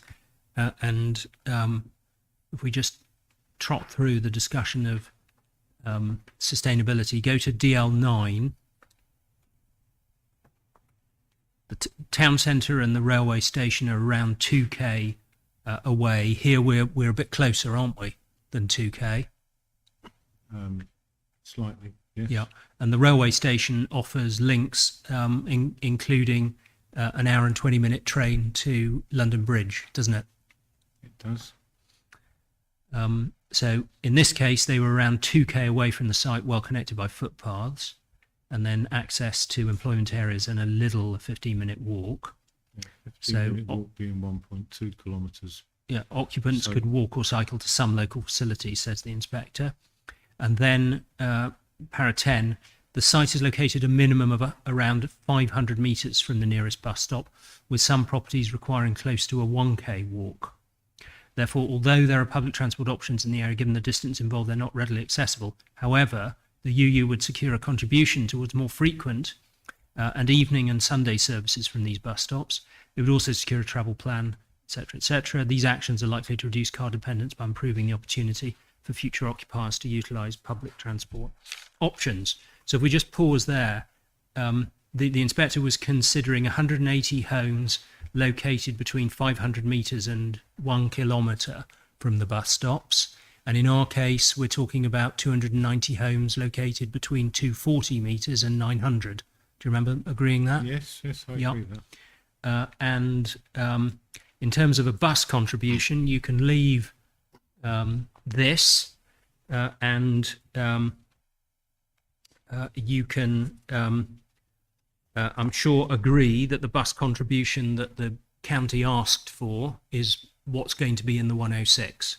Yes. Yeah, and that will be 162,000 and change per year for 3 years, and the what that will achieve is that it will allow maintenance for those 3 years of the timetable that Mr. Twinbarrow sets out in his proof. Let's just have a very quick look at that. So he's got a timetable on page 25.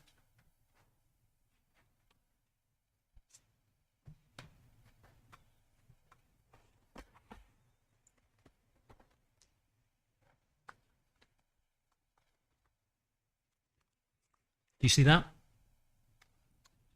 Mr. New? I'm getting there. Yes, I'm there. Yeah. So obviously you can go into Uckfield. That would only be a few minutes on the bus, wouldn't it? It would. Yeah. And otherwise the service goes Heathfield, Crowborough, Tunbridge Wells in one direction, and through Uckfield and on to other places towards Brighton in the other direction. So that's the service we're talking about. But in particular, the Uckfield journey would only be a few minutes.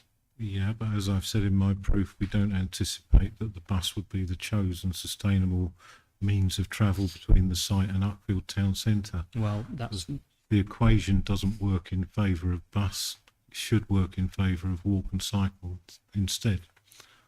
The bus contribution is as much to ensure that onward connection to more distant but key destinations is provided adequately by the bus service which serves the development. yeah. And the current bus service is what's shown in Table 6. So you've got at least an hourly service Monday to Friday, although it's a bit better in the morning and early evening. Do you see that? Yes, I see that. And there's a Saturday service and a Sunday service. Indeed. Yeah. And what the contribution will do is it will maintain the service as it's shown in Table 6, correct? It would. Without the service, without the contribution, then when current funding runs out in 2026, then what we see in Table 6 will become significantly worse than that, won't it? Significantly worse. 2 hourly service during the day. Yeah. Nothing in the evenings, nothing on Sundays. Yeah. Good.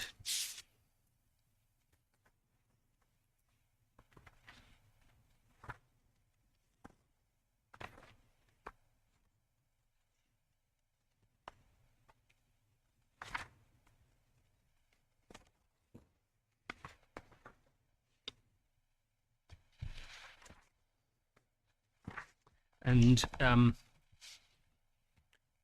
hopefully, final document we need to have a look at. Can you go to CDE1, please?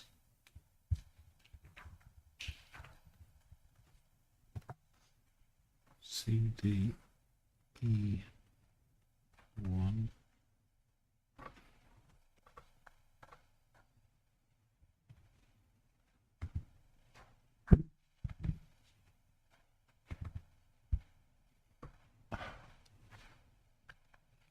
It's making me sound really unprepared, but I haven't got a copy of that with me either.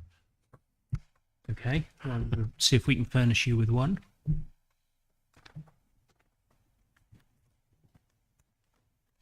Do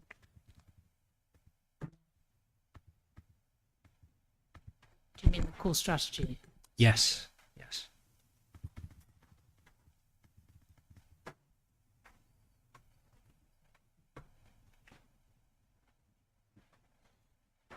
Thank you.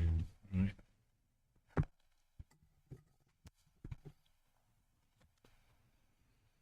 And when you've got that, go to page 9 of the document or page 19 of the PDF, and you'll see a heading Wealden Settlement Hierarchy. Tell me when you've got that. I've got that. And para 3.3 introduces this usual stuff about the purpose of the settlement hierarchy being to identify the most sustainable locations within the district. And then there's Table 1, Settlement Hierarchy. And do you see we've got the first category is primary centre. Do you see that? I see that. And those are all outside the district, actually, aren't they? They are. And then second category, secondary centre. And those are all outside the district as well, aren't they? They are. And then we go over the page and we've got district centre, of which Uckfield is one. And the function of a district centre is an accessible settlement by road and public transport containing a range of shops, employment opportunities and facilities, including secondary schools, not reliant on other centres within the district to meet day-to-day needs, requires support from secondary or primary to meet needs of the residents. And that description obviously still applies to Uckfield, doesn't it?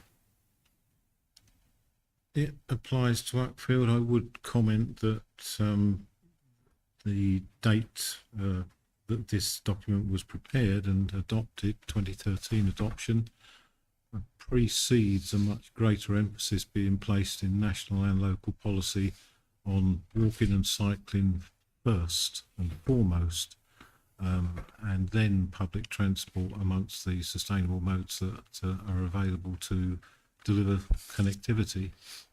And if we just see what the core strategy says about these three district centres, please, if you scroll down or turn pages until you get to para 3.14.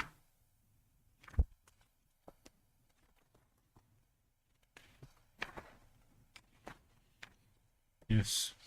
Uckfield has provided through its master plan an ambition to regenerate and change its location, younger demographic, housing, land and employment prospects, provide opportunities for growth and to meet local and wider housing needs, significant function and so on. Do you see all that? I see all that.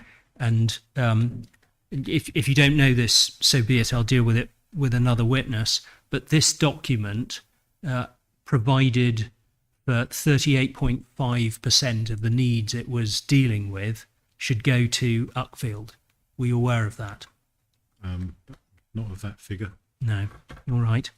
And if we just very briefly look and see what's said about at least one of the other district centres. Just look at the paragraph above, 3.13. You remember there were three of them, Uckfield, Crowborough and Hailsham.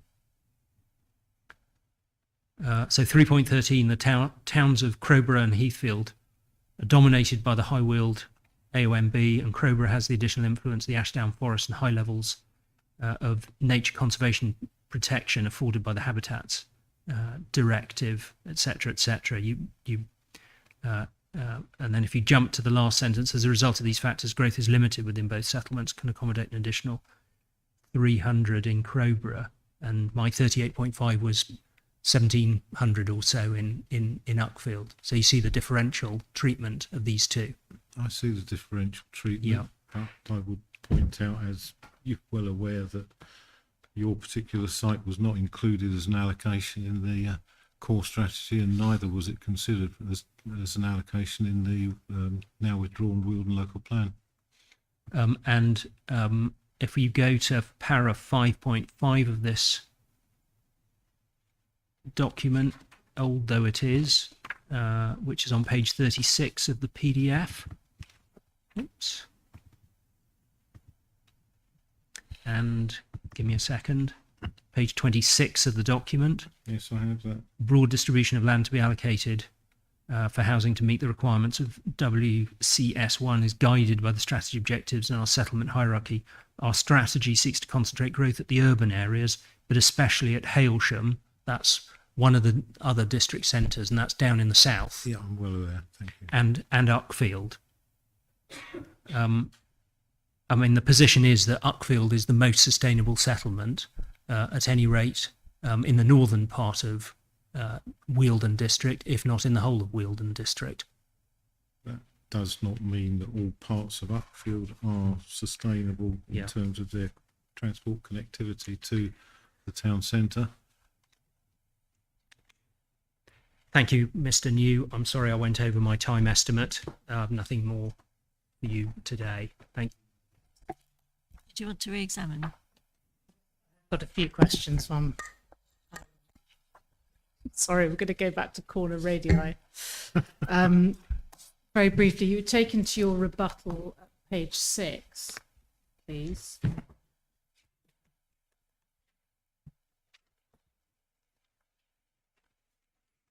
And you were taken to the first part of the top paragraph. Effectively, the ESCC has consistently required corner radii should be 10 metres. But what you weren't taken to is the rest of that sentence, which you say, which itself constitutes a departure from the full standard, but a departure subject to satisfactory vehicle tracking that ESCC were prepared to accept. So just can you confirm, please, the County Council, has it ever said 10 metre radii and no need to consider safety of the junction? No.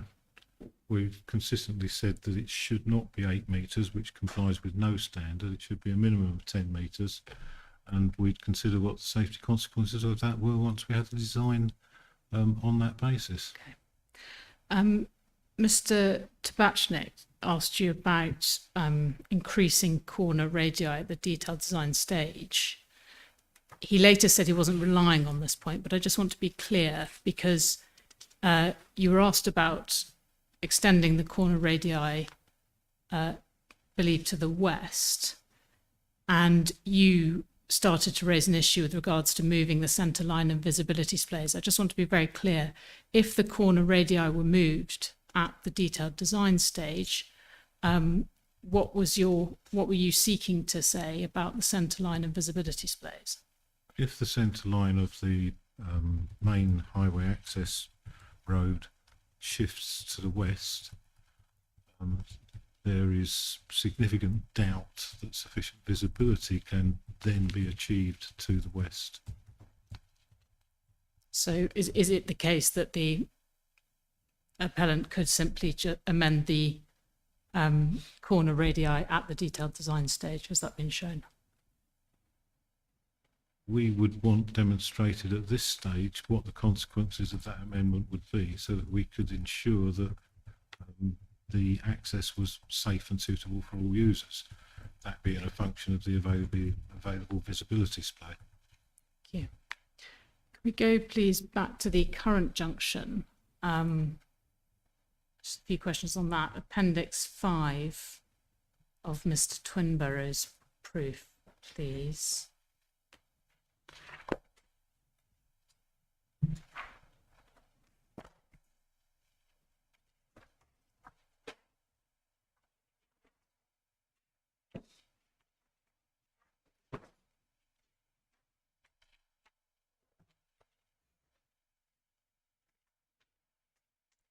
And you were, sorry, I lost, wait till you've got that.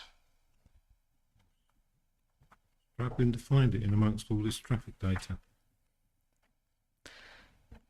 In the PDF version, it's quite, it's page 149, Okay, all the way in. appendix 5.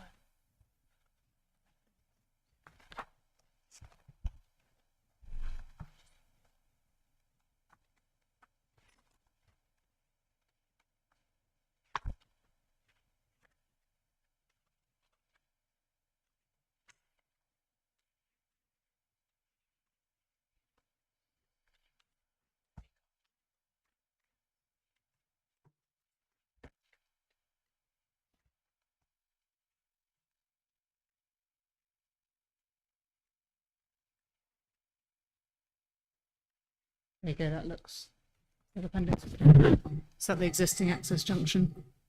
No, that's not the existing access.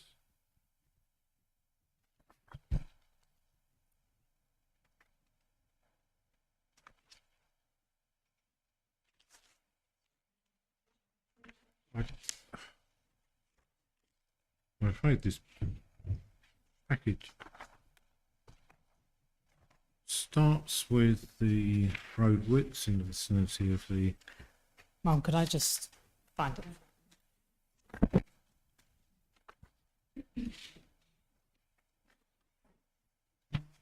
I think you might have to. Sorry, Victoria.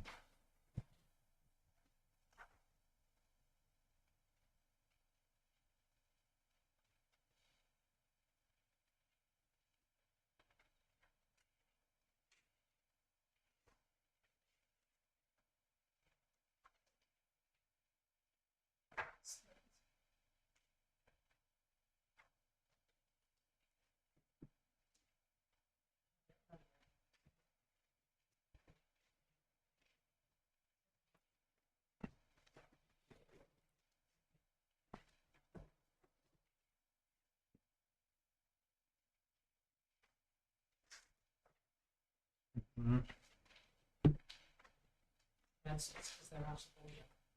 Oh, is that it? Right.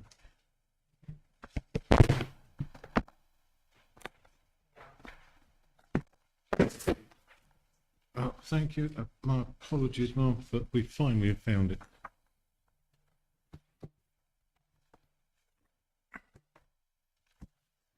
Right, Appendix 5. You were asked a number of comments about lane widths and carriageway widths of the existing access. Do you remember that? Yes. Visibility displays.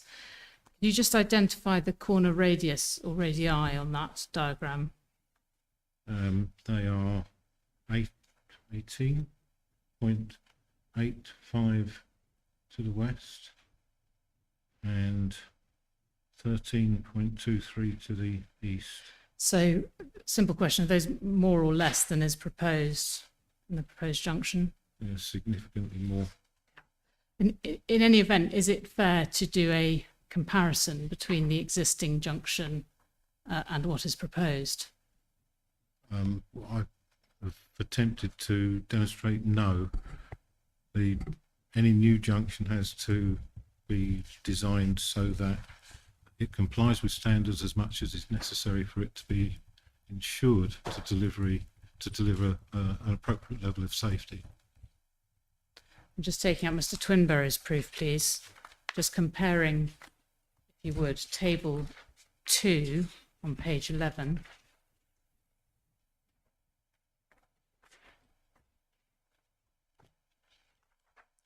Yes. So that gives 198 two-way movements in the 12-hour period. And then table 10 on page 40.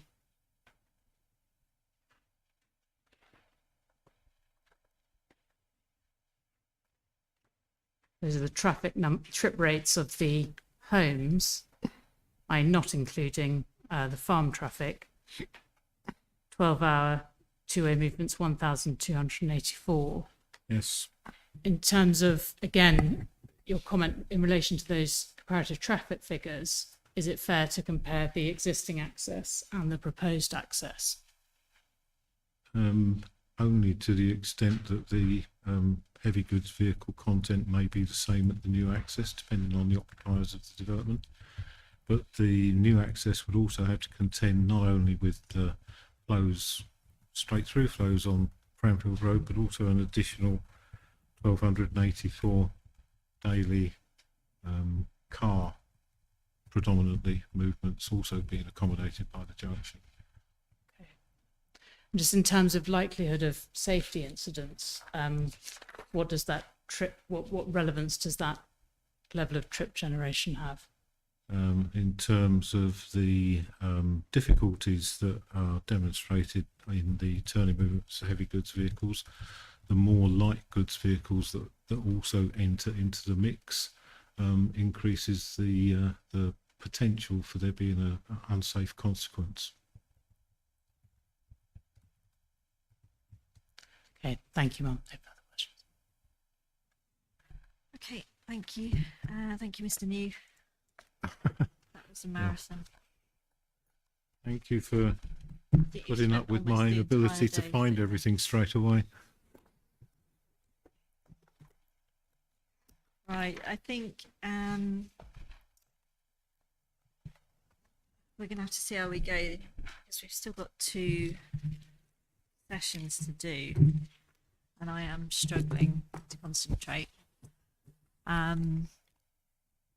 So we're just going to have to take it as it comes, but examination in chief is going to take us till 5 o'clock, I would think. So I'm just saying that I'm worried about cross-examination post 5 p.m. Just whether I don't think I've got the stamina for it, to be frank. I think you must be frank, Ma'am, because you are the decision maker, and I quite understand. My witness is planning to be here tomorrow, and if we start and finish the cross-examination tomorrow, frankly, I'd prefer that because then I can speak to my witness. Because otherwise, I don't get to speak to my witness. So be it. So be it. Yeah, I think it is so be it. Although I have been struggling to keep this inquiry on course. But yes, so be it. I just hope there won't be ramifications at the end. We'll have to see how tomorrow goes, but tomorrow is very much the same timings as we've had today. So it's going to be a struggle as far as I can see. Do we know when Mr. Kopp wanted to come?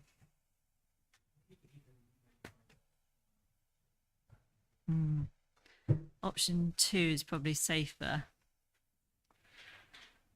which is first thing on Thursday.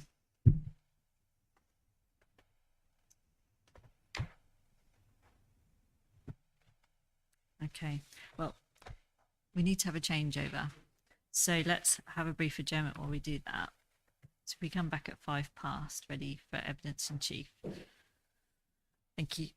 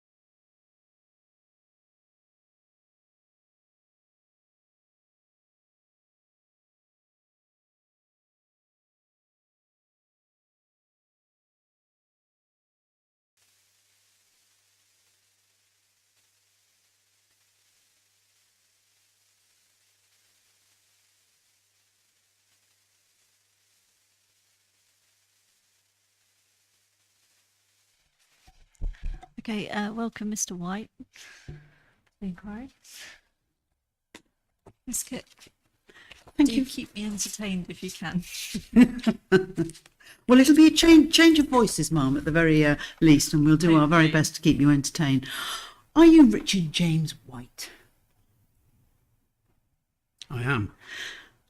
Mr. White, do you hold a Bachelor of Science Honours degree in Geography and a Master of Science degree in Transport Planning and Management? I do. And you're a member of the Chartered Institute of Logistics and Transport, the Chartered Institution of Highways and Transportation, both here and indeed abroad. I am. And you're a founder and director of Miles White Transport Limited, a company that was established in 2018 to provide specialist advice in relation to development schemes in England, Wales and Ireland. And prior to that, you were the managing director of FMW Consultancy Limited. And you have some 33 years experience. Yes. Thank you very much, Mr. White. Now, you explain in your evidence your involvement in this and the fact that you were commissioned by the Rule 6 party to provide a series of technical notes assessing the transport assessment when the application went in, and indeed you produced 3 of those notes: the proof of evidence, your figures and appendices, and the rebuttal.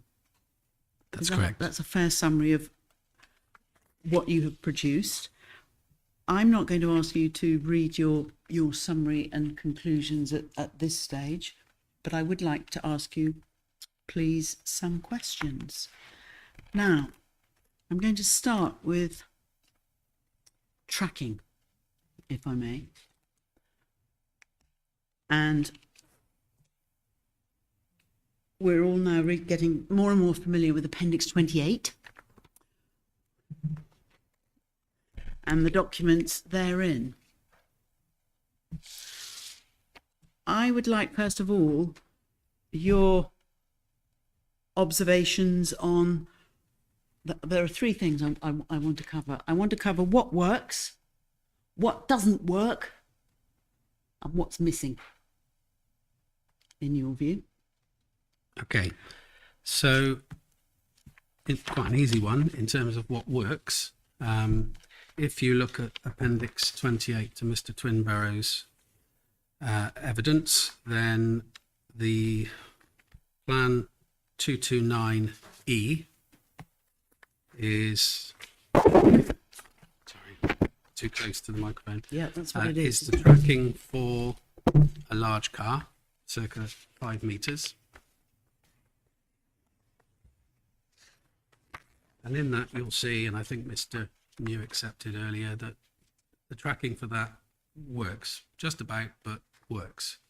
So there's no encroachment into other lanes or opposing lanes, and based on Rev P, that works. So that is the answer to the first question. The second question, which is what doesn't work, we can concentrate on the 12-meter rigid maybe when we look at it, but equally the articulated vehicle and the 11.2 meter refuse vehicle, and I take Mr. New's point about 12 meters because it was interesting that the original transport assessment produced by Mr. Twinborough did look at a 12 meter refuse vehicle. So somehow we seem to have gone down to 11.2 meters, but if we stick at 12 meters, effectively all 3 of those do not work for at least one movement. If we look at 228H,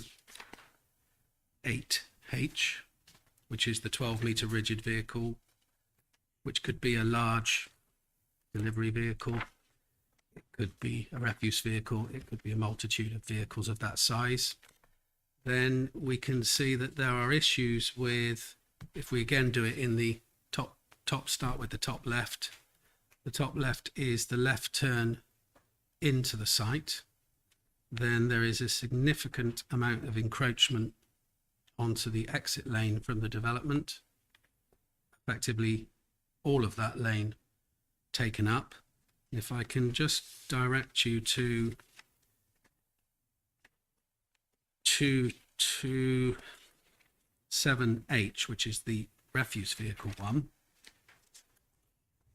Usefully on that plan, bottom left, they do include a car turning out of the access road. In that example, it works. But I think if you tried to put the same car turning left or right onto the top left image in 228H for the rigid vehicle, 12 metres, then you'll see that either, as Mr. New explained, the rigid vehicle would need to slow down or stop completely to allow the other vehicle to vacate the junction because it would be stuck at the give-way line. So that doesn't work, and in essence the level of encroachment takes out pretty much the whole of the exit lane.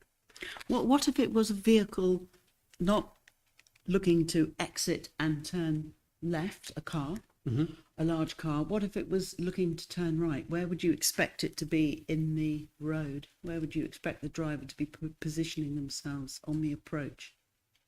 If it was If shown on this drawing. Yep, if you were turning right, shown on that top left of 228H, then the car would be positioned pretty much where you see the give-way marking, so close to the middle of the road, the centre line of the road, ready to turn right. So you can see that the tracking, so the green and red lines that follow the vehicle, would go straight through where that vehicle would be.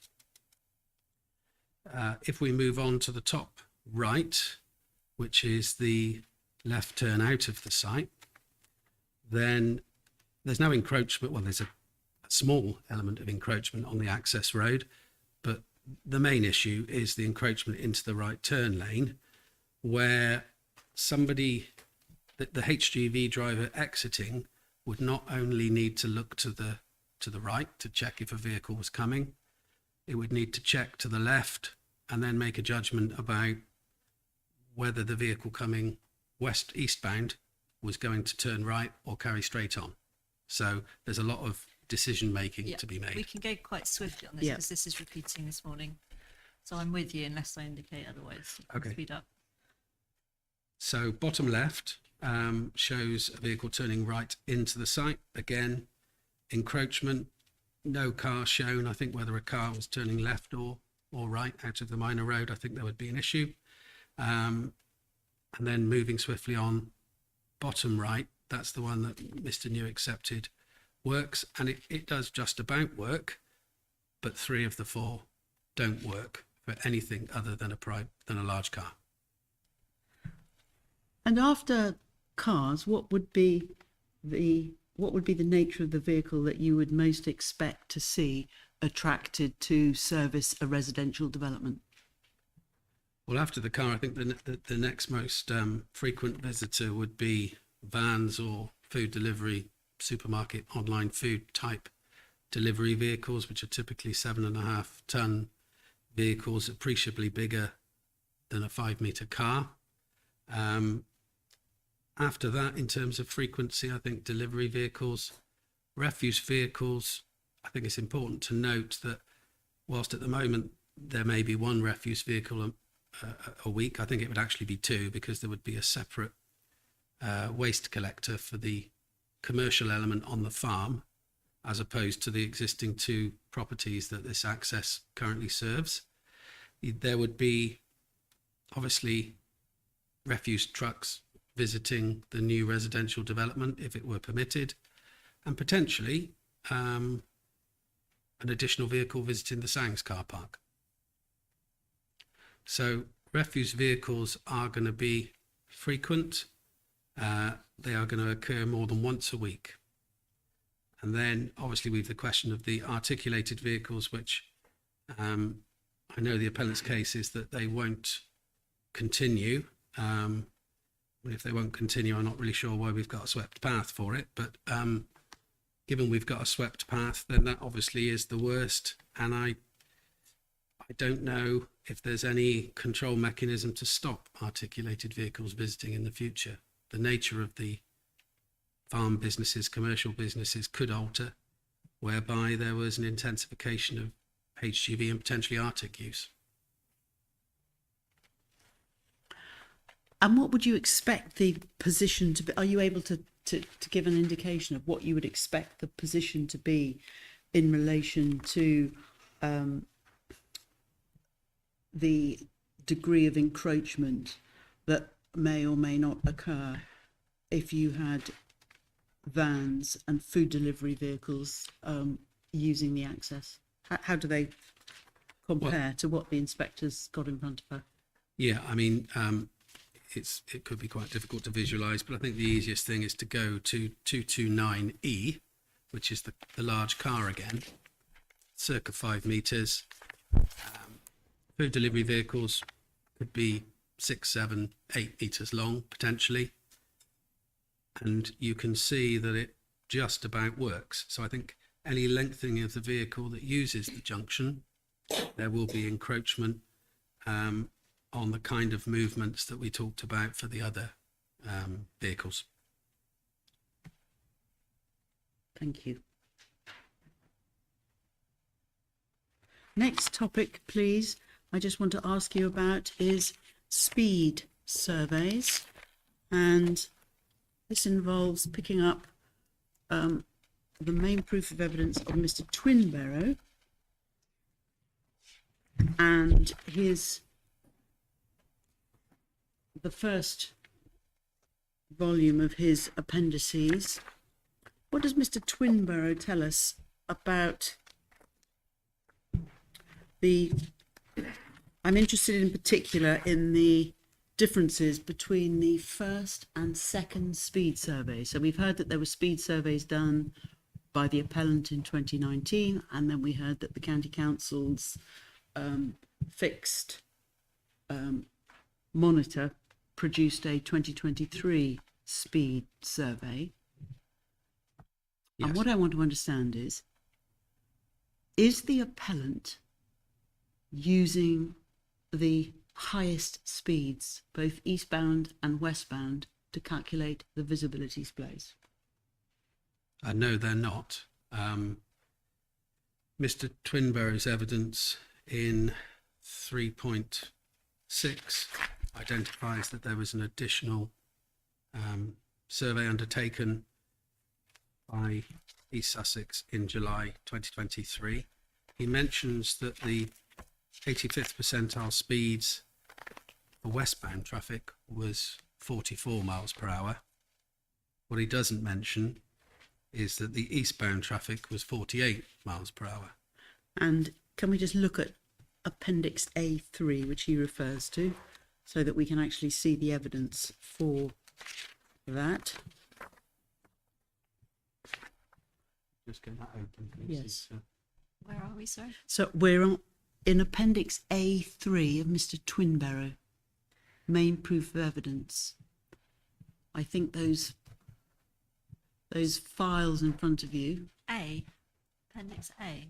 Appendix 3. Appendix 3, Three. A3, sorry. And it's All page- mine is tabbed A3, so I tend to refer to it as A3. It's Appendix 3 for your purposes.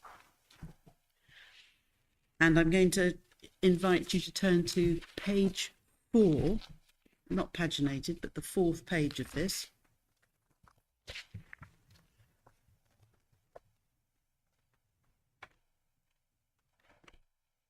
Yep.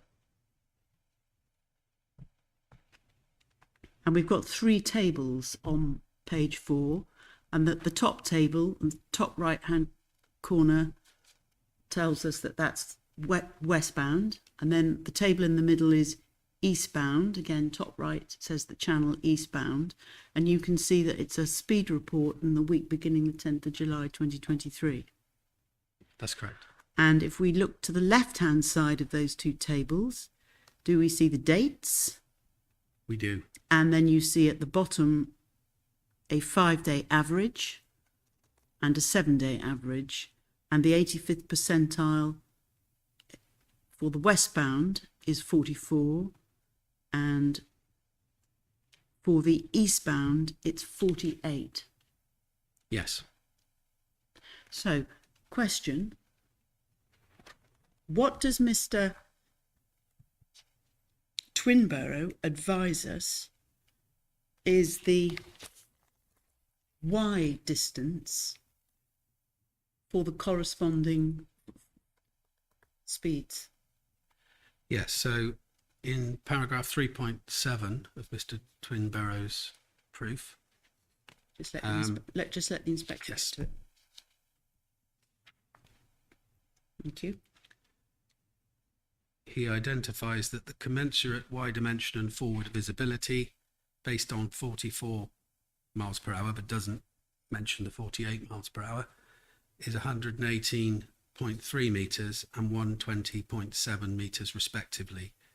So respectively means that obviously it's talking about two different speeds, and if the speed eastbound is higher than westbound, which we can see on in Appendix 3, then the 120.7 distance is for eastbound speeds, and therefore the visibility display to the west or the left as you look at a plan of the access.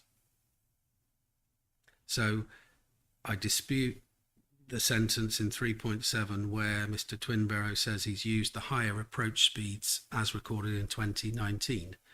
2019 westbound speeds are indeed higher than 2023 westbound speeds by 1.9 miles per hour, but the eastbound speeds are 5.6 miles per hour faster than they were in 2019.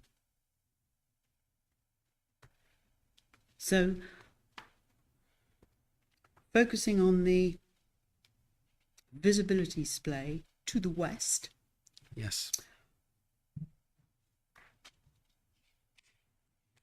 which as we can see in all or any of the,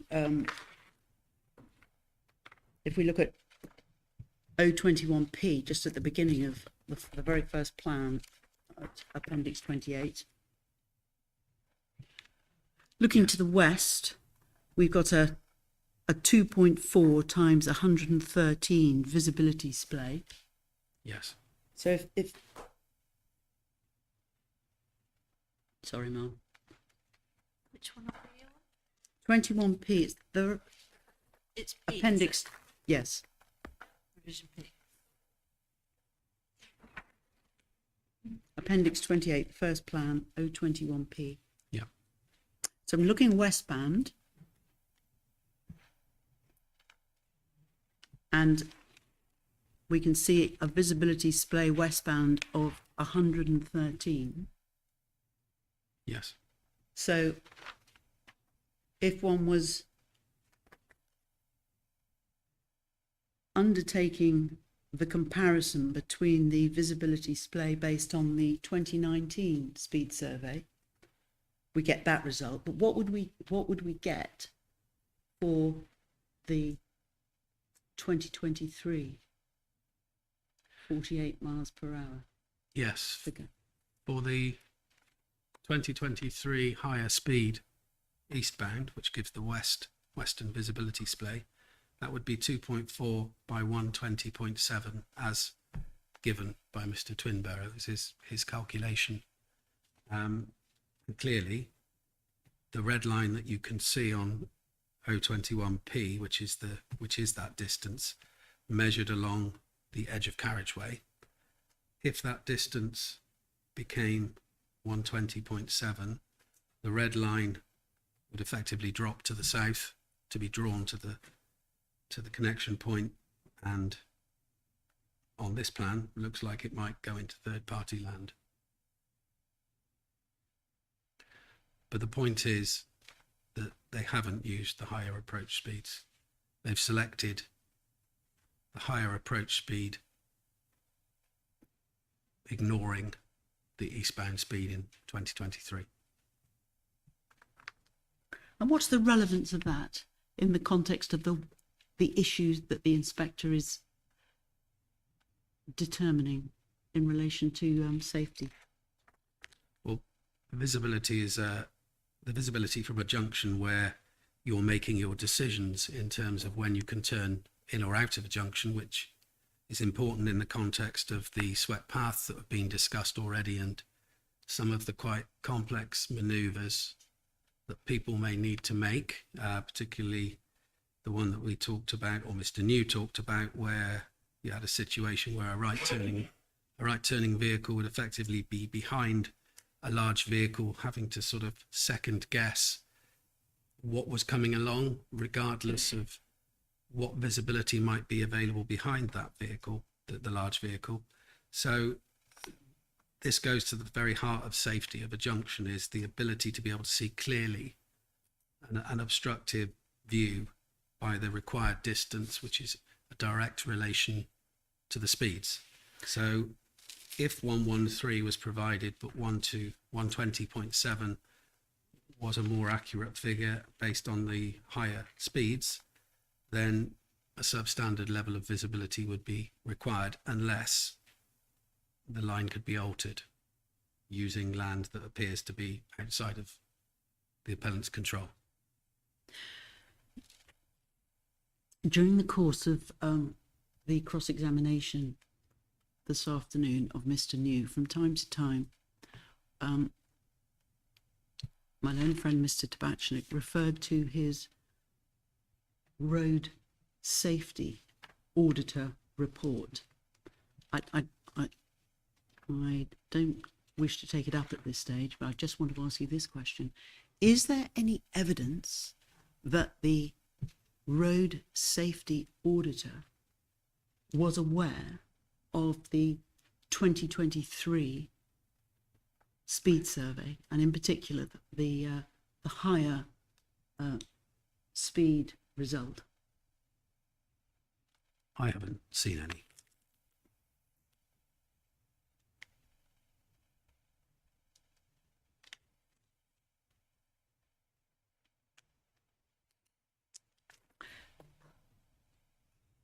Next point, which is a point you make, Mr. White.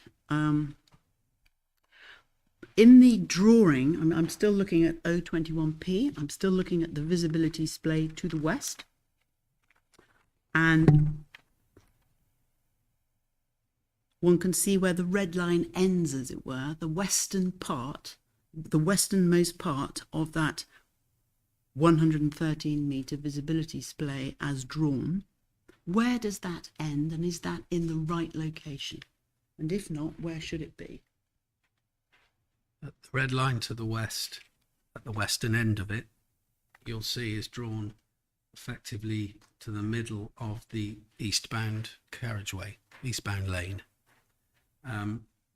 Normally, you would draw the visibility display to the near side curb, but where you have overtaking restricted, which is what we effectively have here with the solid white line that is provided in O21P to the west, you would normally draw it to the centre line of the road, but not the centre line of the eastbound carriageway.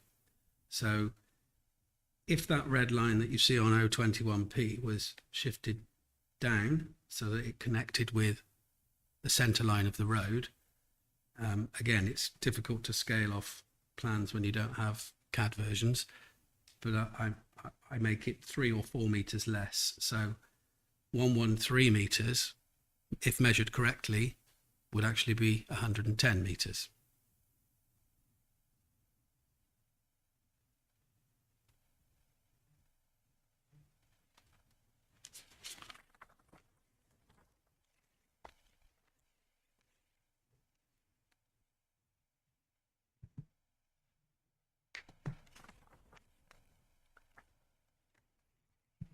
We've already looked at the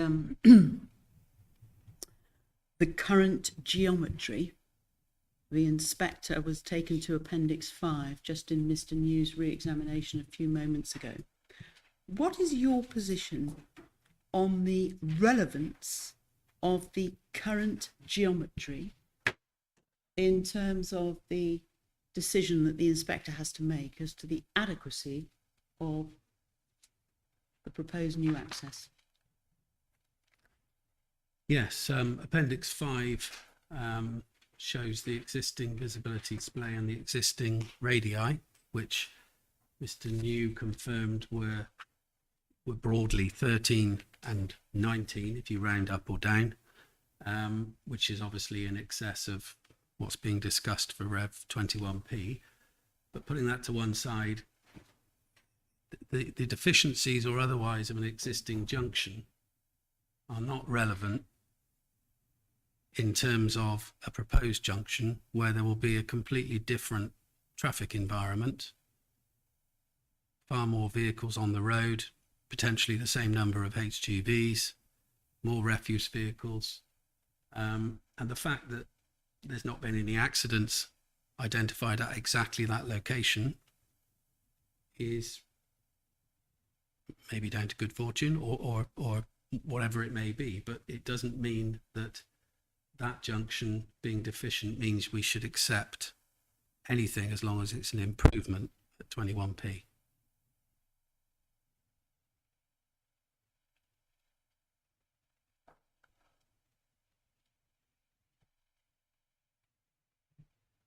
If I could just add, there was some discussion earlier about the phrase suboptimal in terms of it was referred that it was to do with the visibility display as exists on Appendix 5 as shown there, which is obviously below what would be required for those speeds.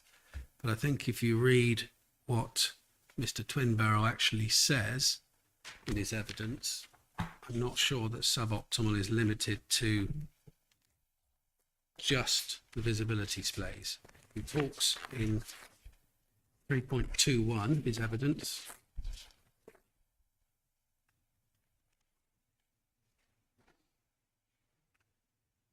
He talks about the visibility displays that are achievable for the current access, and those are the distances that are on the plan that we're looking at in Appendix 5.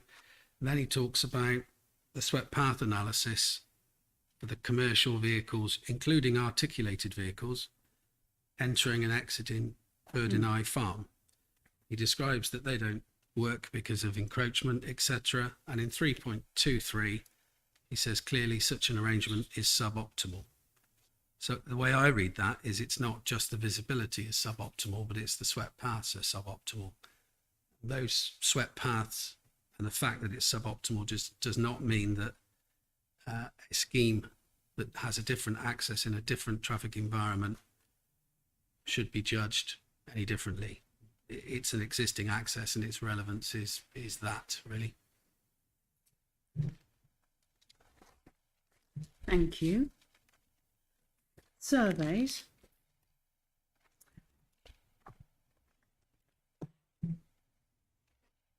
You make some criticisms of the timing of surveys. At this moment, I just want to focus on the August survey that was undertaken. This is at Appendix 5. This is the August survey of the existing businesses that was undertaken. What do you say about the robustness of that survey on that Tuesday in early August? Yes, it's Appendix 4 of Mr. Twinborough's evidence, and it was undertaken on a Tuesday in August, which would be a school holiday, private or state. So traffic levels would be traditionally lower. That would be all kinds of traffic, including HGV traffic, because even they take holidays as well, I think.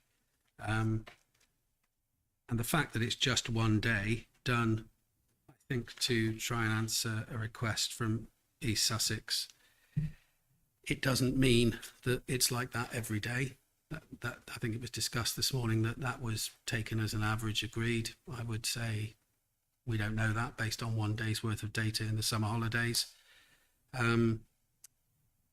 It's not on a bin day, as far as I'm aware. When you say not on a bin day, can you just explain to me, bearing in mind you mentioned commercial bins? Yeah. What are you referring to when you say it's not on a bin day? What kind?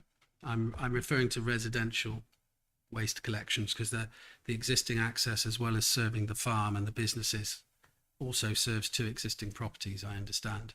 So it wouldn't have been on a bin day for them, as far as I'm aware, because that happens on a Monday and a Friday. The commercial waste day, obviously a refuse vehicle was seen in the video. It could be that vehicle, but I think it's a great leap to say that what happened on Tuesday, the 1st of August, is necessarily going to happen every day on average. Right, thank you.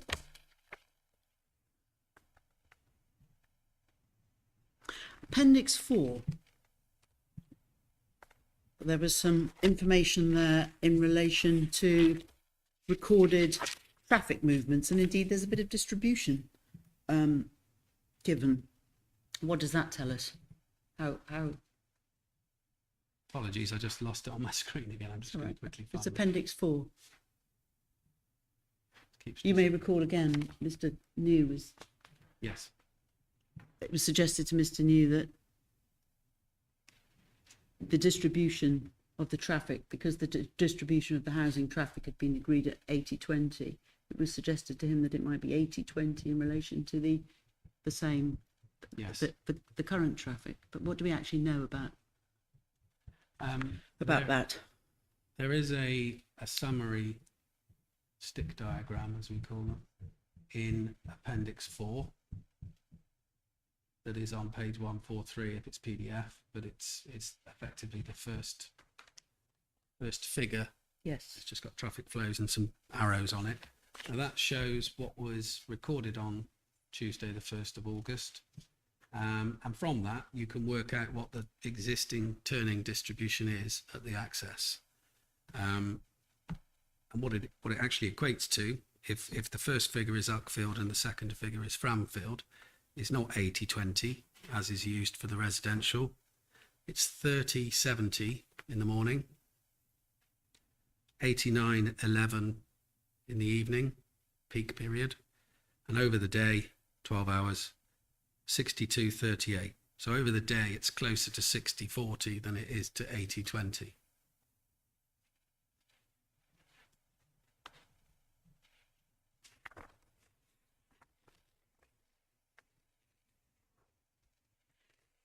Next topic, please.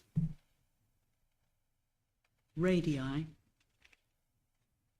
I just want your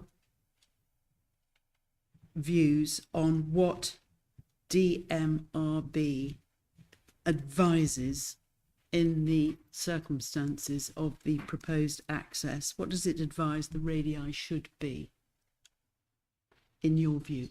In my view, DMRB, which is core document 1.7, I think. Is that correct?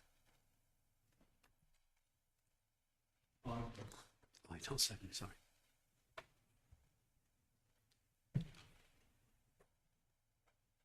So on page 30 of that document, if you're looking at the PDF, it is page 30 of 74.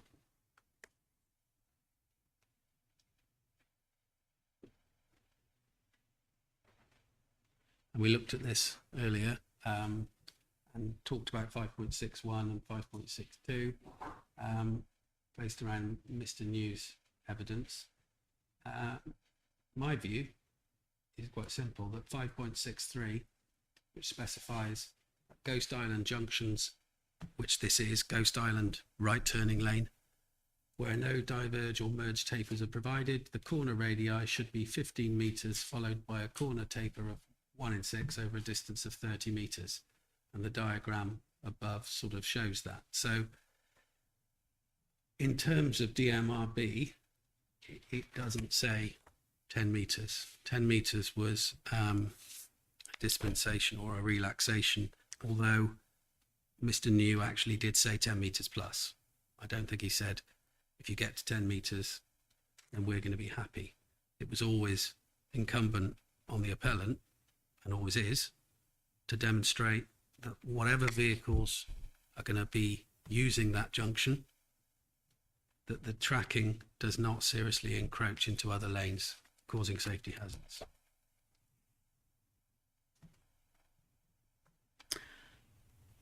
Next topic. Cyclists. What did you understand in relation to the the appeal proposals? What did you understand the proposed cycle pedestrian path would be? In particular, did you understand that the proposed cycle path was to be one way or two ways? And what's your understanding based on? Yes, Mr. Twinborough's hearing statement, which was prepared in February 2023, when this was going to be a hearing, on page 12, in response to be fair, on page 11, where East Sussex had asked the appellant about eastbound cyclists being able to join the proposed shared footway cycleway, or NMU link, as it's often referred to. He responds by saying in 2.51 that when setting out their reasons for why a right turn lane was needed at the site access, context of this is obviously that wasn't proposed at the beginning and didn't appear until fairly late in the day. The Highway Authority stated that this, I think that should say this rather than thus, would afford right-turning vehicles, brackets including cyclists, some protection, and insist in the free flow of major road through traffic. Sorry, where are you? I'm at I'm in- 2.51 in Mr. Twinborough's hearing statement, so not his proof of I think I'm evidence. in the right one. So CDC.2. Just-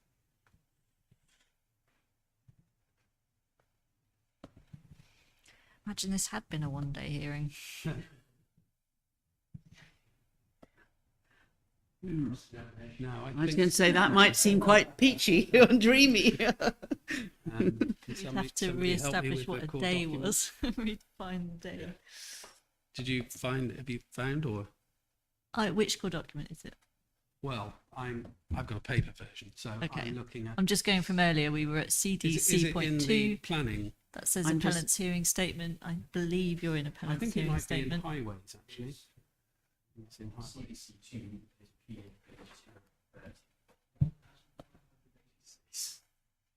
CDC2, Two.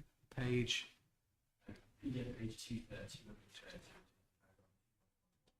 I'm Thank on you. paragraph 2.51, but I'm on page 327. So which page did you say I should be at, Mr. Brown? Yeah. Yeah. Yeah, 2.51, which is on PDF page 230, I think. So I read, Hang on. Hang on, you let the inspector Sorry. get there.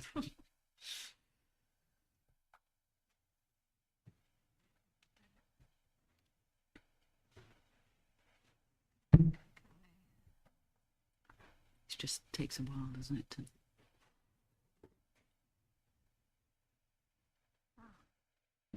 Another 2.51. Okay. Yep.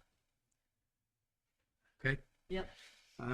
so that's the section I just read out. We can quickly read it again. Yeah, please. When setting out their reasons for why a right turn lane was needed at the site, there being East Sussex, was needed at the site, the Highway Authority stated that this would afford right turning vehicles, including cyclists, some protection and assist in the free flow of major road through traffic. That's in the context of at the beginning, and for a long period, there was no right turning lane as part of the vehicular access.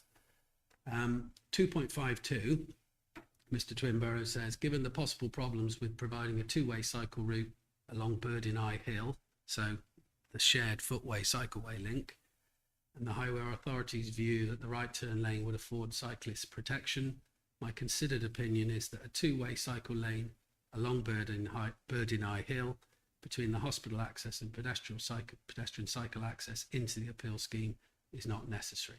So And we can And see, sorry, he does say he identifies the possible problems, doesn't he? Because he says, in particular, the first and the fifth bullet points in paragraph 2.38 above. So he's, and one can see that even in paragraph 250, there are a number of issues raised there about. Yeah, I think the reference should read paragraph 2.50 above. Yes, but yeah. I know what it's like when paragraph numbers change. So we, as far as I'm aware, I haven't seen any evidence to say that that's no longer the case. So therefore, cyclists heading eastbound are more than likely going to use, well, they will use the vehicular site access. And that comes back to the swept paths and all the issues we talked about, where we mentioned cars and HGVs, but cyclists obviously are going to form a part of those movements. And let's say doomsday, potentially, you've got the Arctic or a large rigid waiting to turn in, as identified earlier. You've got a car waiting to turn right out, who edges out to try and have a look round the corner of the articulated or rigid vehicle. And a cyclist comes along, wants to turn right, tries to turn in front of the Arctic or the rigid vehicle, or goes along. So I think a very difficult situation ensues, because you're going to have to be able to look in all directions. And even if you take it more of an angle to try and avoid being too far back from the articulated vehicle, you're going to be looking directly over your left shoulder, effectively. So the swept paths mean that the encroachment, that if cyclists use the site access, then there is a safety risk.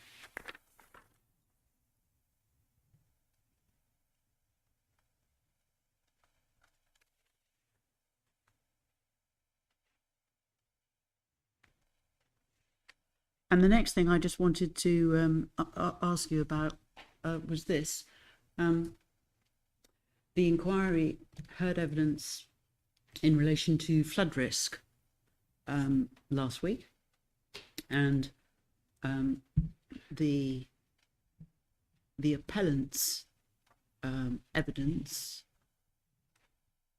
identified the main access as a safe alternative on the occasions when the proposed route into Uckfield, whether it be via the footpath cycleway link or via the road, was inaccessible due to flooding. And I just want your views on the safety of that main access as an alternative route for non-motorised users, first of all, in that scenario. Yes. So if other non-motorised users, i.e. pedestrians as well as cyclists, and not just eastbound cyclists, were using that junction because the other shared footway cycleway link was flooded, then there's no provision, there's no footway link, there's no footway link along Birdenoy Hill in either direction at that point. And if that was the case, where that was the only way you could walk and cycle to and from the development because of the flooding, then that would be, again, a very definite road safety hazard.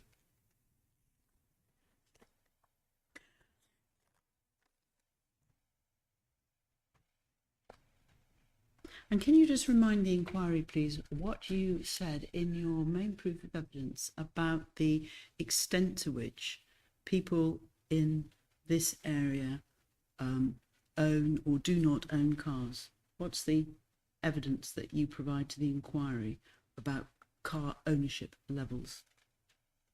Yes, paragraph 6.15 of my original proof.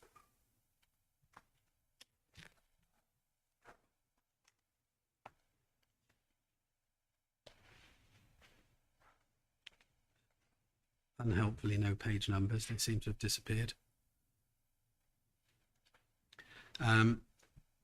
Basically, we've looked at the census data, which was still 2011 for this particular search, shows that in the Uckfield built-up area, 13.4% of households do not have access to a car at all, and a further 38.6% only have access to one car. So around half of the potential residents who would live in the development, if it were permitted, would have access to either no car or one car. And the reason one car is important is if the one car is being used by one member of the household, it's not available for the other member of the household. And if that happens and coincides with when the footway cycleway link is flooded, then, and you need to travel, then people are going to use the main access, which is not safe, or be stranded.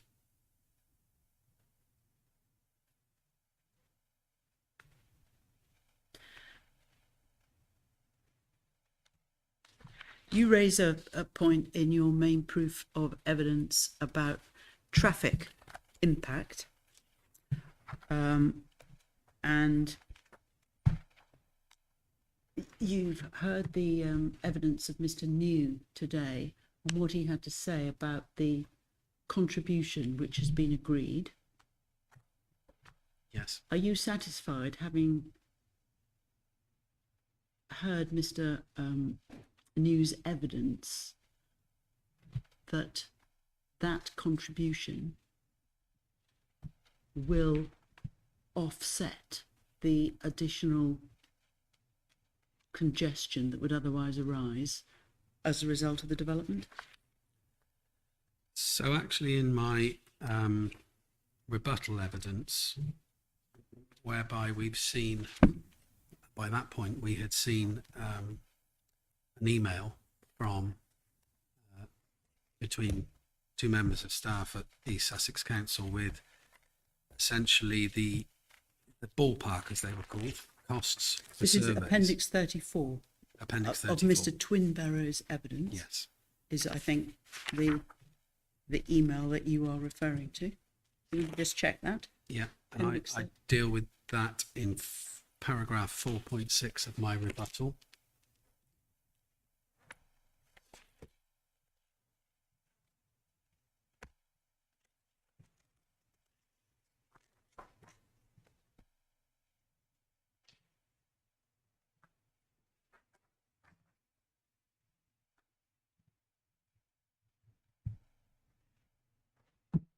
You say the adequacy of a potential contribution is unknown at present.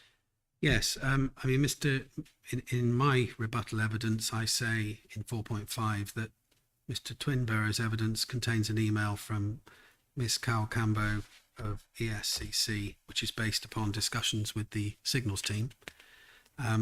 If you read that email, I don't think there is actually a scheme in existence that is sat there waiting to be implemented, and that to answer the question from the appellants about contributions, they've had to effectively take a first principles approach to what would it cost potentially. That's been described as a carefully worked out assessment, which I'm not sure it is. It's a ballpark cost, which is what East Sussex say it is. But we heard from Mr. New earlier that a contribution would be made towards a wider scheme. So I must admit, I thought that the cost that was being paid would implement the changes that were required to mitigate the impact. But now it seems like they might be a contribution to a wider scheme and therefore may potentially not be delivered before there are occupations of this development, and therefore the increased traffic would not be sufficiently mitigated.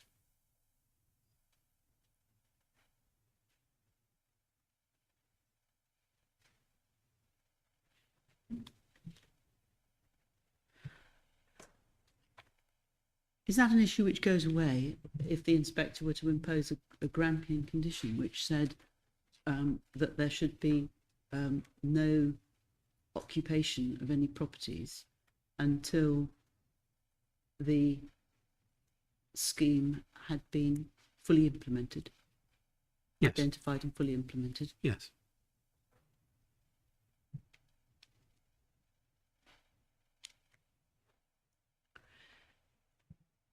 Mr. White, that's all I want to ask you in chief, unless there's anything you wish to add, having heard today's evidence. No, I don't think so. Thank you very much. Thank you, Ma'am. Hope we've kept you vaguely interested still in this topic. Revived me. Well, I'm delighted to hear that. Mr. Tabachnik, optimistically, can you give me a time estimate? I've been brought back to life. That's good. 20 minutes? Really? 20 minutes cross-examination? Yeah. I did say that I was going to deal with the whole case with Mr. New and just a few points with this witness. And that's what I intend to do. So shall I carry on? Yes. Better go then. I hope I've revived you a little bit more than 20 Well, minutes. You need to keep the heart rate going. Keep it up. Okay. Now let's talk about your point in relation to speed surveys and the 48 miles an hour, please, Mr. White. If we look at Twinbarrow Appendix 2, that's the speed survey that the visibility displays have been worked out on the basis of. If you just turn inside the first page of that. Appendix 2 as opposed to Appendix 3. Yeah, Yep. thank you. Appendix 2, you should have a Google Earth image Yes. which says, it's amongst other things, it's got ATC1 and ATC2. Yes. And ATC1 was used to work out the speed of eastbound traffic, correct? Yes, I believe so. And ATC2 was used to work out the speed of westbound traffic. Yeah. Yes. So the 113 figure comes from what was measured at ATC1. Do you see that? Yes. And that's around about 120 odd meters from the existing access point, isn't it? It looks it. I can't measure it Yeah. by eye. Thank you. And of course, the proposed access is about 20 meters to the east of the existing access point, isn't it? I believe so. Yeah. And the 113 meter figure we know has been agreed by the county, hasn't it? We heard that this morning, and it's been in the statements of common ground for a long time. 113 was suggested by the county because the original transport assessment had visibility displays that were in the 70s of meters. So 100, that was because at the time the appellant was advocating a 30 miles per hour speed limit all the way along Burdon Eye Hill, which has not been acceptable, nor has a 40. So yes, it has been agreed, but it was suggested by East Sussex, not suggested by the appellant. All right. Well, I don't think the history concerns us. The fact is that sitting here now and for some considerable period, the display of 113 to the west has been agreed by the Highway Authority, hasn't it? I believe so, yeah. Yeah. And they haven't questioned that, notwithstanding the survey that they did in July of this year that you spent the beginning part of your evidence referencing. That's right, isn't it? I don't know what they've said about it, but Well, were you listening to Mr. New this morning? I was listening to Mr. Yeah, New, because he clarified that survey makes no difference in relation to the 113 display in their view, yes. in their view. Yes.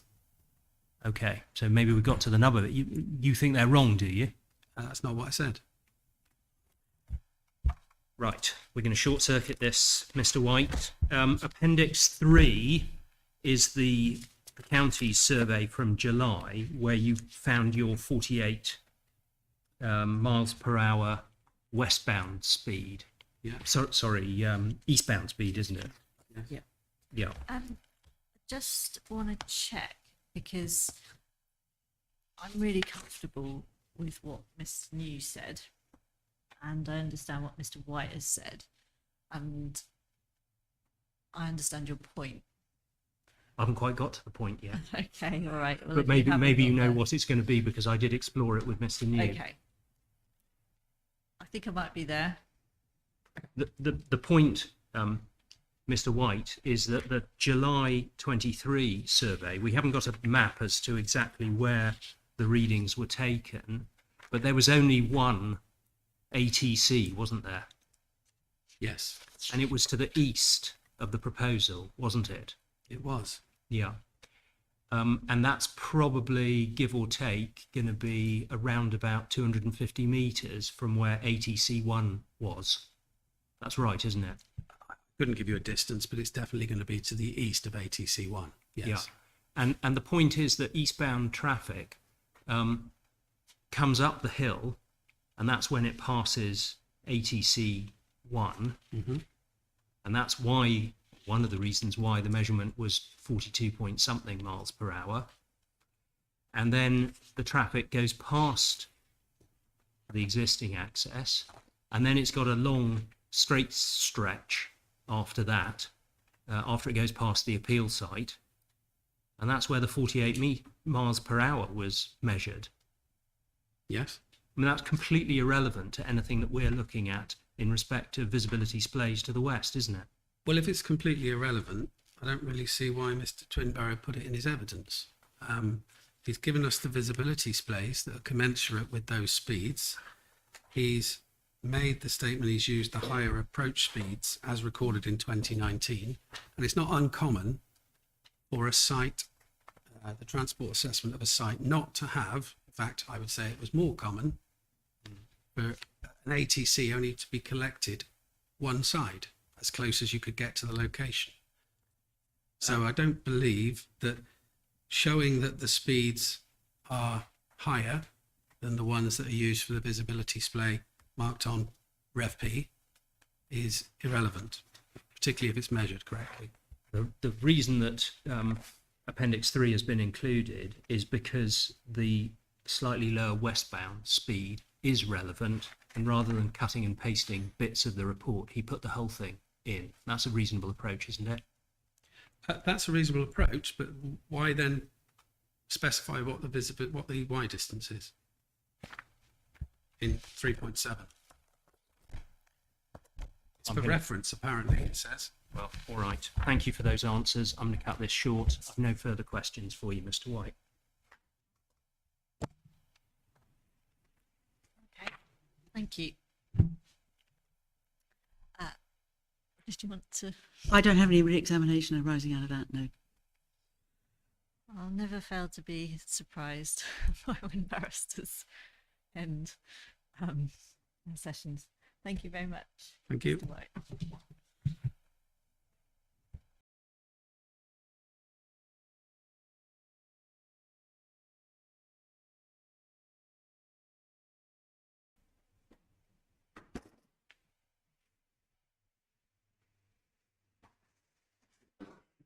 Okay, so tomorrow we're hearing from the appellant's highway witness then. And that should fill tomorrow. Mum, if it hopes, I'm hoping to be shorter than 3 to 4 hours. So Okay. I'll review overnight Okay. and do my best. But it definitely will be under 3. It'll And be under 3. yeah. Okay, so I can strike out 4. strike out 4. Okay. Definitely under 3 and hope to be materially under. So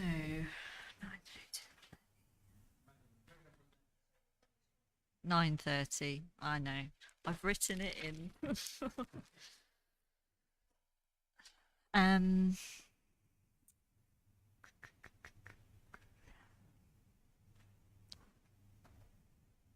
I'm just pausing because I'd like to get ahead as much as I can because conditions and obligations is always very hard to do, particularly after a long couple of weeks and particularly on a Friday when people have long distances to travel. But I don't want to drag Mr. Kopp here if there's a danger that we're not going to be able to hear from him. He's coming anyway, is he? Oh, okay. Okay, well, that's really helpful of him.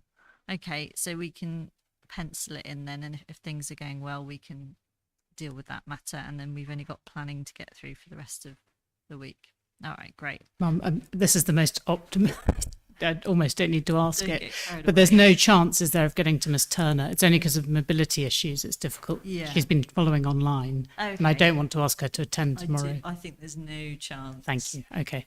I wouldn't have thought. Yeah, no. I I mean, agree. stranger things have happened, but I Well- suggest we all just take the afternoon off if it comes If to that, it. well, that would be lovely. All right, thank you. I could go and study the conditions. That would probably be a better use of my time. Okay. So no, I don't think there's a chance we'll get on to planning. But if we can finish with highways and we can do heritage, I think we'd be doing very well. Okay. Right. Anything else we need to say before we depart for the evening? Look at it. Do you know what? Let's stay here. Right. Okay. I'll see you all at 9:30 then tomorrow. Thank you.